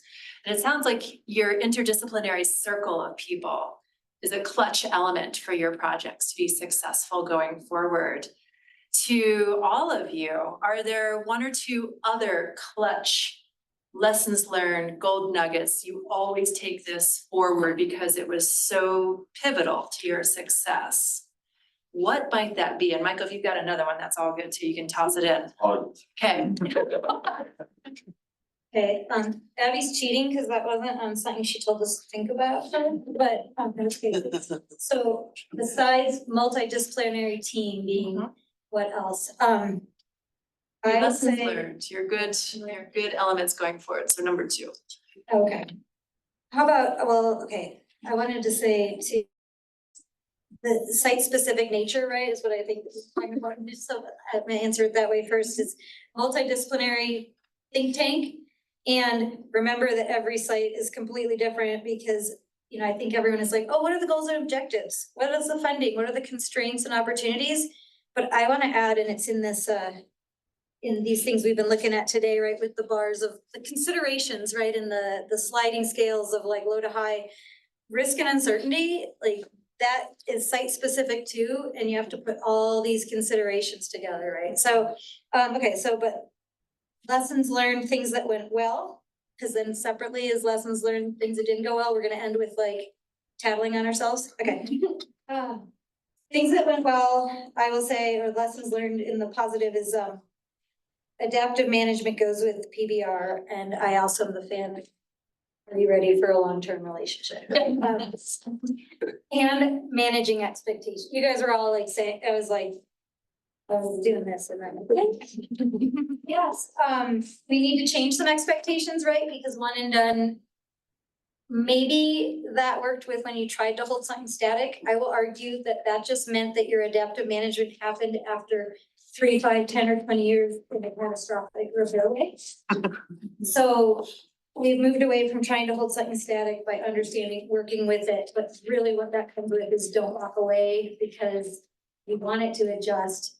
It won't do it it will do it in a crazy, but ultimately good and fun way. Absolutely. And then I say encourage disturbance, right? If we want things to be self-sustaining, not only do you have to not lock them in place, let them adjust. It will be very robust and healthy, but that's how it becomes part of the system. And cottonwoods, for example, will not regenerate without scour, right? And that's disturbance. And guess what bank erosion is? Disturbance, right? So it's like someone was saying, like, someone here about, oh yes, your Todd. That's what I wanted to ask you, how did that go over when you said you went, the IECA conference, International Erosion Control Association, is like $1 billion industry, the biggest conference you could ever go to. And it is all about holding soil in place. And then Michael was like, let's not. Drinking low later that night, but. But it was, yeah, I mean, legit, it's that, it has become this, and in a way, the restoration industrial complex is. It exists, and it's, I don't know, you know, yeah, it's nice to take a back seat and be like, maybe we don't know everything here, and, yeah. Yeah, that's a funny one. It was one of the first places I got invited to go, like to Palm Springs to present on a project. And it got an award, and now I'm like, don't ever say that again. Thanks, Julie. So what I'm hearing is a team of people, encourage disturbance, be in it for the long haul, you know, because you want to see that change. It's going to take a minute for that to happen. Alli, Chelsey, anything else to add into this list? I would add, similar to what I said in my talk, but just like how important managing expectations for every single party involved. Practitioner, project proponent, funder, stakeholders. And that kind of comes out of, you know, the high highs come when everyone had really on par expectations and the project met those expectations. And the low lows come when project expectations were extremely high and you had to rip it out. And I haven't had to do that yet, but you know, it happened. And I think that just taking all the different, everything into consideration, all the different lines of evidence, is really, really important. And we are encouraging disturbance when we do things. So that should go in your bucket of expectations. Yep. Beautiful. I love it. We're working on a project right now, actually, that we are managing expectations, and it's budget driven and inflation cost driven, things like that, where we started out the gate. Oh, we're going to do all this. We can do half of that, you know? So I really feel that one for sure. What do you think? Yeah, I had those things listed, my list of things that go well. The two that weren't And one was you're not a failure if you need to use equipment. And so there are times that equipment is going to save a lot of headache on, finding a contractor or someone willing to build something. And I think when I first entered this game, I was like, oh yeah, like let's and cruise. And then you go through a year of it, you're like, ooh, it's pretty tough on them. And so when there's like easy access, like to drive a post, I think, and like obviously depending on the level of disturbance that's comfortable and like maybe your, bank is like garbage vegetation anyway, so drive a piece of equipment up to it and drive a post in so that you can save your labor crews back when they're, in their 30s or whatever. And then the other one was post fire is awesome because there's a lot of things going on. It's total chaos, but it's in this, it's a great opportunity to do a lot of work. And so like we are able to do more work because of the SB 270 minor stream restoration, categorization with a post fire. But also that's when we get lots of funding coming in. And also we have an opportunity where there's a ton of sediment. So working in the Buda River watershed and nearby, like these are traditionally, like I've heard anyway, that they're sediment starved. And they are pretty locked in place, so that kind of makes sense. But after a fire, you have all this sediment rushing down. And so it's like, this is our opportunity to like go in and do a ton of projects, get a lot of work done, and they're gonna grade like exponentially faster than if you did it outside of a post-fire setting. So fire is awesome from a restoration standpoint, but hopefully not as catastrophic as a camera being fire in the future. Definitely, yeah. Michael, anything to add into this list? Real quick, yeah, flood's also really great for doing restoration work. Luckily, we don't have enough time for me to list all my failures. But I will say that because of the flood recovery work we were doing, we got the opportunity to learn a ton and working with Julie and so many other consultants, but there's so much work to do. There's a lot of new people brought in, and we definitely found that there was a spectrum of projects that were much more natural, kind of retaining processes, retaining floodplain connection, and some projects that were a little bit more on that kind of too much maybe hardened engineering. And one of the things that came out of there, I'll put a plug in for real quick, was CWCV, Chris Sturm, hired me to write a stream corridor construction guide for the state of Colorado. It's in draft form still. And I will say that the parts of it on kind of process-based restoration are fairly weak. And we are looking for contributions and photographs and just more information. So, but a lot of the beginning of it and that the ethos of it is really to know that street construction is different than like civil building a highway or a bridge, and that there's a lot of nuance to it. And a lot of what we learned in all that process, and I'm sure you all keep learning and we all learn, is that getting some skilled contractors and skilled people, volunteers, builders is really important. Learning how to do things, but a little bit. And there's also that field fitting component that's really key. Open mind about that. So when we're doing our construction designs, we're working on a design right now, and it's like we're speccing 20 structures in one section, plus or minus 5, or we're leaving some room, adaptively managing things, plus or minus the number of structures. Like we can't be that specific with this level of especially LTDBR. Great response. And so you're kind of hearing some of these our speakers, our panelists really discussing, we were kind of celebrating some highs and you kind of heard failure go in there, but I wanted to say, like, it feels like the lessons learned come from it all, right? It's not this is good and this is bad. We're learning from it all with that. And so I just think that's extraordinary, because we were going to talk about some of the lessons learned about things that didn't go so great, but you've kind of incorporated that into what has gone so well. So what has maybe been a low turned into a learning moment and became something high. But is there anything that you'd want to share, a lesson learned or just something you want to part the audience with before we start opening it up to? Is there anything else you'd like to share with this group? Because building on what Michael was saying, the construction guide is awesome, and there was really robust monitoring that Kim and Brad Johnson and others were doing. such a huge wealth of projects that just went down in a range, right? And so we had a project where the hydraulic modeling we did to say at what height would we put our floodplain benches, right? How often would they access their banks? And the lesson we learned is we err on the side of over-connecting, putting them lower than higher, because the project that I'm thinking of will eventually get there, but it definitely ecologically, the vegetation is struggling a little more, right? And then, okay, so great, but you can't just put it so low, because if you don't have a sediment supply, like Chelsey was talking about, you could just have an active bar, you won't get any plants. You could have water, you could have your flow moving at all times instead of as an overflow and a relief. But if you have a sediment supply, you have a little buffer, right? You can put it a little lower and the sediment will come in, and you've basically put down a template. I like to call it like love and logic parenting, right? It's like, I understood my system as best I could. Here's what I think you need. Now play with the materials, right? But if you've put things too high, you need a bigger event before it can actually play. You kind of handicapped it. So I don't know.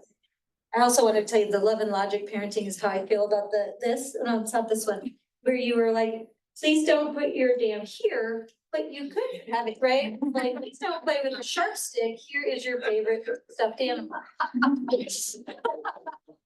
Sharp sticks, stuffed animals. Okay, thank you, Julie. What else? So again, building on things Julie said. I think one of the biggest things I've learned both in watching mentors and colleagues of mine operate and in doing my own projects is do not operate in compressed time. Don't do it to yourself, don't do it to your contractors, don't do it to your funders. It makes everybody go crazy. And it makes stakeholders get extremely frustrated. It makes your contractors insane. If I've started work and I haven't officially signed my contract, I'm losing my mind a little bit. And I think that that's a burden that all of us can bear. Like, not operating in compressed time is something that I, as a contractor, have to really put on you as a project proponent. A funder needs to understand that maybe going for shovel-ready projects isn't giving the chance for proper site selection or good monitoring. As a project proponent, maybe knowing that you need that 4-year time scale and not 9 months. So just really, when you're looking at doing these projects, I know it's so tempting to just want to get out in the mud and like put some sticks in there. Maybe you can do that on your own time, but I think in the long term, giving everyone adequate time is going to produce better results in 20 years. And we really need to be thinking on that 20-year, 100-year, 200-year timescale with something that's process-based. So yeah. Great, thank you. Yeah, I'm leading right, yeah, you led me right in mine, which is like getting a contractor early too, so like something that, and this is in a lot of different facets. So one is obviously they're gonna build your project, so you want them to be scheduled. But this is also like, I think, especially for, high-tech projects or projects that are gonna use equipment, having a contractor and having their person that might operate the equipment look at your design and be like, that's not real, or that's not feasible, or you're gonna need a bigger piece of equipment. We had a project where I made an assumption on the size of equipment that was needed, and then I talked to the contractor and they're like, nope, you need to go way bigger. And so then we could set those expectations moving forward, but which was good, but ultimately at first I was like, I think that we can do this with a smaller piece of equipment, and then it ended up being a bigger one. And so looping in your contractor early for a lot of different reasons will help with the planning of your project and setting those expectations. And then my other one, my lesson learned from, not a mistake, I want to say, but we thought for 2 projects that like the floodplain development permitting was going to be easy. And I will say that it is not easy. And so if you are in a situation where you have to do a floodplain development permit, it's not, it's not the worst thing in the world once you have a process down, but it's not something that you're like, oh, it's not a big deal, they're gonna approve it, no problem. It's like not the case at all. Honestly, ours where we were at, they were super interested in it, and so they were like getting into the nitty, and it was a really fun and like technical conversation. But it was definitely, we had to go to multiple review board meetings for a project that we thought we wouldn't even have to go to the board for at first. And so I'm just saying this as a lesson learned of, yes, it's a big deal. Don't think that you're gonna get out of it. Thank you for being the guinea pig at that one. Yes, you're welcome. Hearing that people will be helping Chelsey out at Marble Distillery, you know, later on. Michael, anything to round us out? Maybe just the last thought of kind of more like embracing the hybrid with the projects. I think that there's opportunity. If, like me, it seems like a lot of my projects, they tend to have a diverse set of challenges and opportunities. And, you know, it might be redoing a diversion structure to make it more fish and sediment friendly. And that's going to require heavy equipment. But then also, and I was thinking about this when Alli, you're talking about BDAs. BDAs might not belong in the main channel, but maybe you're doing a side channel connection project. And that's absolutely where you can get some volunteers doing some BDAs. Maybe you need to use that same piece of machinery to work in the main channel to build like a constructed riffle or postless PDA, kind of more massive structure that's going to reconnect that side channel floodplain. And then, you know, use those volunteers for planting. There's often like plenty of planting work to be done. And I think like it doesn't need to be, because I kind of opened the Pandora's box of like the spectrum of like how things can be done and what, you know, I'm certainly not wedded to any. I think we all need to be up there in our smallest headwater streams doing restoration work as much as we need to be down in our communities doing, you know, the projects we can be doing down there too. So go get them done. I don't know yet. Great, I like the great last word is, I would love to continue asking and more questions, but we'll catch up at Marble. I'm gonna turn it over to you all. This is an extraordinary opportunity to really pick across decades of experience. So who's got the first question about your project or anything? Kim, go for it. So for each of you, what percentage of your projects would you say have monitoring and or adaptive management built into like the budget and the timeline? And if they don't, what do you do about that? I no longer take projects that do not have monitoring built into the timeline and budget. But my percentage is not currently 100%. Yeah, and I'm also pretty fortunate, so I'm working mostly in a post-fire setting, and so there is adaptive management and monitoring money there right now. And so I am not in the world of outside of that yet, and so that, again, like I'm a consultant, so at the end of the day, I'm spending money, not applying for money. But yeah, that will definitely be, I don't know if it'll be a challenge, because I do think that the mentality of most practitioners at this point and people on the, you know, grant application side, I think people realize the importance of adaptive management and monitoring now. And so I think that there's going to be avenues for that, hopefully moving forward. Certainly more quantification out there, results, things like that. Anything else? You know, I agree with that. When you were asking it, Kim, I was like, I agree. When you asked it, I was thinking, well, the older projects or the newer projects, right? There's some remnants where you're like, it's harder to sell your case after, right? Because you didn't manage the expectation. So I think we're in a transition right now, a very positive one, and we have to just keep having the conversations. We all need to say we won't do it. Let's go. All right, next question, please. Yeah. I'll piggyback on that. You don't always get a chance to, you know, lay out your monitoring program, but when you have and been able to be involved with that, how have you adapted and changed your framework for monitoring for process-based restoration as opposed to form-based restoration that you would have done in the past? Can we repeat that if you have your answer, just to kind of let the folks in the back hear everything? Okay, yeah, sorry. The question was, as we've shifted from form-based to process-based, how has our monitoring shifted? I think if that's it. And definitely we are not just looking at cross sections of the channel. Cross sections, as Alden pointed out in his presentation, cross sections of the whole corridor. We're paying a lot more attention probably to water and where it's going than we ever did with the form-based. Less attention to single structures and more attention to kind of the overall, complexes. And what else is shifting? I don't know. I'm certainly like, there's a lot less pebble counting. Because, you know, it's not so fun to go walk through a beaver dam and like, you know, try to pick out the mud particles. Yeah, some thoughts that come to me. It's definitely, yeah, so, you know, trying to think of, go ahead, maybe I might have one follow-up. Oh, I know, you made me realize, I remember like 2 decades ago proposing for nationwide 27 monitoring, would say like, we put in this boulder structure for habitat, and one of the things we look at is structure integrity, right? Which assumes it was staying static, and my monitoring was, is the water trying to get around the side? No, don't let it do that, right? Now we're like, why did I put the rock there in the first place, right?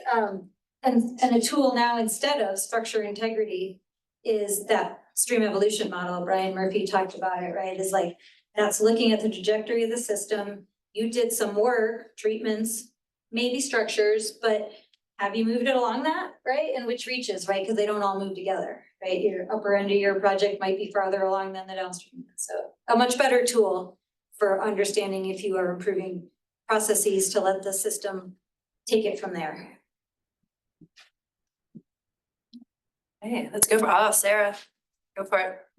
I wanted to dig into a quick question about the heavy equipment piece. So as someone that spends time in quality weapons and riparian areas around the state, I'm curious, as you have observed different contractors in the field, what are some things that they have done with the heavy equipment that take them more into the category of ecologists and artisans with that equipment and caring for that system versus leaving a mess of noxious weeds, for example? Okay, you also repeat some of those elements in for the folks in the back.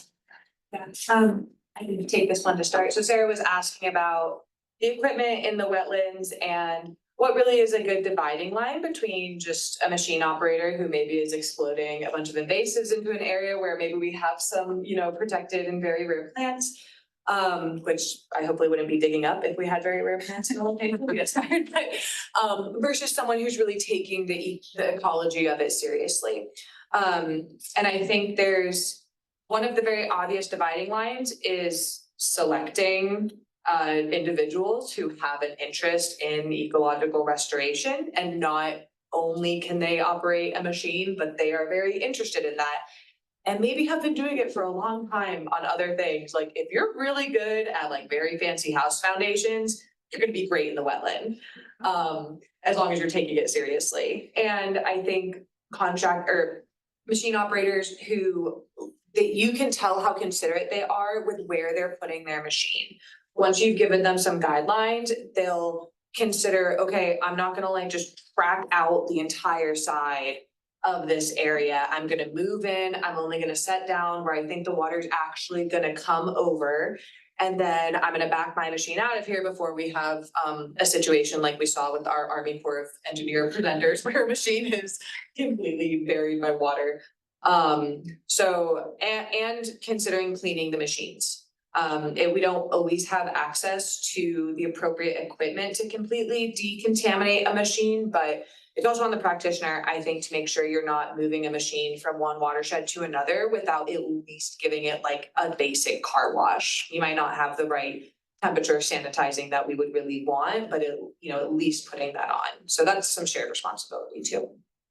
I totally agree with, if they care, they'll do a better job. If they've done it before and have trained their people, it matters. I will also say one thing we can do as the designers is make sure they have the budget and the time to do it, right? I've never worked with a contractor who really wants to make a mess or do it badly. It's just that if they didn't understand on something they bid on, or if the budget was just too tight all along, they have pressure from above, right? And they have to get it done, and it makes everybody's life a lot harder. So we try really hard to think about, if I'm gonna be doing a lot of arm waving and really a big pain in that contractor's butt, I'm gonna give them a lot of time. I'm gonna make sure it's clear when they bid it, or if it's design build that you've talked about it, and say, I'm gonna be like, you're gonna touch that 5 times probably, or you tell me this is where like you get the input early, is like, I think this is gonna take a lot of your time.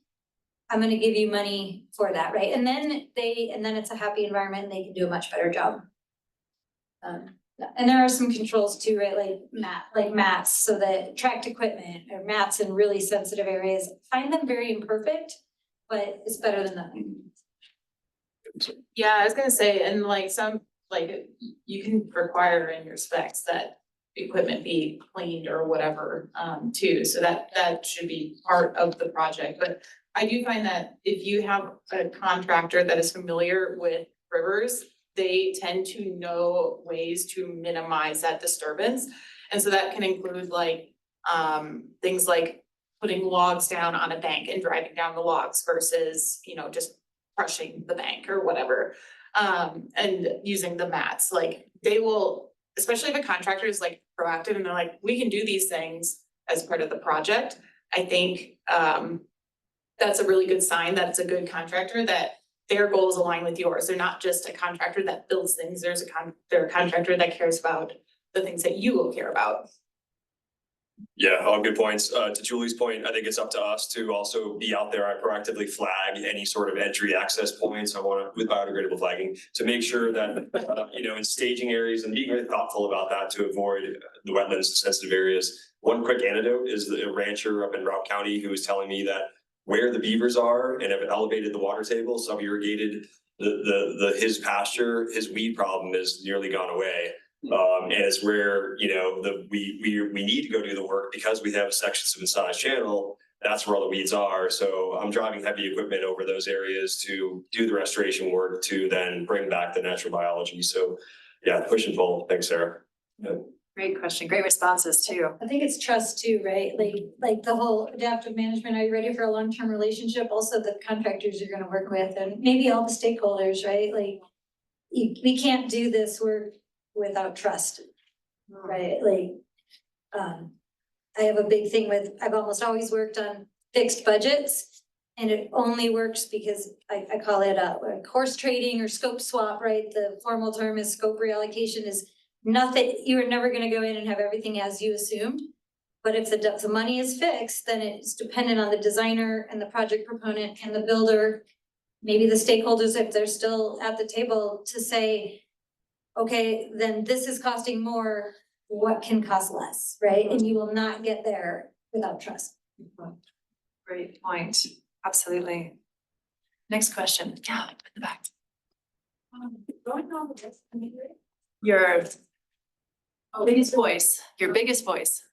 Going on with this conversation and especially this last point on trust, I'm curious about the cultural component of this stream restoration work and bringing back the beavers and, shifting this, like there's like a long history of anti-beaver kind of energy in this land, even if it wasn't from landowners being concerned about beavers disrupting just the pulse of the hunting to near extinction.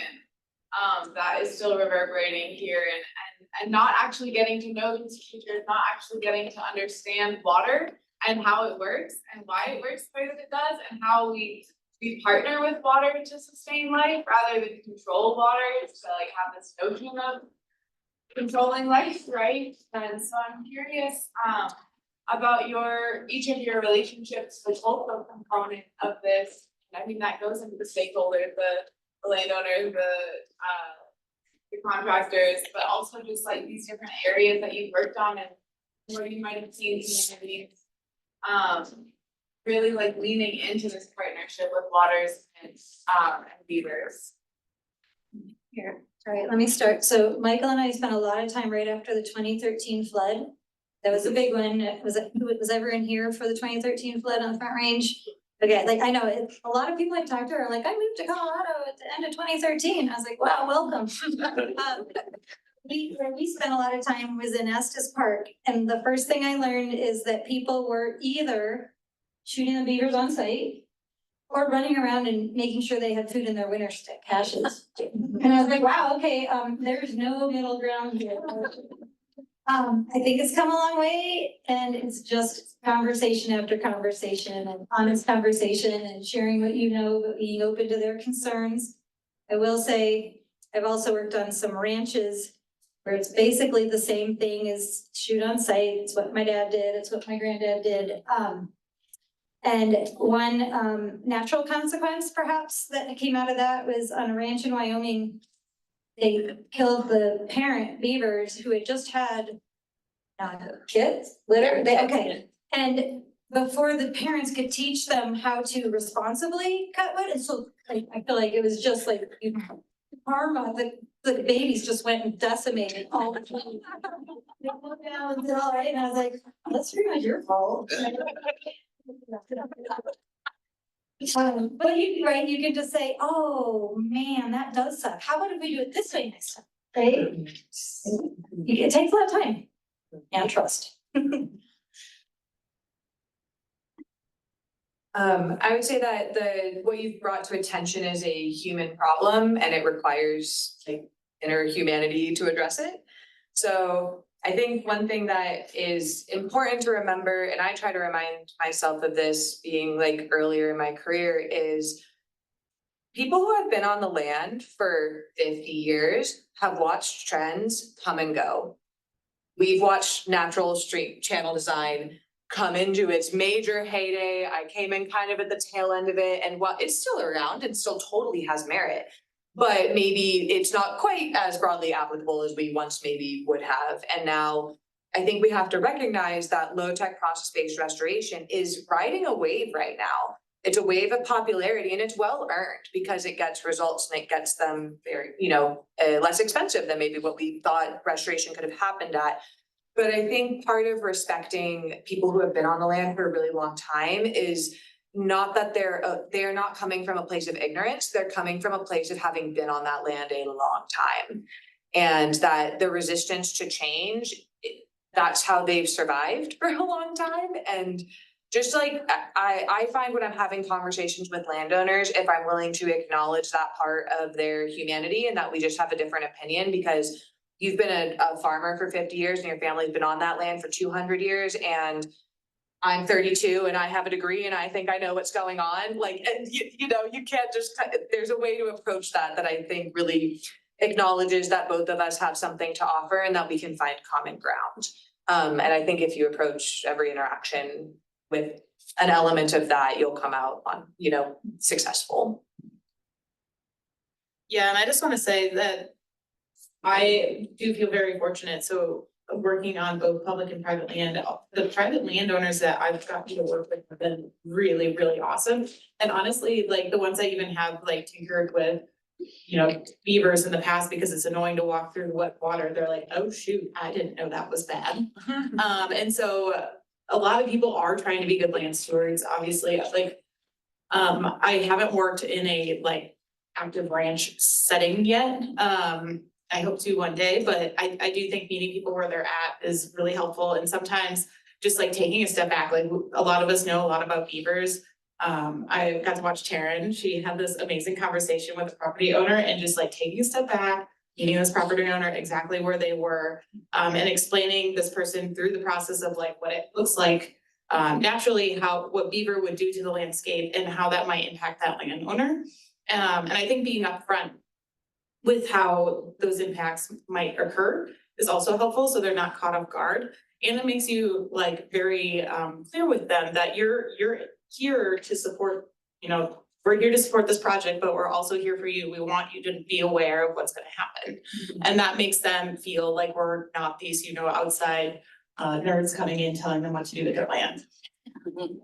Nice. Yeah, I'll put a plug in for storytelling. I think, we've got so much effort monitoring. It's great. We're talking about that a lot today, but let's tell the stories of what we're doing. And let's have it be from the landowners that we're working with, the ranchers and what their opinions are. Because I have like a little postage stamp a lot. I don't have any beavers on it. I'm only getting to tinker with other people's land. And I think it's important to hear from the landowners themselves that we're doing work with, how it's been for them and whether it's with video or written word or whatever, and get those stories out there. Because hopefully with some good advocates like that, we can help spread that message better than I can as a consultant. You might tie it back to, this is not the way to go, I don't think, to meet them on their turf, but because it's too it's the nerdy side. But when we said like, in order to understand the system we want to work on, we're building lines of evidence, hearing from multiple generations of where they saw different features and how they've changed. That is a really solid line of evidence that sometimes gets forgotten. And it validates, right? Like what you saw, I need A fun anecdote, by having a conversation with a landowner, I discovered that historically they had dynamited beaver dams. And that the giant thing we were seeing with a hole in it was in fact a beaver dam that had been dynamited. So once you get chatting, you never know what you're gonna find out. It's the curiosity, right? And, you know, the socialization we're talking about, we saw this play out at the decision maker level and having to bring people along through the lines of evidence and the storytelling and what we love to call the art of translation, how you are talking with someone and not at them. And also the art of peopling, how you show up and you're present and listen to the landowner, the legislator. Where are they? Where can you meet each other? Where could you help lift each other's understanding of your respective positions or desires and goals for a project? So never underestimate that. Does anybody have one last quick question? And then we're gonna wrap it up. Hey. So I hesitate to say this because it's not actually a question. It's my own lesson learned I'd like to share. Because there's discussion of how difficult this work is. And you were saying, Michael, you were talking about how it's hard to find people to do this work.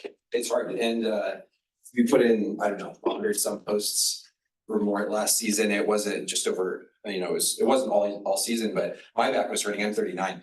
But we developed a technique that made it a lot easier, I think. And so I just wanted to share that for folks so that your volunteers, SCC crews, or your conservation corps crews and whatnot, you can make it a little easier. So one of the hardest things I think is the post pounding, right? You've got the heavy post pounding, you have to like hang on it and it's like rattling your joints.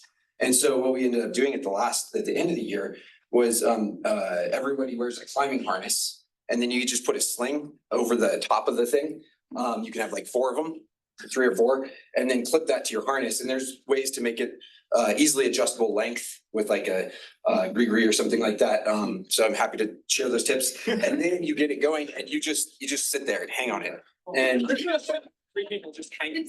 And maybe somebody kind of balancing it. You don't have to be gripping it, so it's not like rattling your elbows. It's just a lot easier. So I encourage you all to play with that. See, this is why we all gather and talk.